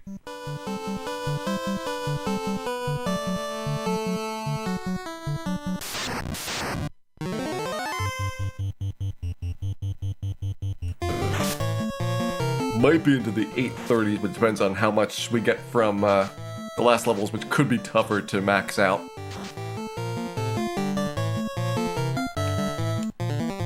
My initial guess would be somewhere in the low 800s for our Thief playthrough. So you know, the more HP, the merrier. -4, no S.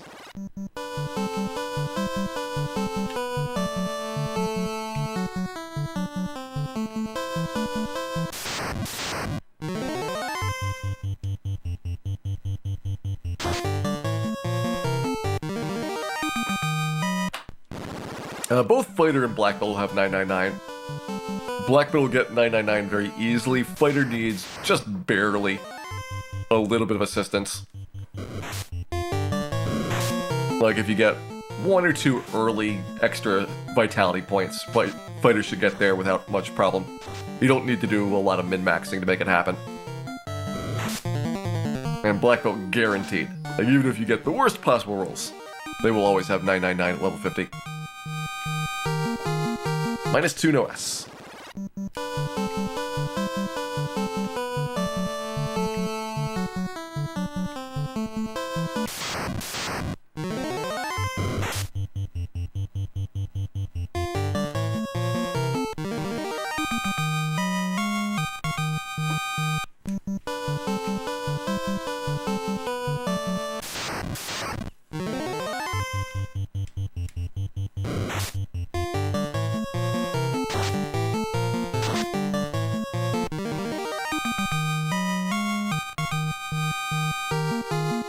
-3 no S.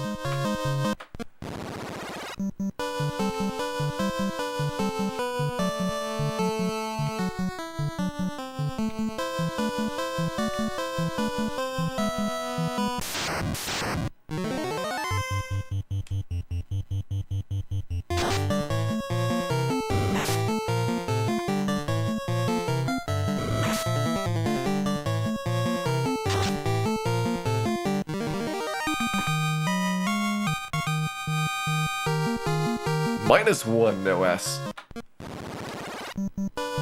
984 I think is like below average. So you might be missing like 1 vitality point versus the average fighter. It's hard to tell because vitality is dependent on when you get it, for how much effect missing a point or getting a bonus point is going to be. But I think the fighter gets a lot of early guaranteed vitality. So there's not that many opportunities for them to get a bonus. -4 no S.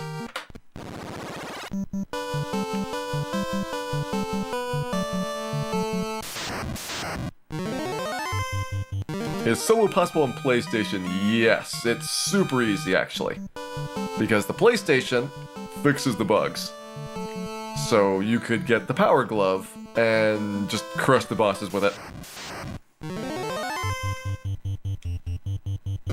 You'd still have to do a bit of work for pre-Astos for Solo Thief.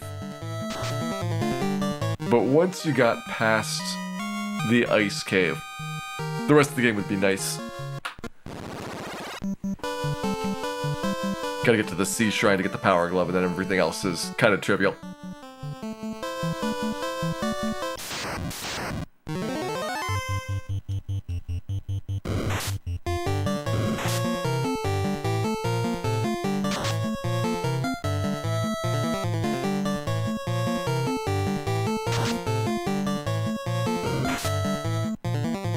What's the best class? Not the Thief. This is by far the worst.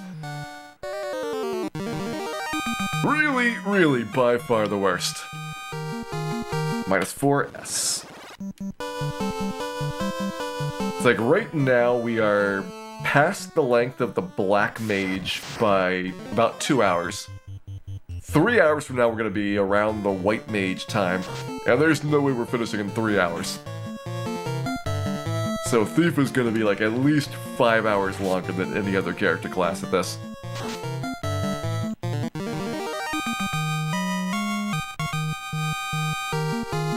-5 S. Again.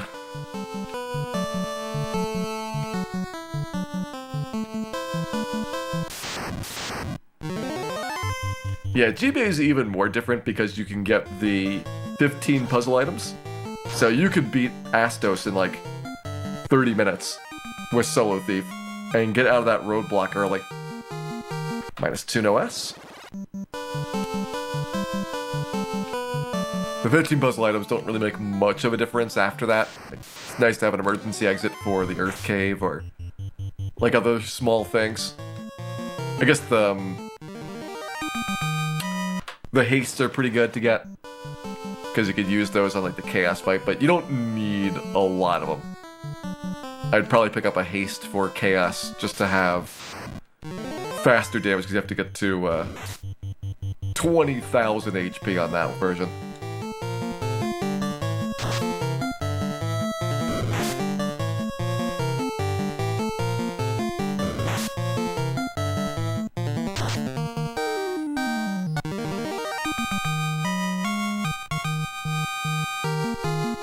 -5 no S.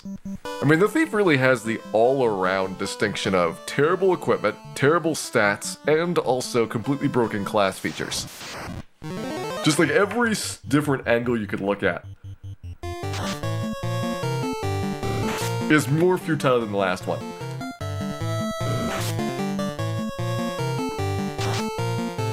And probably any of those 3 getting fixed would be a notable improvement. But you need to fix like 2 of them to really get the Thief to be a viable character. Like if you gave them equipment and also better stats, well then that's kind of like a fighter. Like at that point, the broken class features are not a big deal. and you gave them stats and class features, then they could deal with the poor equipment by like finding creative ways of slipping around things. Hey, Fatlo. Welcome in. Thank you very much for the raid there. We're currently doing our Solo Thief No Class Change Challenge. So I hope you all enjoyed watching Fatlo end. And I hope you enjoy watching this thief try and get a level up, because we got a tough one right now. We are needing to min-max our levels on the way to 50. And this is one of the more statistically unlikely levels to get the stats that we need. But so far tonight, we are 10 levels further in than we were before. We've killed Carrie, we got the Thor Hammer, we got the Pro Cape, so our equipment's basically done other than the Masmune. And we are pretty much chipping away a couple levels at a time, then we do a Fiend, couple levels of Fiend, and so we march to the finish. -4 no S. Hey, General Andrews. Thanks for the good wishes there. And Chief Lookout, thank you very much for extending your subscription. Glad you're enjoying our Solo Thief playthrough. Would class change make this run easier? Much easier. You would get a huge jump up in equipment. You'd have the katana instead of the rune sword, flame mail instead of the opal bracelet, probably the ice shield instead of the pro cape. You'd have the fast spell, which means that you do double damage on all the boss fights, and especially on Chaos, where speed is of the essence. Double damage completely changes how that battle is going to play out. -3 no S. Statistically, though, there's no benefit to Ninja over Thief. So, like, from a HP perspective or your strength or vitality score, you'd probably still want to at least get a lot of min-max levels. But you wouldn't have to squeeze out, like, every single point like we're doing here.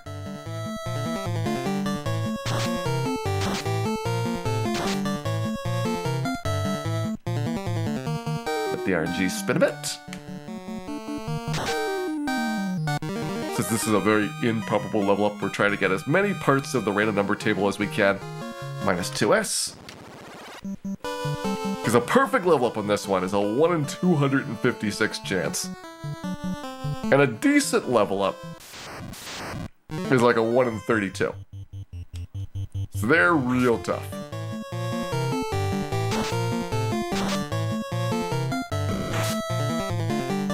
Alright, Hydra's sticking around to try bottom one. Good, we picked the right Hydra. Did we get the right level? There's a 0 S. If we have a V here, we got the perfect one. If we don't have a V, I think I'm going to still take it, because this is about as good as the -2 SV. S-A-I-L.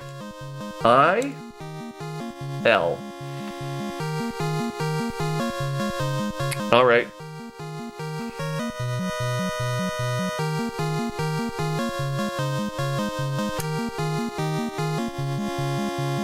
Do we give up the vitality point?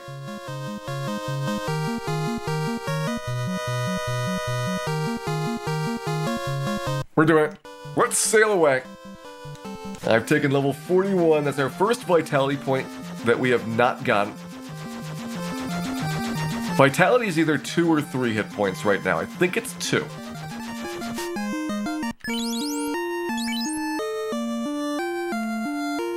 So we have 9 levels left. And we can't get a vitality bonus extra for like level 50. So yeah, I think that it's 2 hit points we give up.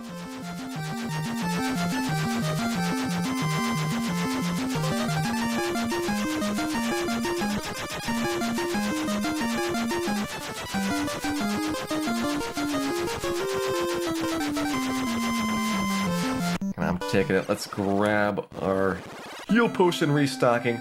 42 is only a 1 in 4 chance, so this one's going to be not nearly as bad. 43 is a 1 in 16. And 44 is a 1 in 16. If we get to 44, we will kill Kraken tonight as well. That'd be a good way to end the night. Get 3 more levels and kill Kraken.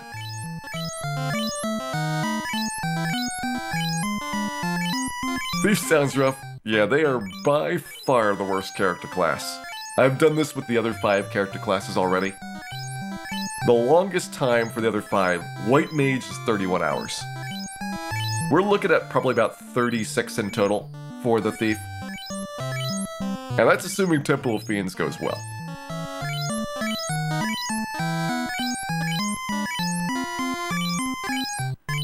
Black Mage was like 26 hours. The Red Mage was like 9.5, maybe 10 hours, including a War Mech kill, which I am not planning to do with the Thief. Black Belt was like 7.5 hours with a War Mech kill. No, Fighter was 7.5 hours with War Mech kill. Black Belt was like 9.5 hours with War Mech. So there's a very big gap between the good character classes and the bad character classes in this game. And then there's an even bigger gap from the bad character classes to the Thief.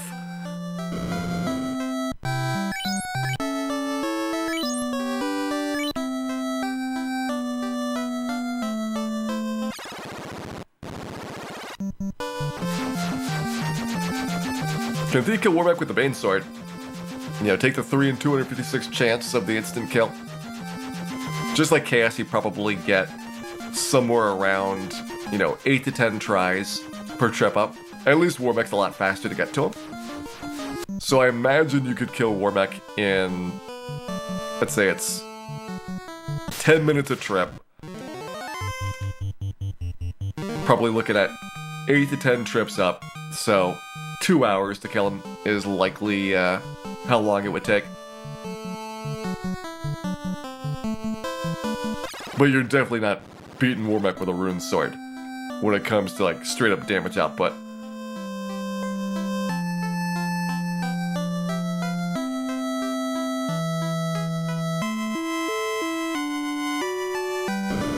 And the same thing's basically true for Chaos. Like, if you wanted to kill Chaos with the Bane Sword, the problem that you have is it's about 50 minutes to get down to him. And you're gonna die sometimes on Kraken 2 and Carry 2 and maybe some random Purple Worm fights. So, it's 50 minutes if you're successful reaching him. But on average, you're looking at like every hour and a half making it to the fight. And you have to do 10 of those trips on average to see a kill. And it might be longer. That's the reason why we are min-maxing the levels. Is because we want some chance of being able to kill Chaos with the Mazmune, where I'm guessing instead of 10 trips, it's probably going to be more like 3 tries at him.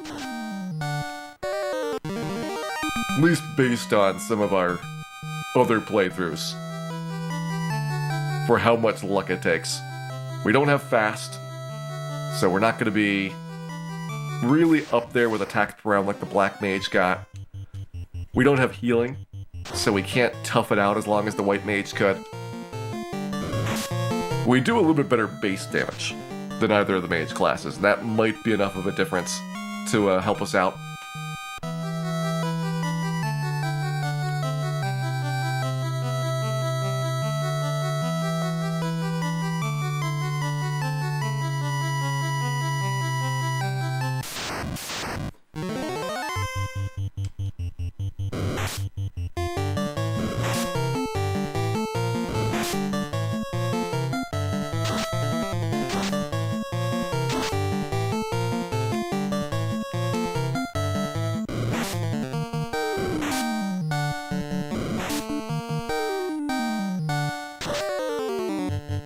Imagine the damage difference shrinks a bit. I mean, we're gonna have max strength.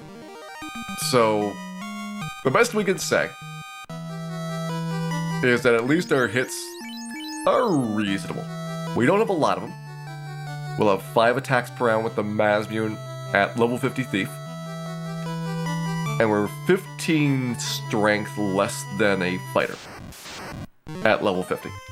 So, we're losing 1 attack per round, plus also, including the critical damage, like an average of 36 damage per swing. Now, the fighter kills chaos pretty easily.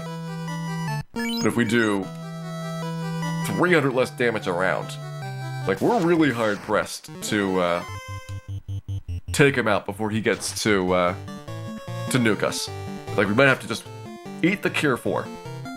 You know, wait for it to go off before we even start bothering to really attack. Hope that he gives us a good balance of skills and spells and physicals.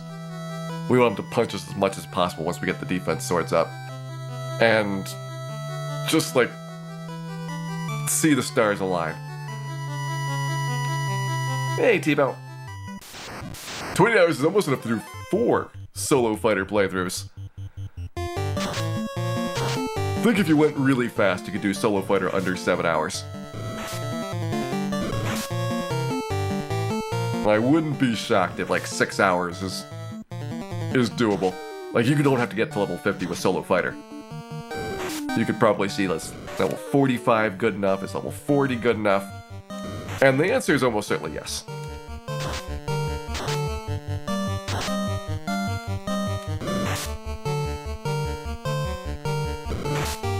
Difference with White Mage and Black Mage. I think Thief and White Mage have the same strength. And I think Black Mage has 4 less strength.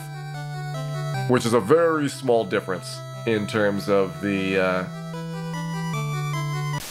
damage output. The big thing with the mages is that they only have 1 accuracy per level, so I think they only get 4 attacks with the Masmin instead of 5. So they get hurt a lot by that.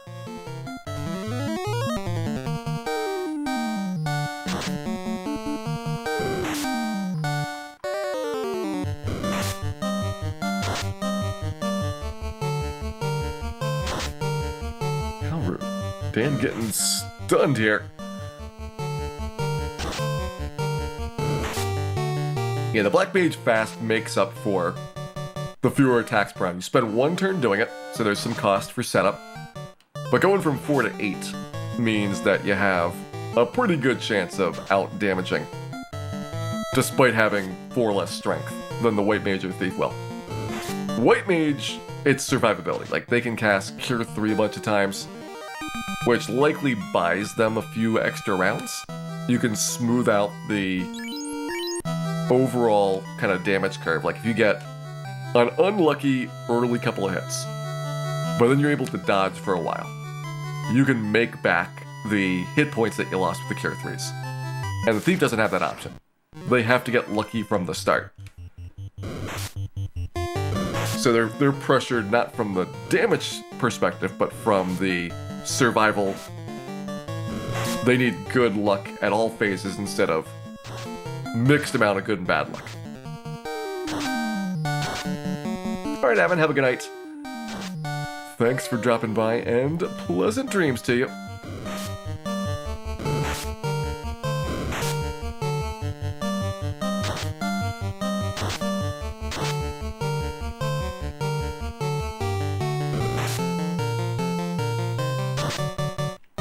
Yeah, if only the luck stat did anything important.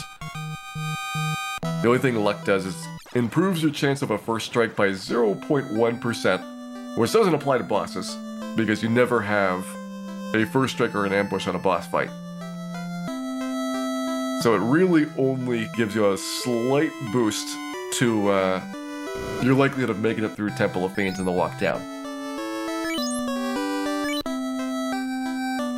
Which is not, you know, completely worthless. When you think about, compared to most of the character classes, maybe 2.5, 3% better chance of a first strike. That's really small.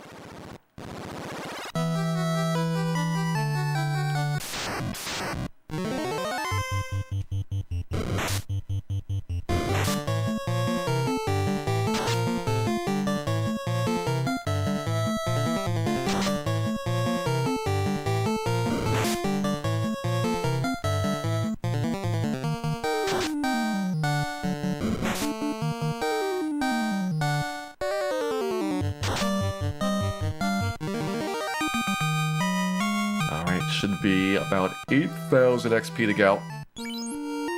6,600. Better than I thought. We're gonna buy cat claws and steel hammers. We can afford a lot of useless things.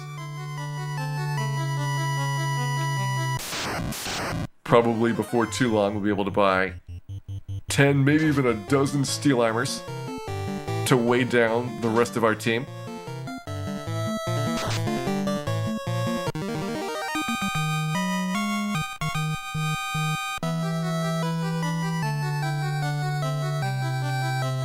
Any good undead grind options for harm? I mean, Temple of Fiends at the very start, you got Bone and Zombie, and that's about it. Those become better fights with the harm spell. More practically, you're waiting for harm 2 to happen. And with that, you'll have a better chance of one-shotting if you get into, like, specters and geists and ghouls, which, because of paralysis, they're dangerous. Or if you go to Temple of Fiends, you know, you can just kind of completely clean up. Or you could try Peninsula Power. And with harm 2, you're unlikely to succeed. I guess I shouldn't say that. If you ruse and get lucky, harm 2 might save you. But you gotta get a bunch of ruses off early in the fight.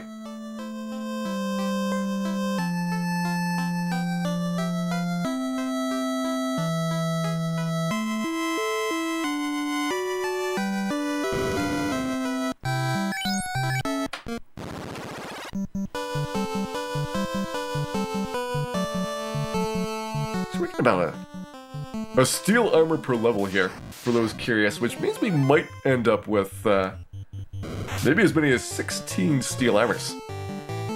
We will not be getting 16 steel hammers. That would be a horrible thing to do.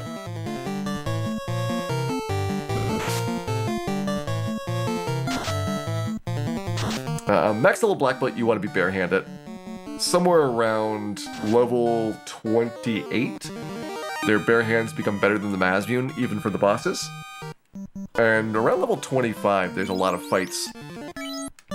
Especially against monsters that have low physical defense scores, where the bare hands already starts beating the Mazmune then.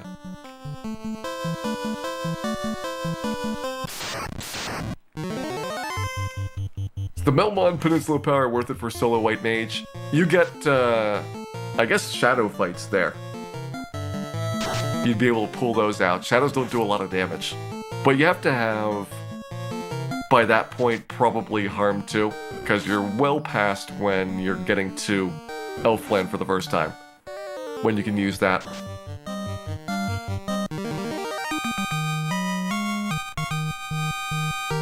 Alright, 42, first try. This is just to sample things.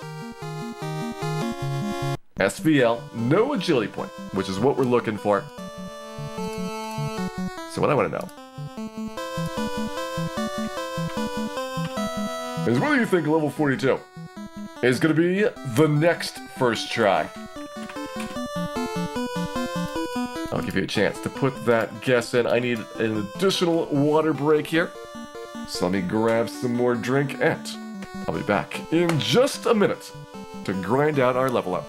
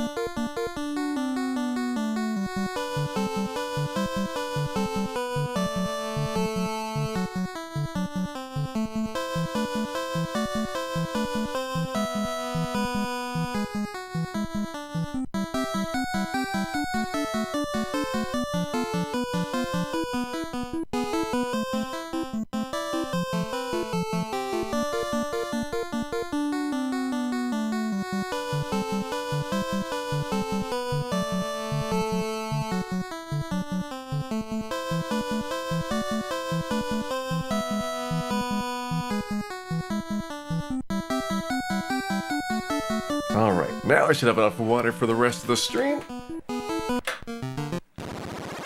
Thirstier than expected. And let's see what the results are. Will we get an agility point on these Hydras?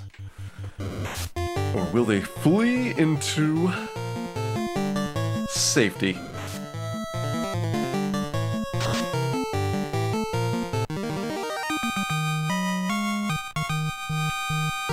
42, S. No agility point. It was not the next first try. Good attempt, though. And try again. It's a 1 in 4 chance of getting the agility point here. This one shouldn't be a especially tough level up. Then we have 2 1 in 16s in a row after that, which is going to be a little bit more difficult.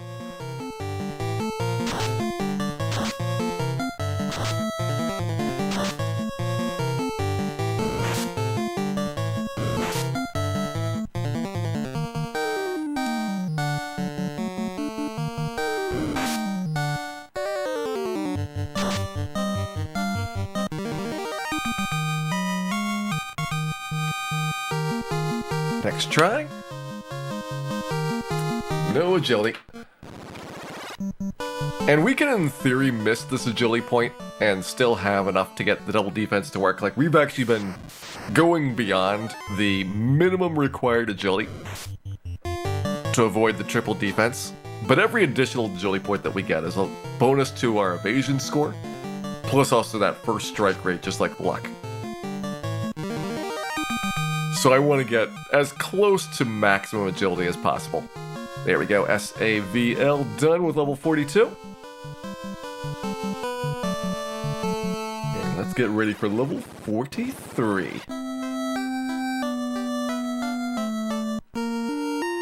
Okay, 23 cabins is plenty for a while.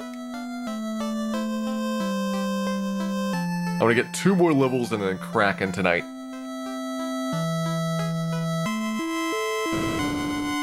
And since they're both 1 in 16s, I know that that might not actually fit in the next roughly hour and 20 minutes that I have, but I will do my best here. The plus side is that this spot has been really good for getting the 32,000 XP in between each level up. Definitely liking the Sea Shrine strats.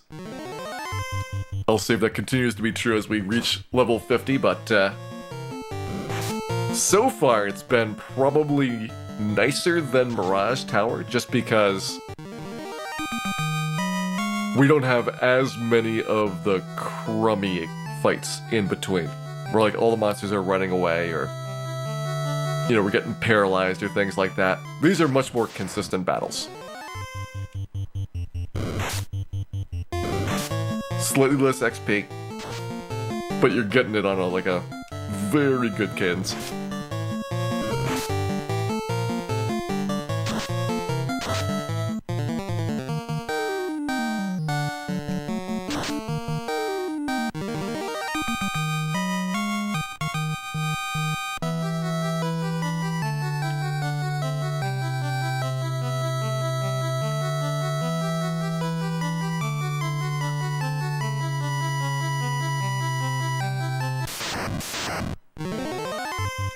Alright, Naga Water. I'm still using Defense Sword on these.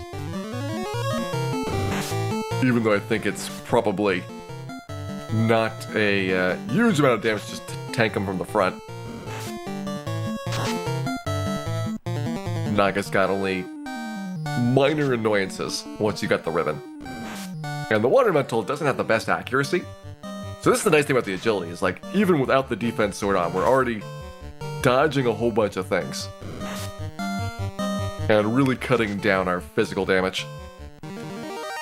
When I grant on a trap tile, because it takes a while to walk through a dungeon. So, if we only need 32,000 experience, that's like 10 eyes. So, you could walk down there, beat 10 eyes in like, I don't know, 3 minutes. But then you have to walk back out so that you can actually manipulate your level up.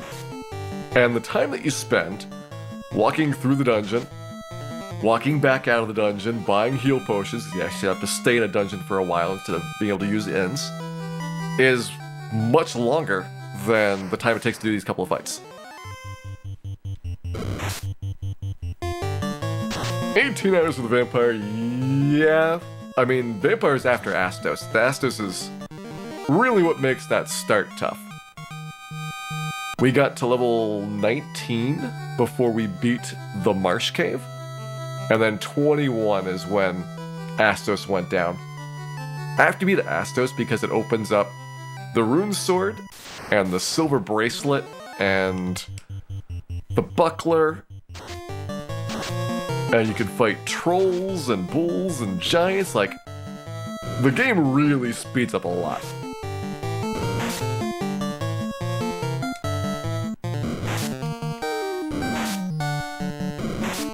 $21 to kill Astos. 41 would be a lot of ogres. The problem with even like level 21 is that the monsters are running away from you at that part of the world. So there's very few spots that you can get experience at a reasonable pace. I think level 18 is when the ogres started running away. And that's generally the best thing that you have that's in decent quantities.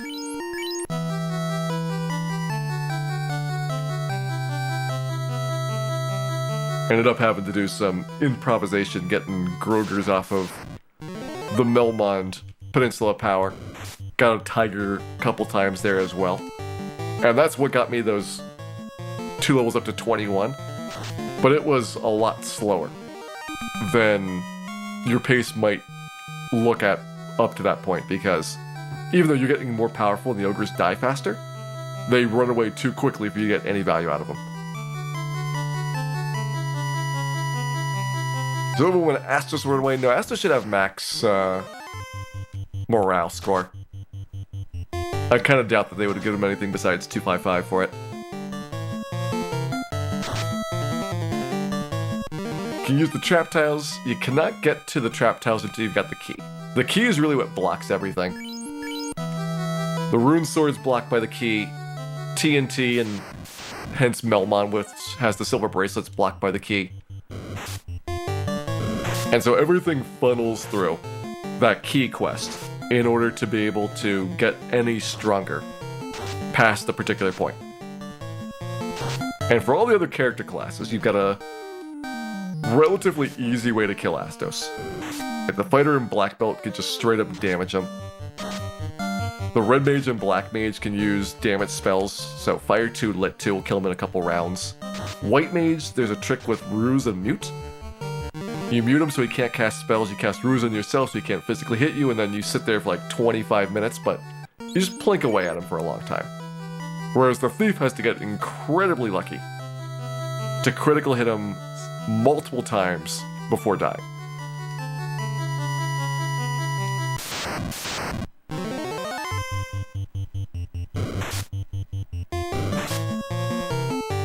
Yeah, you're also trying to manipulate the level ups, so they happen a lot slower. If you weren't manipulating the level ups, you could probably get to the end of the game in about 16 hours. But you'd have to Bane Sword Chaos pretty much. Like, it would be very tough to imagine that you'd ever win without using the Bane Sword. Hey Tamarin, thank you very much for resubscribing. Coming back for 11 months. And I just felt it was time that we at last got the Accursed Thief finished. I talked about it when I was doing the other character classes, that the Thief was something that looked like it was going to be too long to do in between the seasons. And I've improved the technology a bit for kind of planning out how to do these. I worked a bit doing another Red Mage playthrough. Red Mage is the character class that needs a little bit of min-maxing to help, but doesn't need a lot. So I was able to test some things. And I got a better understanding of, how to trade off vitality versus HP growth, how much agility was going to be important. And that's helped plan this out so that the Thief playthrough has gone more smoothly. Also, we got some better grind spots, so all in all, the improvements have taken it down from the original estimate was going to be 3 or 4 weeks. And this playthrough essentially is going to be 2 weeks. I think it's going to be 7 days with the total amount of time taken for it.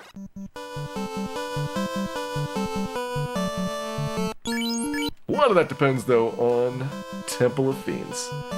Also depends on how long it takes to get these level ups. So, my question is going to be, will we get level 43? This is a 1 in 16.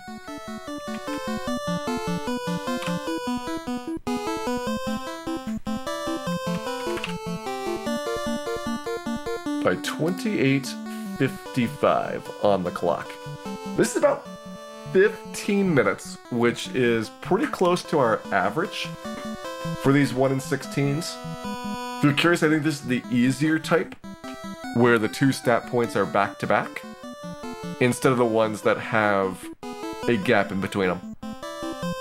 So go ahead, put your predictions in for level 43, and we'll see how you all do on this. Alright, all closed up. Let's get our battle started. We've also had a first try on one of these 1 in 16s, and we've had a second try and a third try. So you can definitely get them quickly.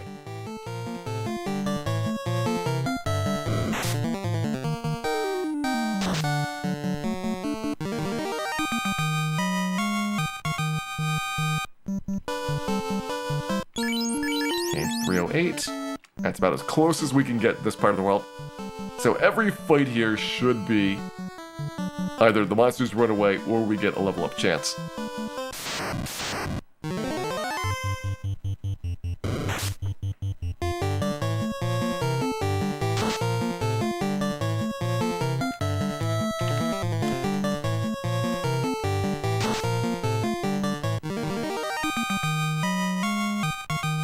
First try at it.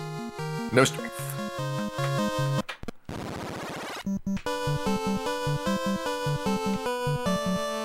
This one I feel pretty good about. I think it's the next one, level 44, that's going to be more of a pain.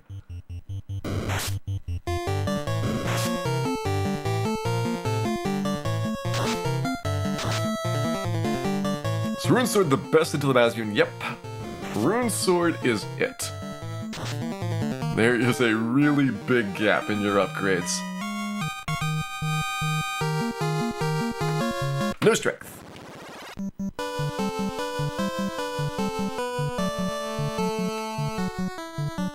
Like, we already have the best gear in the game except for the Mazmune. We recently today got the Thor Hammer for the Lit 2s picked up.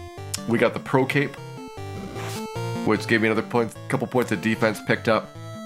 And that's it. Opal Bracelet was a while ago. As soon as we got the airship, we unlocked the Sea Shrine and got that.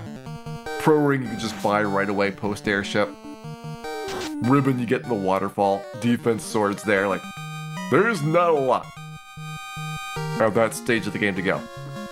No strength.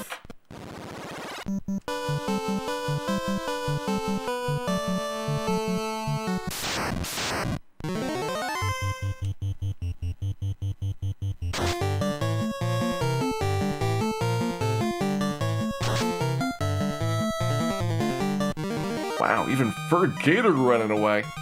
That's a surprise. Ooh, we get a strength point. There's the S.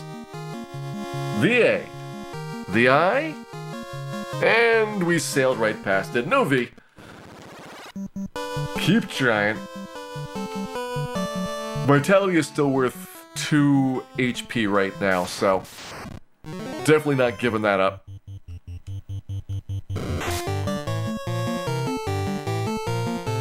And at 1 in 16, we got a pretty good chance of doing it in a very reasonable amount of time. I don't get worried about the level ups until it gets past like 1 in 20. That's where it's like, this could be a while.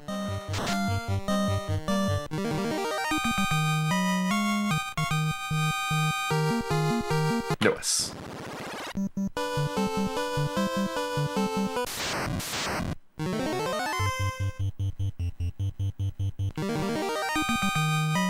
Alright, rude monsters.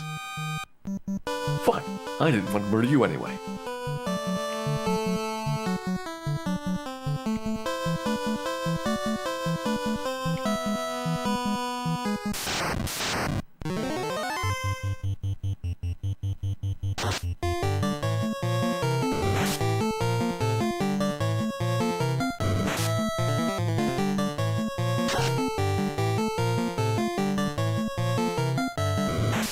Alright, looks like Nacho's not scared. Good to know. Our friend in need will stick by us. But not give me a strength point.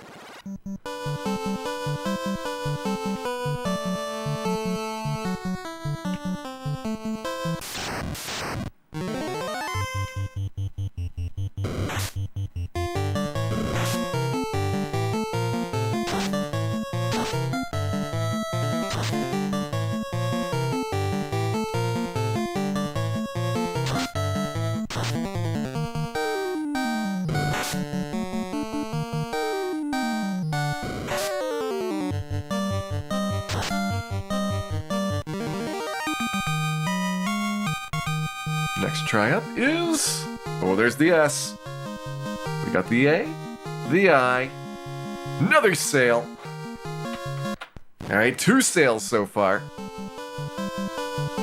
We are looking for the full saddle. We will accept nothing less than perfection.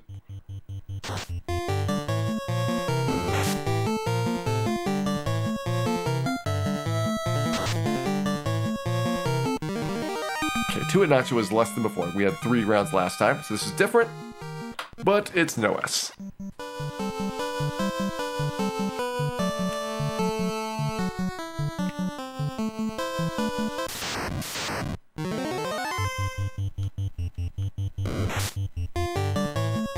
Take a little pause there. We didn't get poisoned last time, so this is a different one again.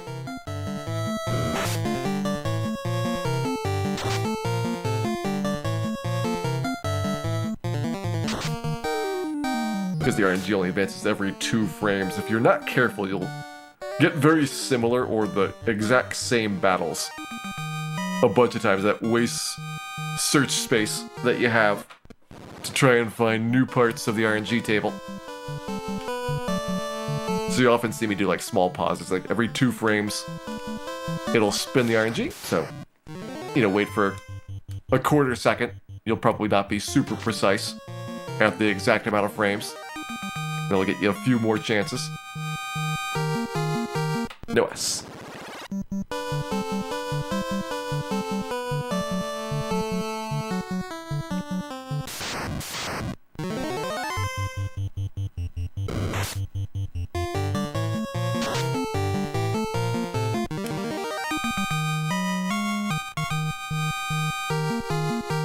No S.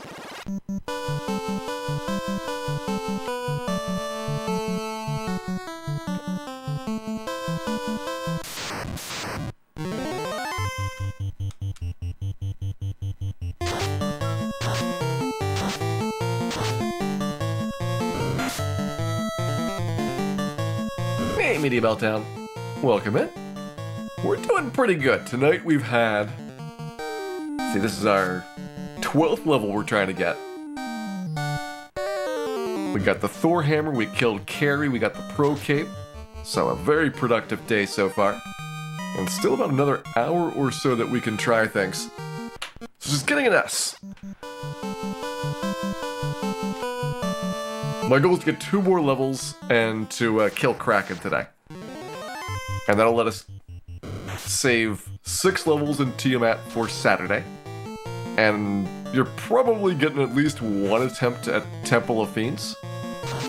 On top of that, maybe 2 attempts. So if we're really lucky, we don't even need Sunday. But I think Sunday is probably going to be required. No S.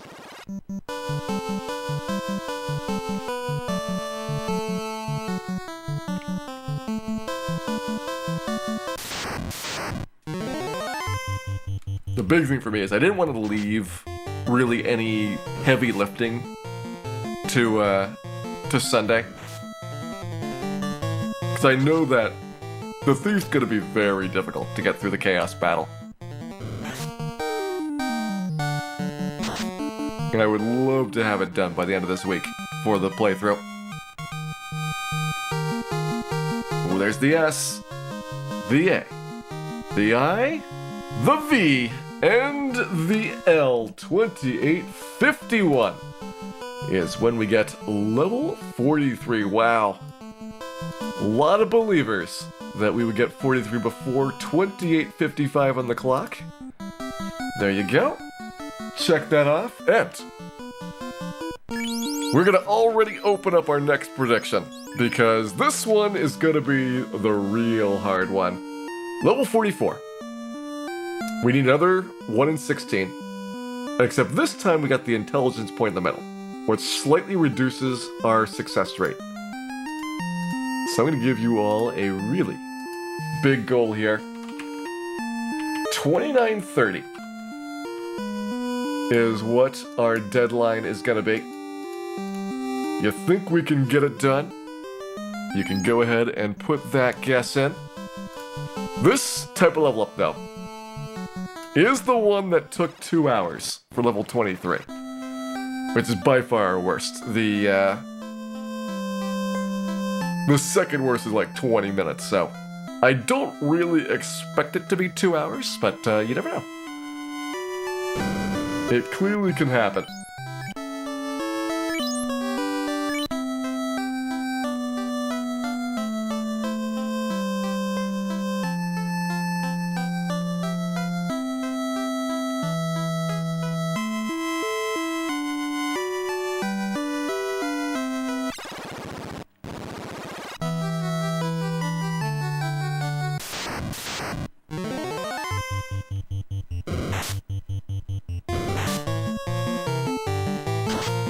The reason not to go big.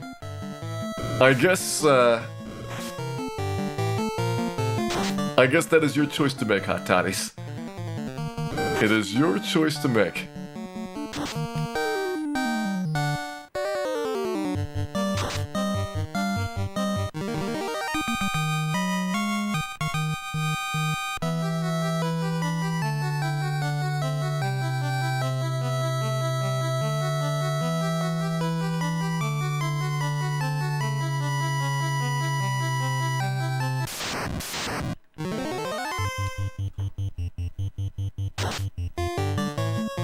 The big thing about these unknowns is just how much variability there is.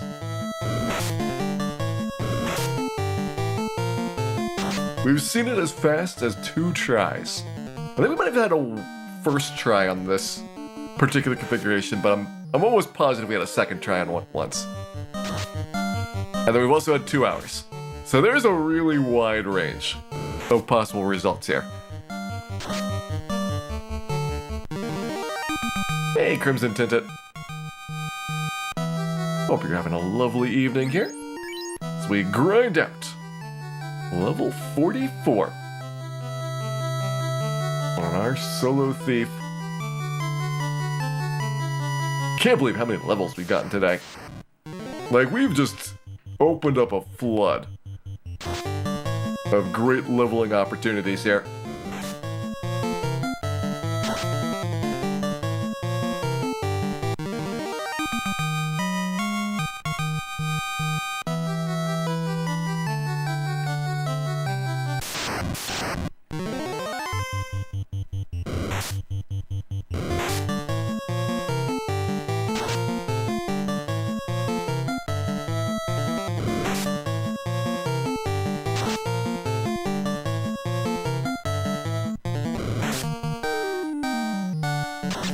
Why did they make the thief so useless? Probably because they wanted to make the other character classes better in comparison.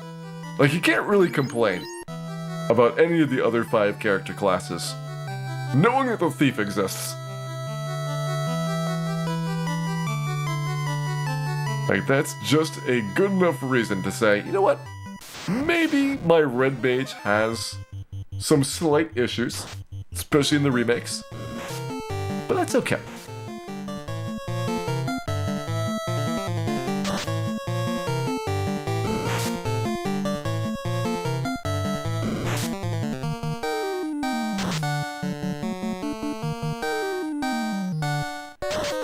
The thing with the thief is you mostly have to nerf the other character classes. Like, you make it harder for the other characters to run, or you make it harder for the other characters to get critical hits. So it doesn't actually make the thief better, fixing things. They'd be just as bad. It's just the other character classes would be slightly worse than they are right now.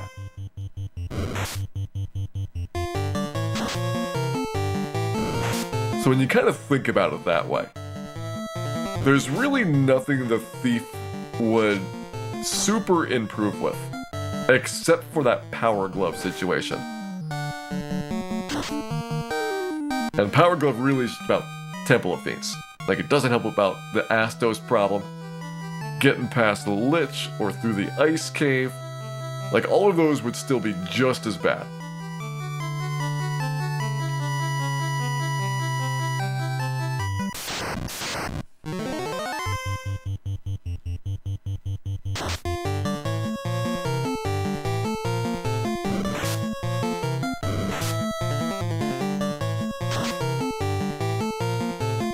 Luck with critical hits. Well, if every luck point was like a 1% critical hit rate, which would be ludicrous, that would be about equal with a black belt for critical hit rates. I think you could maybe do like luck divided by 4 and not be like super over the top. The thing is, it also buffs the other character classes, just the thief gets more guaranteed luck. See, they see a slightly bigger uptick from that.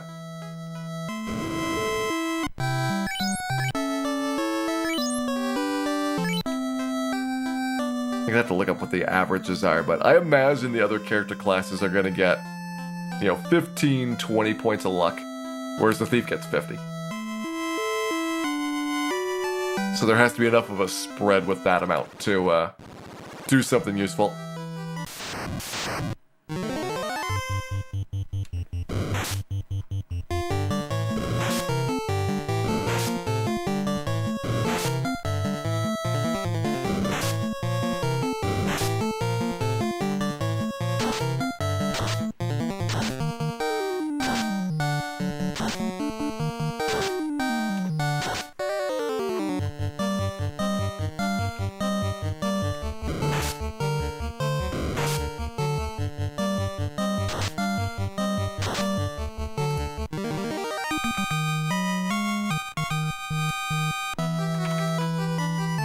Alright, where are we? XP-wise, under 10k.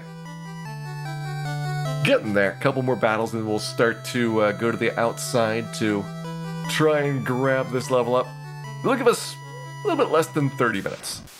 Which I think is a pretty strong likelihood of getting done. We'd have to have another complete blowout disaster for 30 minutes to not be enough.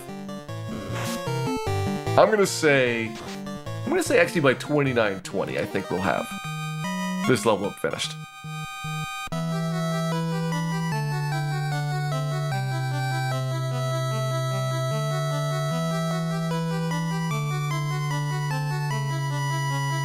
The odds are good. If you voted against it, though, you probably get some serious winnings. 29:30 is kind of generous for the deadline.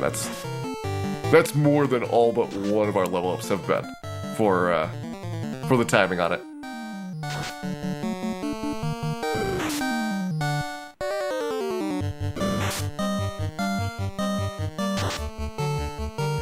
What do you get if you win the bet? A chocolate-covered iguana.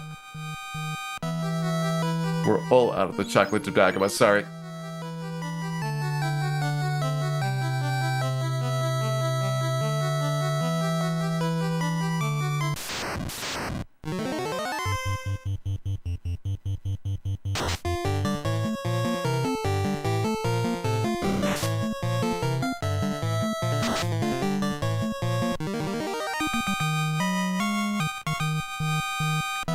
Really close.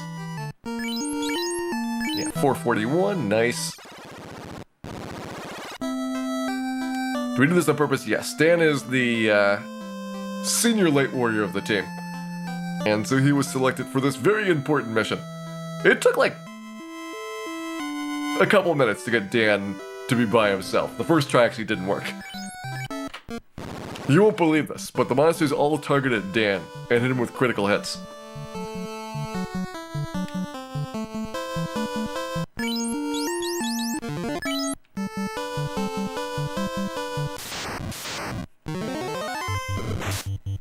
Alright, Lucky Nachos. Will we start off with a Savile here?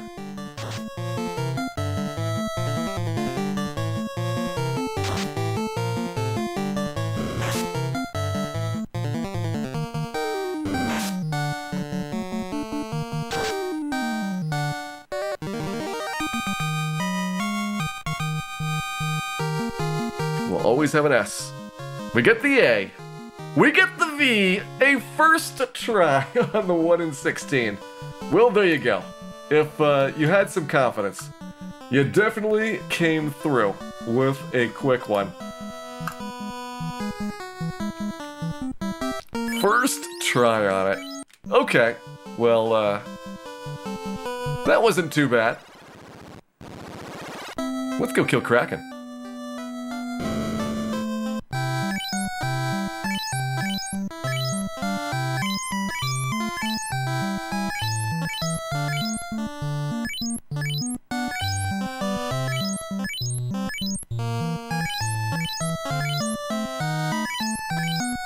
Load up on cabins here. There's nothing to pick up in the sea shrine. I don't really care about the light axe or anything like that. We obviously don't care about the power glove. We don't need any more ribbons. So we can just walk down to the boss and have our way with him. Wish I've also got max healing potions. Yeah, 99 heals, looking good there.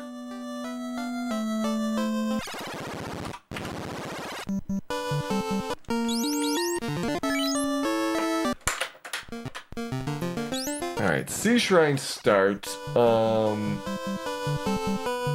we want to skip the Naga fight. So really what we're doing is skipping the Ghost fight, which will be coming up for the second battle. But I do the speedrun for it. It's a couple more battles that we skip, but that's a route that's going up to the mermaids and then back down, so I don't know really how well it would integrate into just a straight to Kraken run.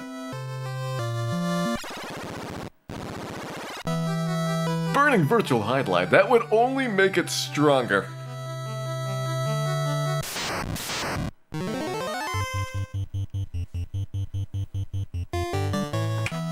That would only make it stronger.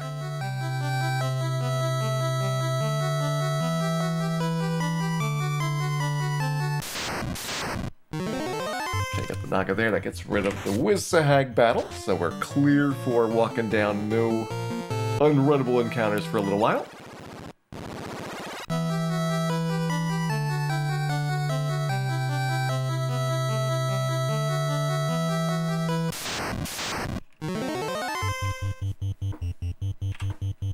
I probably could be grabbing a bunch of these fights, but it's so quick to get the level up that I don't want to spend any unnecessary time in case we actually don't win against Kraken. I think we're gonna win. But this is Dan we're talking about. You need to be prepared.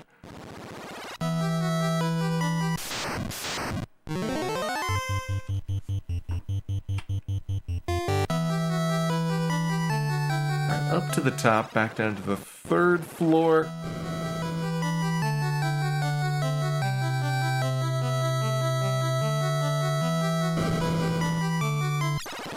Down to the 2nd floor. I don't think we can get across here in 2 battles. So I might have to do a water fight after all.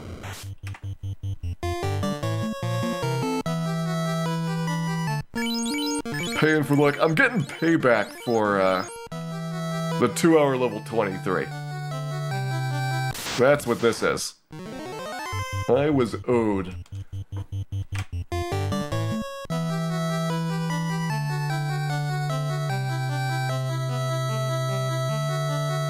Alright, let's get at least one of these waters out of the way.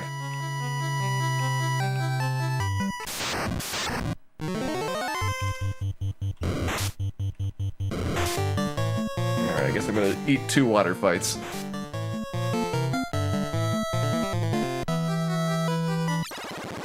At best, I think I can do this with only 1 water battle, but it would be a bunch of delays. I have to take a Wiz-Sahag fight, so I don't see a lot of upside to delaying.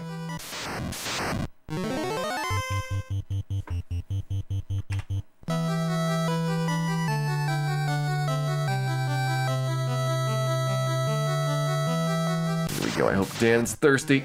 Oh, he's thirsty. Triple water. This would actually be the best water situation in Temple of Fiends, which is the reason why we don't take that battle on the trip down. Instead, we have to take a purple worm fight, which is also dangerous, but a bit easier to manage.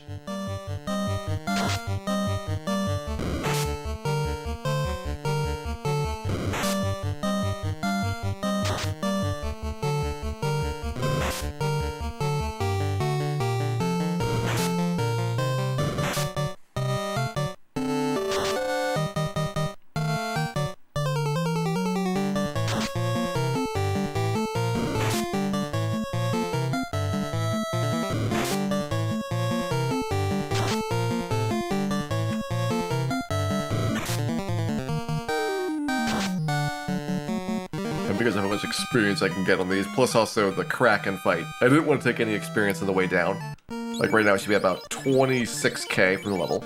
If it happens again, we're at 20k. Kraken should put us like 14k, and it's still comfortably not gonna level us up.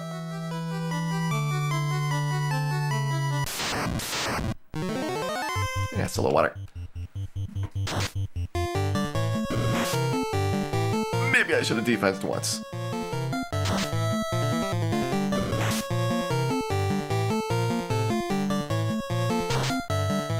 Yeah, we're fine. We're fine.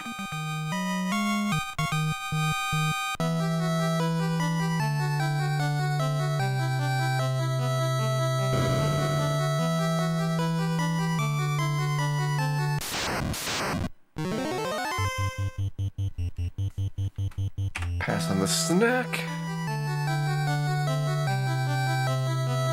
And get ready to rumble with the octopus.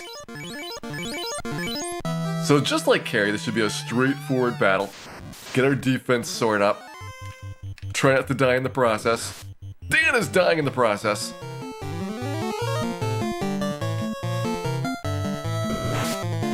Getting mauled here by Kraken.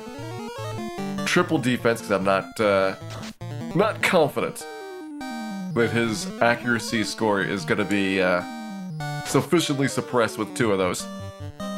Or a couple levels away from having good enough accuracy or evasion to get away with two defense swords. And yeah, Thor hammers it is. 800 health to chew away. So roughly 10 rounds, and we can only get hit about 3 more times. Oh, back-to-back crits. 2 hits left to go.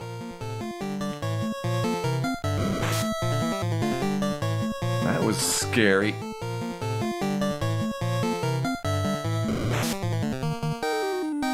He's being real mean. I want him to use the ink as much as possible. There you go. Those are free rounds for us.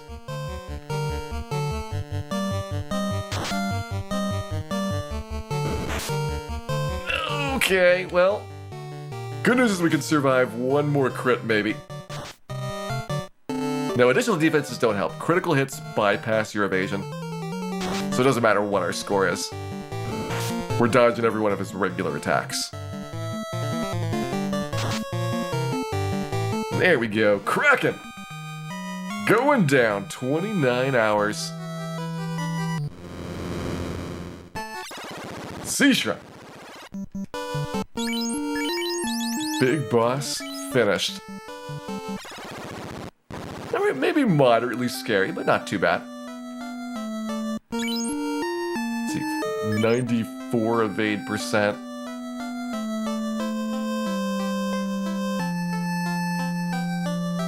Why does it seem like that's enough to get me maxed out here? Do I need 9? I think I need 96. Okay. I was like, does this math work out?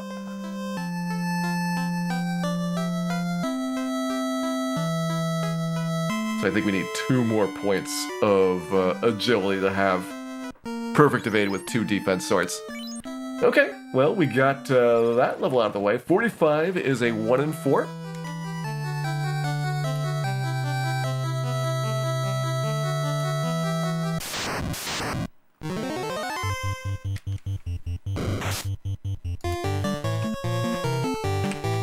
And I guess we'll find out whether or not we get it first try.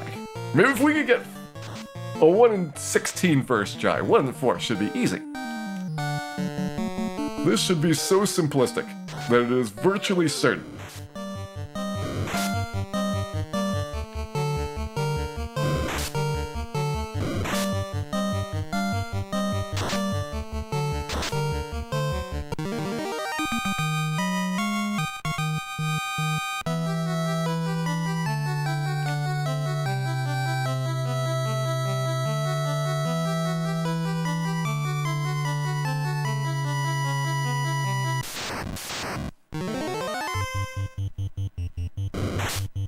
I can't believe nobody believes the whole 45 is gonna be first try.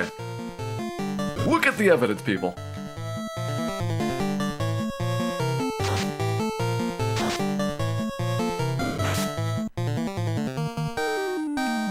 Will they hit level cap? Yes. We'll get level 50 before doing chaos. I don't think we need to bother it for Tiamat.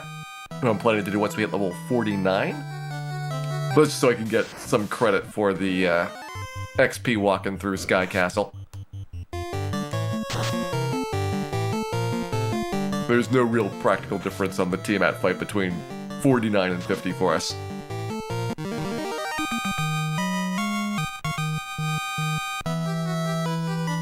Okay, about 12k.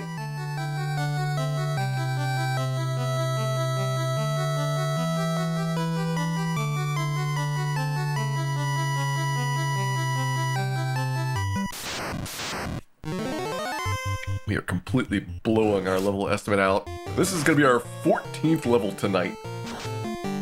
2 fiends, and got all the rest of the gear. Like, I was hoping we'd get 10 levels. And I was thinking maybe we'd only get 9. You know, get 9 levels and beat Carrie, and then do all the 40s on Saturday. This has been a combination of really good luck on the level ups, and finding a grind spot that's worked really well for us. I think both of those factors has helped out quite a bit.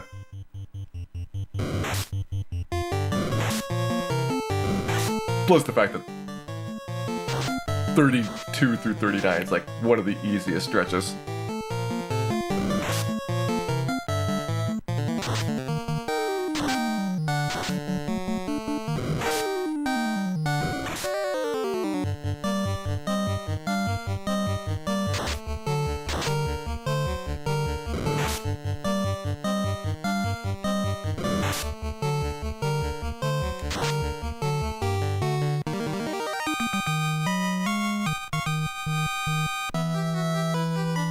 Okay, 6,500.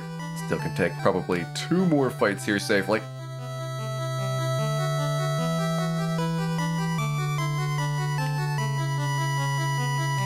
Unless we get like max XP on these.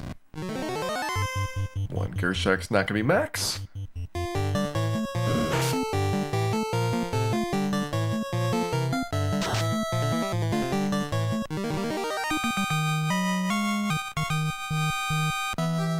More than 4,000 left. 1.8 Gershaks. This is close. I think this is safe. I'm gonna find out if I'm wrong. It is really, really close to hitting the level up.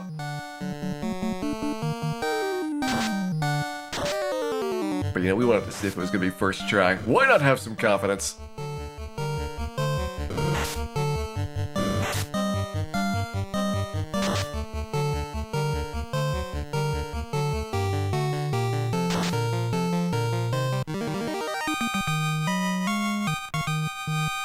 Too much!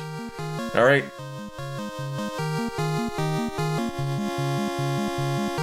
We're here level 45.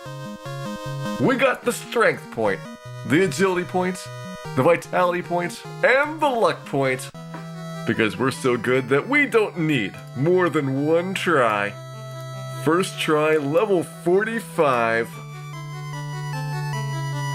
Nailed it.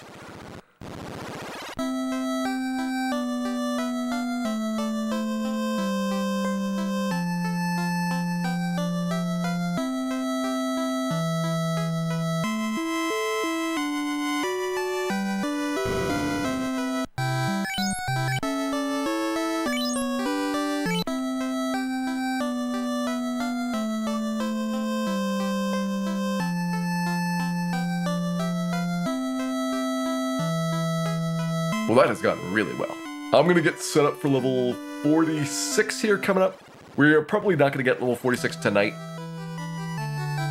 I think we will save the last 5 level ups themselves for Saturday. 46 is gonna be a tough one. We are probably gonna be doing some vitality point trade-offs. It is SIL, strong level, the very last strong level up for the thief in the game. So I'm thinking we want the agility point and a 0 or a -1 AV. I'd probably take either of those 2 outcomes. NES Cardinality, welcome into you.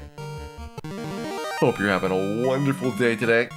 We're working on our solo thief no class change playthrough. Getting close to level 46, killed 3 of the fiends. And just having a blast doing this. So hope you had a great stream. I've been watching you do a lot of Tetris recently, get back into that. I'm wondering if you have seen the Tetris rolling discussion enough to have a good opinion about whether rolling is going to beat hyper tapping when it comes to the top levels of play.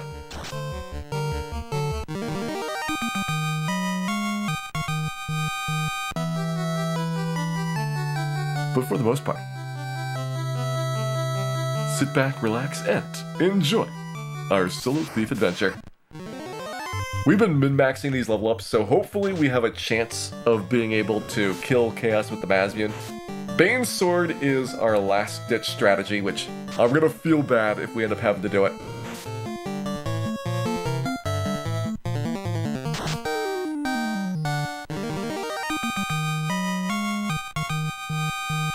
But sometimes you have to do bad things when you're playing a very bad character class.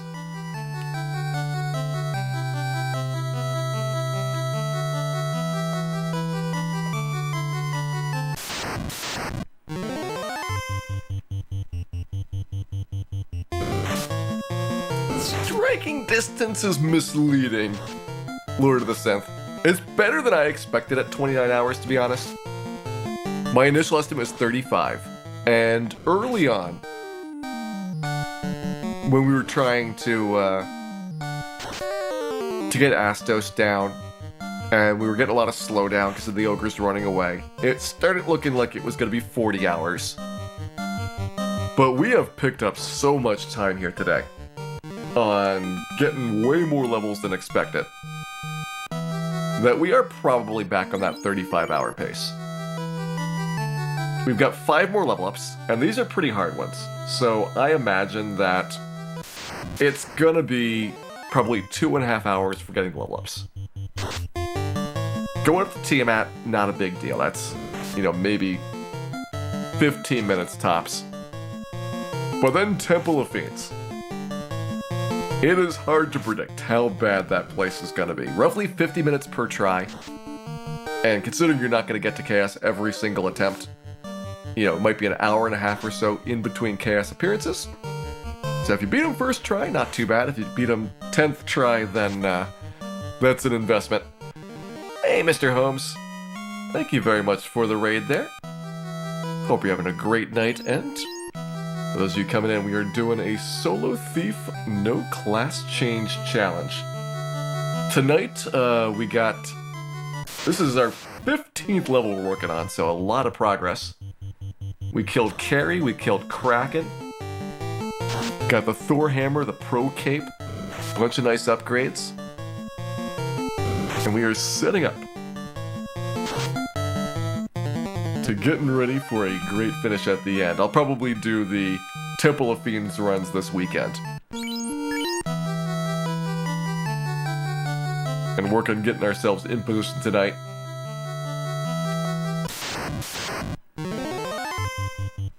Yeah, literally pretty much have to just expect that you're gonna get nuked.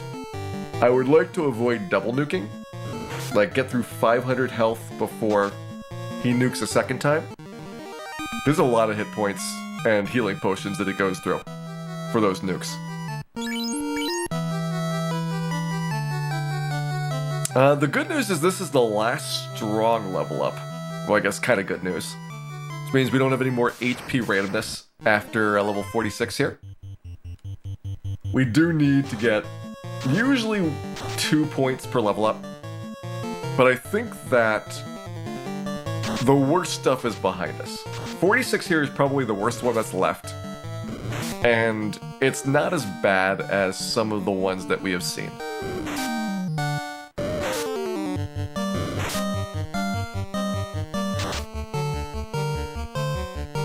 Like, the really awful ones are early on, where vitality is so critical that you have to get the point. You pick up a strength point as well, because that's really critical, and you have to get either an agility point or a good roll on the random HP. Like, that's a lot of things to do at the same time. Whereas when you talk about a 1 in 4 or a 1 in 16, it might be a little bit tedious to pick up, but at least you're getting through them within, 15 or so minutes per level. So it gets a lot better once the options that are required to get a good level up go down. The downside is it means the level ups are not worth as much. I would love to have some of those strong level ups still to come so that we can get more HP on our thief. As it is, I think we get around 825, which is very respectable. It's only a handful off of the maximum possible HP a thief can have. We've gotten every single strength point so far. I don't think these trolls are going to stick around at all. Yep. See you later, trolls. Had some success with the canoe monsters staying around here at these levels.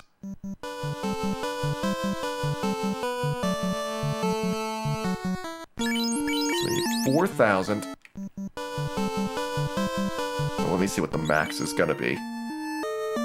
So we have 48 vitality. That's a 12-point bonus. 26 base, so 38. So we're looking at 798 as the best possible HP roll. Okay.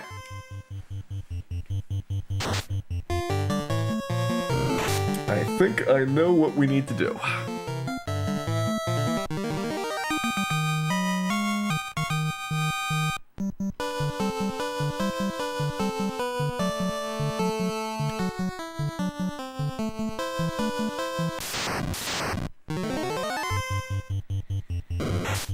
.42 is the minimum agility points to have your defense sword give you perfect evasion after 2 uses. I am well above that pace. I'm going to be probably getting 46 or 47.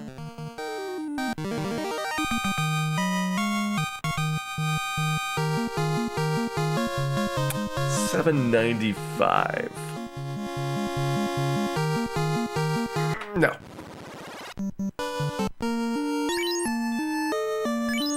I don't think I'm willing to take a -2 on the HP. It had a strength point, which is already promising. No, wait, strength is guaranteed on this one, never mind. Yeah, we'll definitely have to hold pretty firm on the HP total.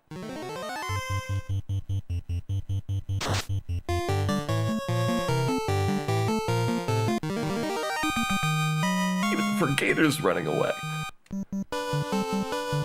But about the agility points, like, 42 is the minimum to get the defense sword to do a certain thing. But every point of agility is always active for improving your dodge chances. So those extra points are not wasted in any way.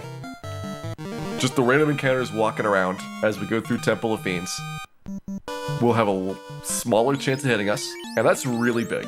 Because any one fight could be really devastating. if you get ambushed and attacked by 7 vampires. They might not kill you, but they're gonna drain enough healing potions that it's really tough to be able to fully heal before chaos. When you're fighting Kraken 2, there's gonna be 2 rounds before you have your defenses up. Really critical during those 2 rounds to get as many dodges as possible. So it kind of contributes to all those small scenarios. Alright, 900. Hey, Nova Dragoon. Last tune in before Astos. Well, we have done some things since then. Astos was level 21 when we killed him. We're now level, well, soon to be level 46, what we're working on here. We've taken out 3 of the 4 fiends.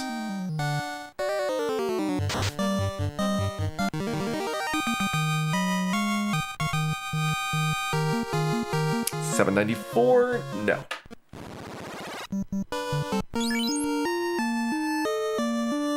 Keep looking to remind myself. Yeah, 798 should be max.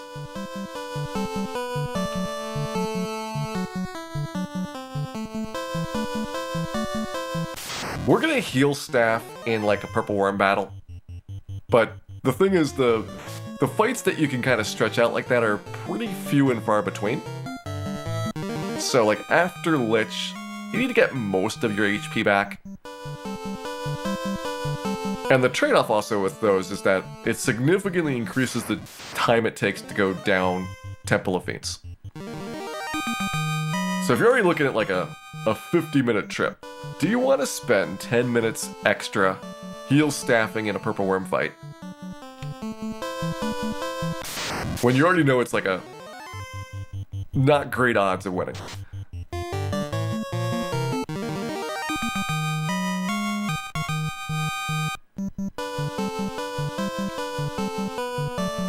$256, that's actually not bad. I might go for the 0 AV here.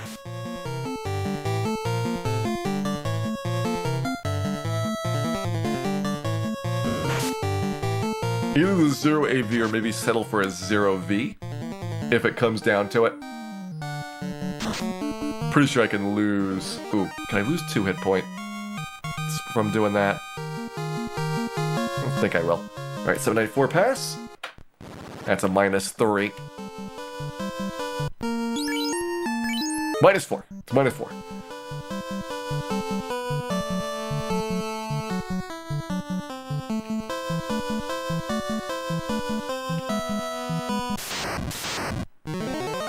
The Gershak's better. Well, you don't walk from the inn, you walk from outside of town.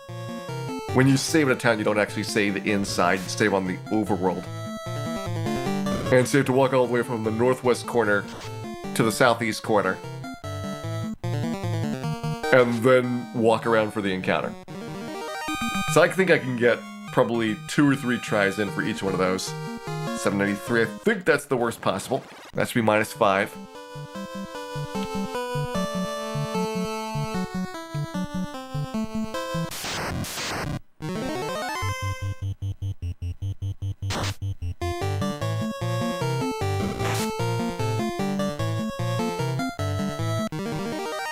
See if we get a new result here. -1. No A. That was a -1 V for the level up. Definitely not taking that combo.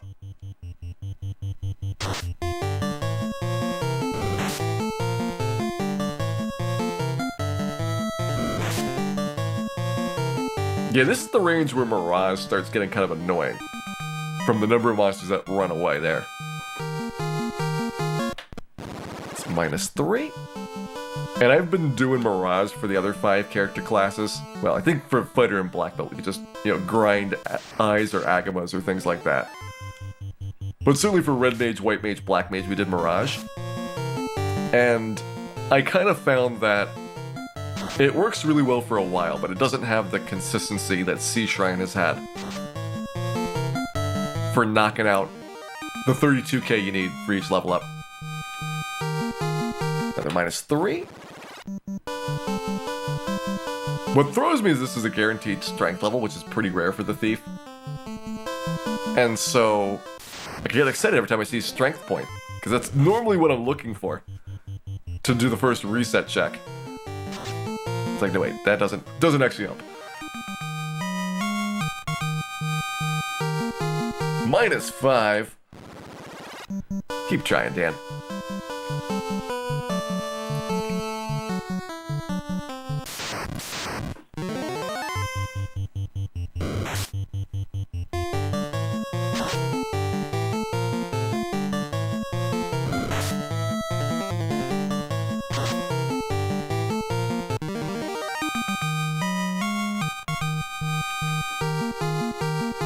-4.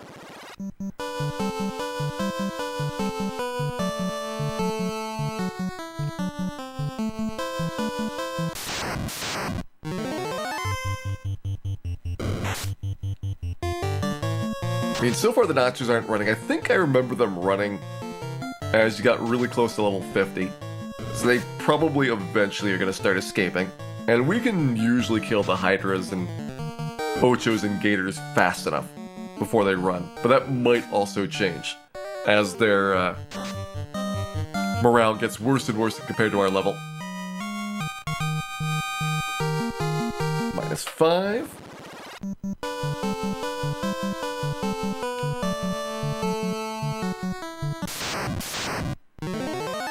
Yeah, Fur Gator's the surprising one. Like, I was thinking these would be a much less cowardly monster. Because they're pretty high level. Like, this is more advanced than many of those other monsters we're fighting. But for whatever reason, they seem to have bad morale. And once we got into the low 40s, they were escaping earlier.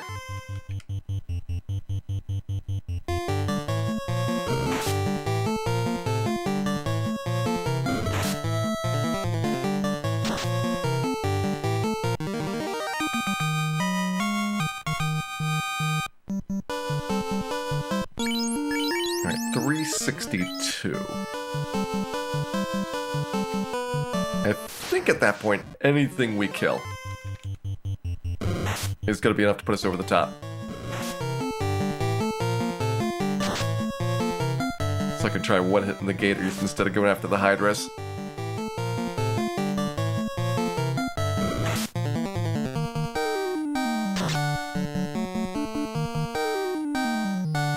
That way we at least have a 50% chance of getting a kill. Just need to go before the monster we target does. Another -5? Had a lot of those -5s. I don't think we've had any zeros. And I'm not even sure if we had a -1. I want to say -2 is the best that we've seen.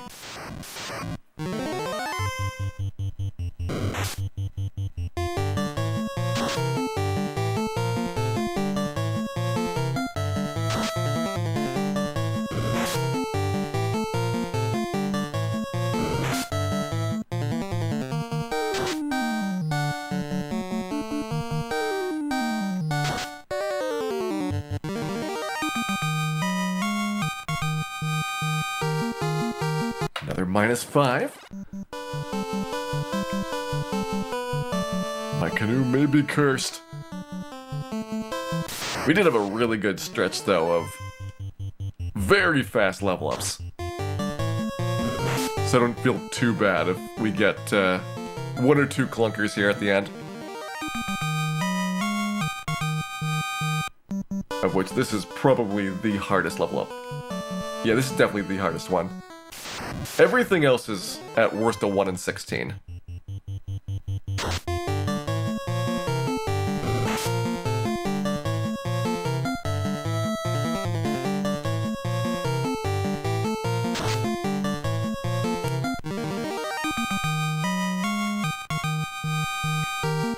Ooh, there's a 0. Alright.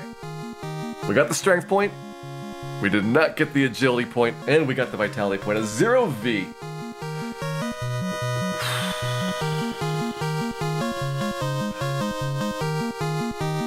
Would I take a 0V? So just completely maxing out the health gain. But missing the agility point, I'm gonna say no. I'd rather have the 0.5% better chance of dodging.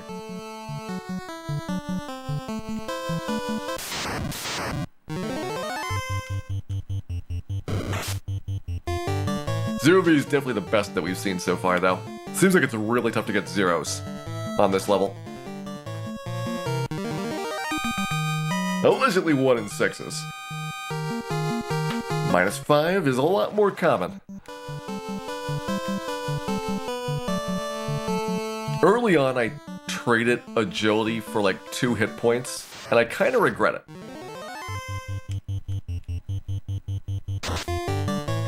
Like an agility point, it's a small chance of saving you like 200 damage. So it's hard to weigh against, 2 hit points being a much more consistent thing. Alright, here we go, another 0. There's the agility point. Do we have the V? No. This is a 0A.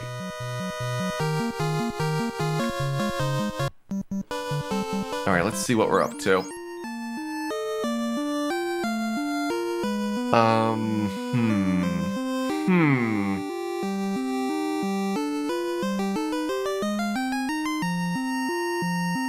Definitely costs me a hit point to get that 0A. So really it's like a -1A.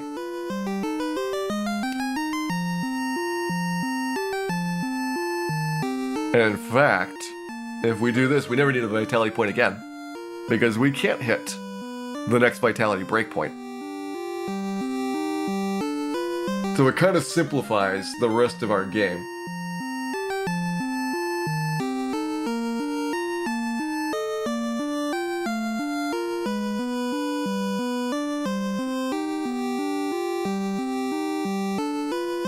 I'm taking it.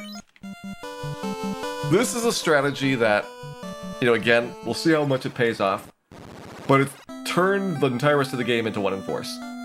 We have 4 1 in 4 levels left to go.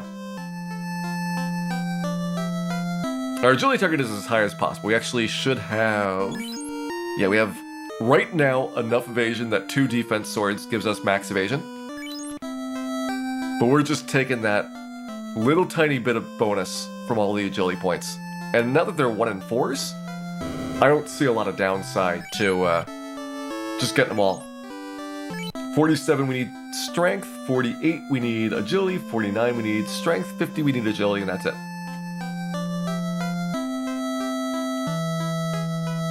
And it gets rid of a whole bunch of 1 in 16s.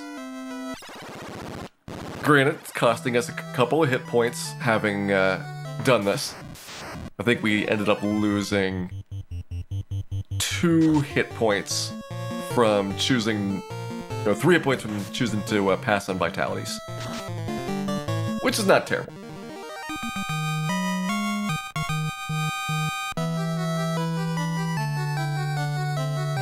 It's much better to lose vitality late when they're worth very small amounts than it is to lose it early when you have a really big bonus for each one.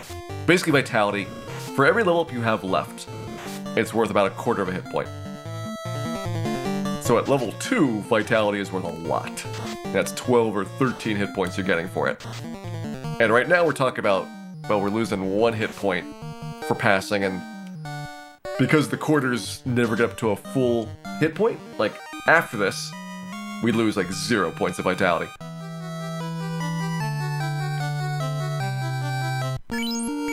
You'll die by 5 hit points. That'll be the sad parts. Certainly vitality helps you more than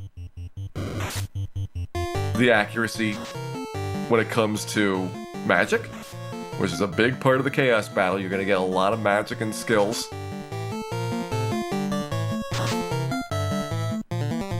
The agility happens to be pretty nice for the trip through.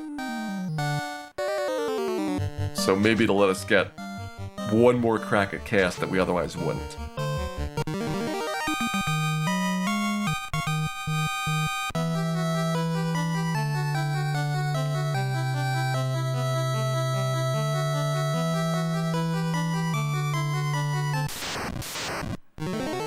I will admit the thought of not having to get a bunch of 1 in 16s was kind of tempting.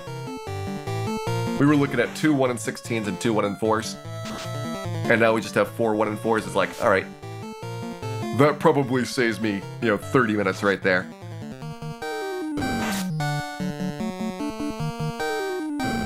So there's like a definite trade-off for a decent trip through Temple of Fiends.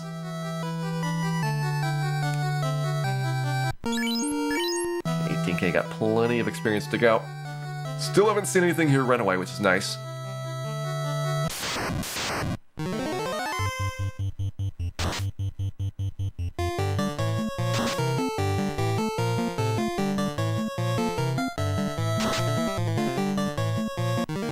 I was kind of expecting some things to run, but I know that you basically see all of these monsters in Temple of Fiends on Kraken's floor.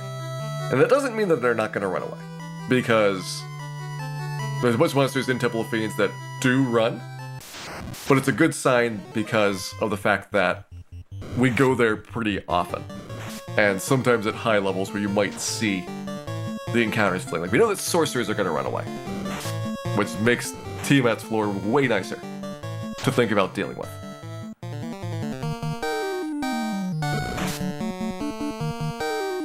And we'll probably have a bunch of miscellaneous things up at the top run.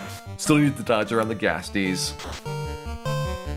Purple Worms never run away, so we still have to kind of hack our way through those.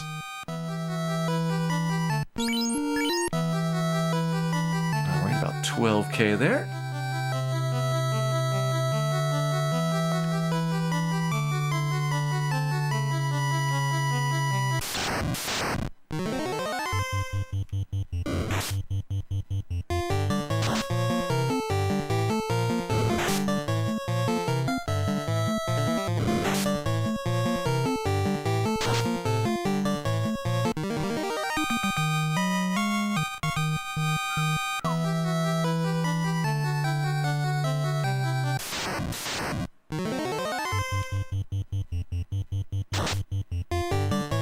Pretty consistently one-shotting the sea snacks. Starting to see whether it's worth the trade-off with the Thor hammer doing the AoE damage. But if we can one-shot him, it's a lot faster fight. That should work on the lobsters as well. Probably not the sea trolls, but come pretty close. Alright, 8k left.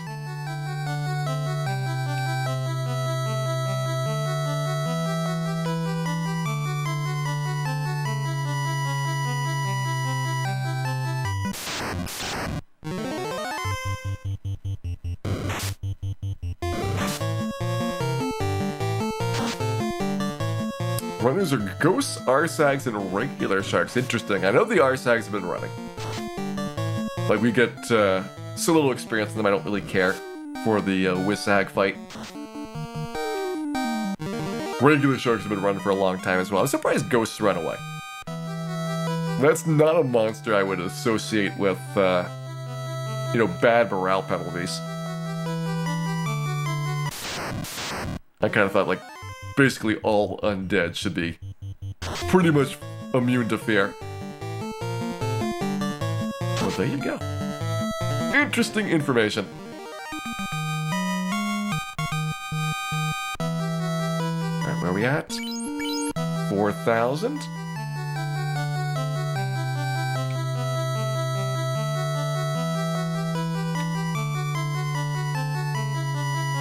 Gonna try and squeeze one more fight in. We don't want double Gershark. Alright, these are fine. We'll get as much as we can here. Like, at best, it's gonna be like 2k. And then we can work on getting level 47. 16 levels today. Pretty sure that's more than we've done on any 2 days back to back so far in this.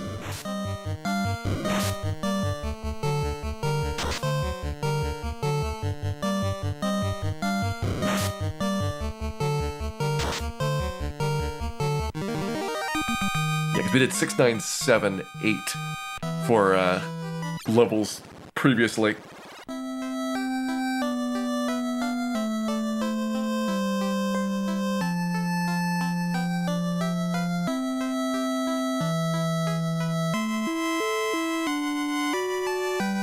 Excuse me?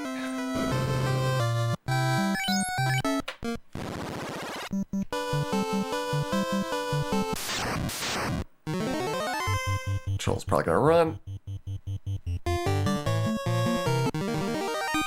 Not a surprise there, they were running at level 25.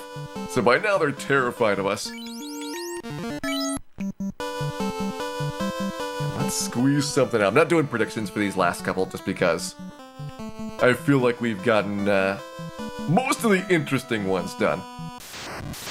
But we might do a big prediction tomorrow, or Saturday, for the final stretch of levels.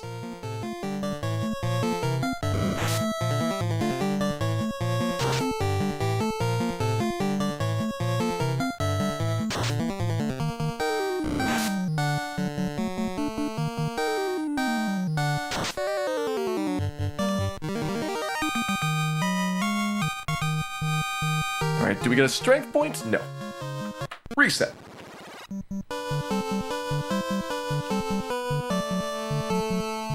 Wow, even with missing those last couple of vitality points, our HP is really good here. We're gonna get 48 more HP than we have right now, so we're like 846 on a thief. That is ridiculously good for an HP score. It means like low 850s is possible. That is kind of shocking. It's way better than our red mage gets. No strength. Yeah, our exact total is gonna be, looks like 847.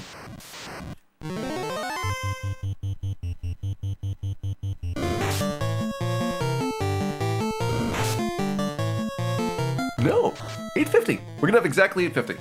I forget about the +1 that you always get.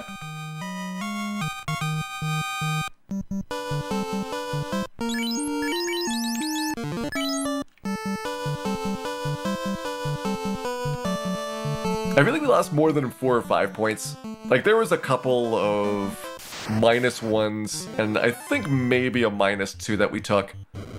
-3 from the missing vitality points. So, I'm gonna guess we missed about 7 HP.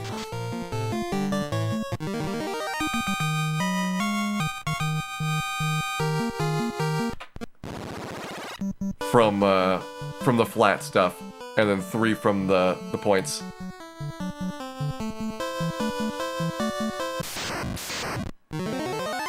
So somewhere around like 860 might be possible. Keeps going up. Like, my initial goal was to break 800, and then we did that by a large margin.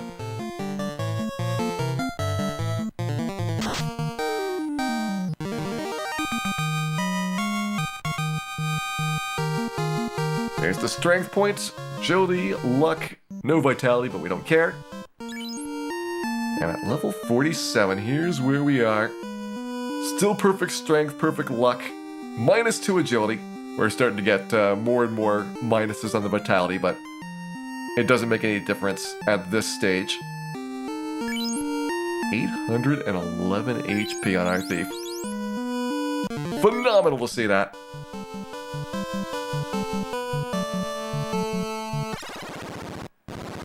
I think we ended up getting an SAV -1. Like, it was ridiculously lucky.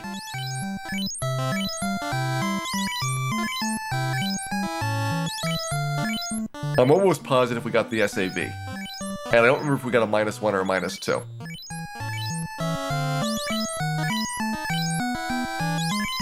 But I know it was a good HP roll on top.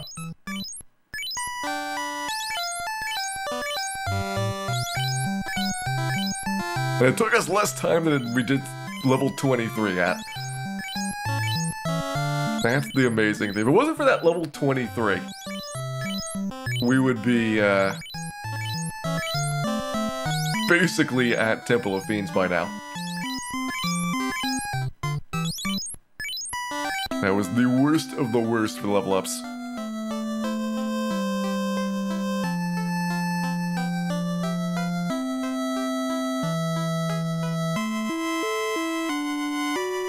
Excuse me?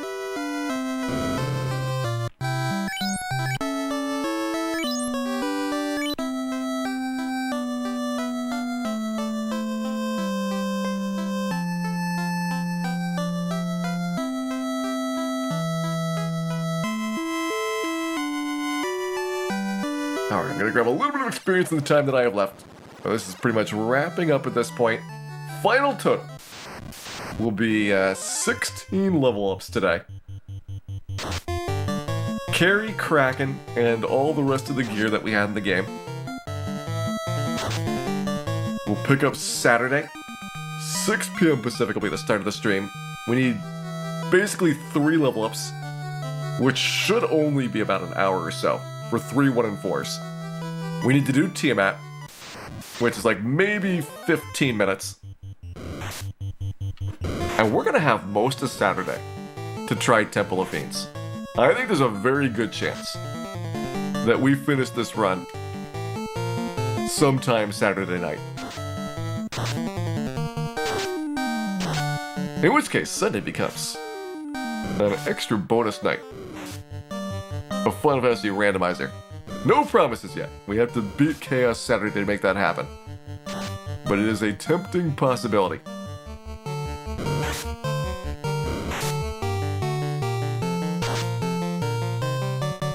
We have indeed leveled up our leveling game. Our leveling game was on fire today. So many very lucky ones. You know, getting first try 1 in 4s, 1 in 16s. Kind of figuring out where we could push on some of these vitality points was helpful as well.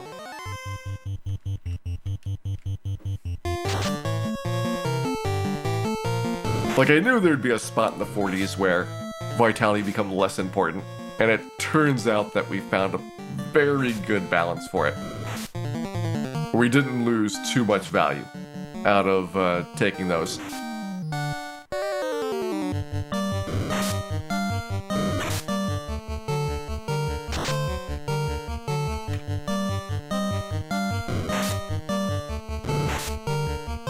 But overall, just very fortunate on how fast we found a bunch of those level ups. That makes more of a difference than anything except for the boss fights in doing this run. The boss fights can save you multiple levels if you get good rolls on them. But still nice to have. As many good ones as possible here. So let's head back to the inn. Declare victory. Here for tonight. Excuse me again.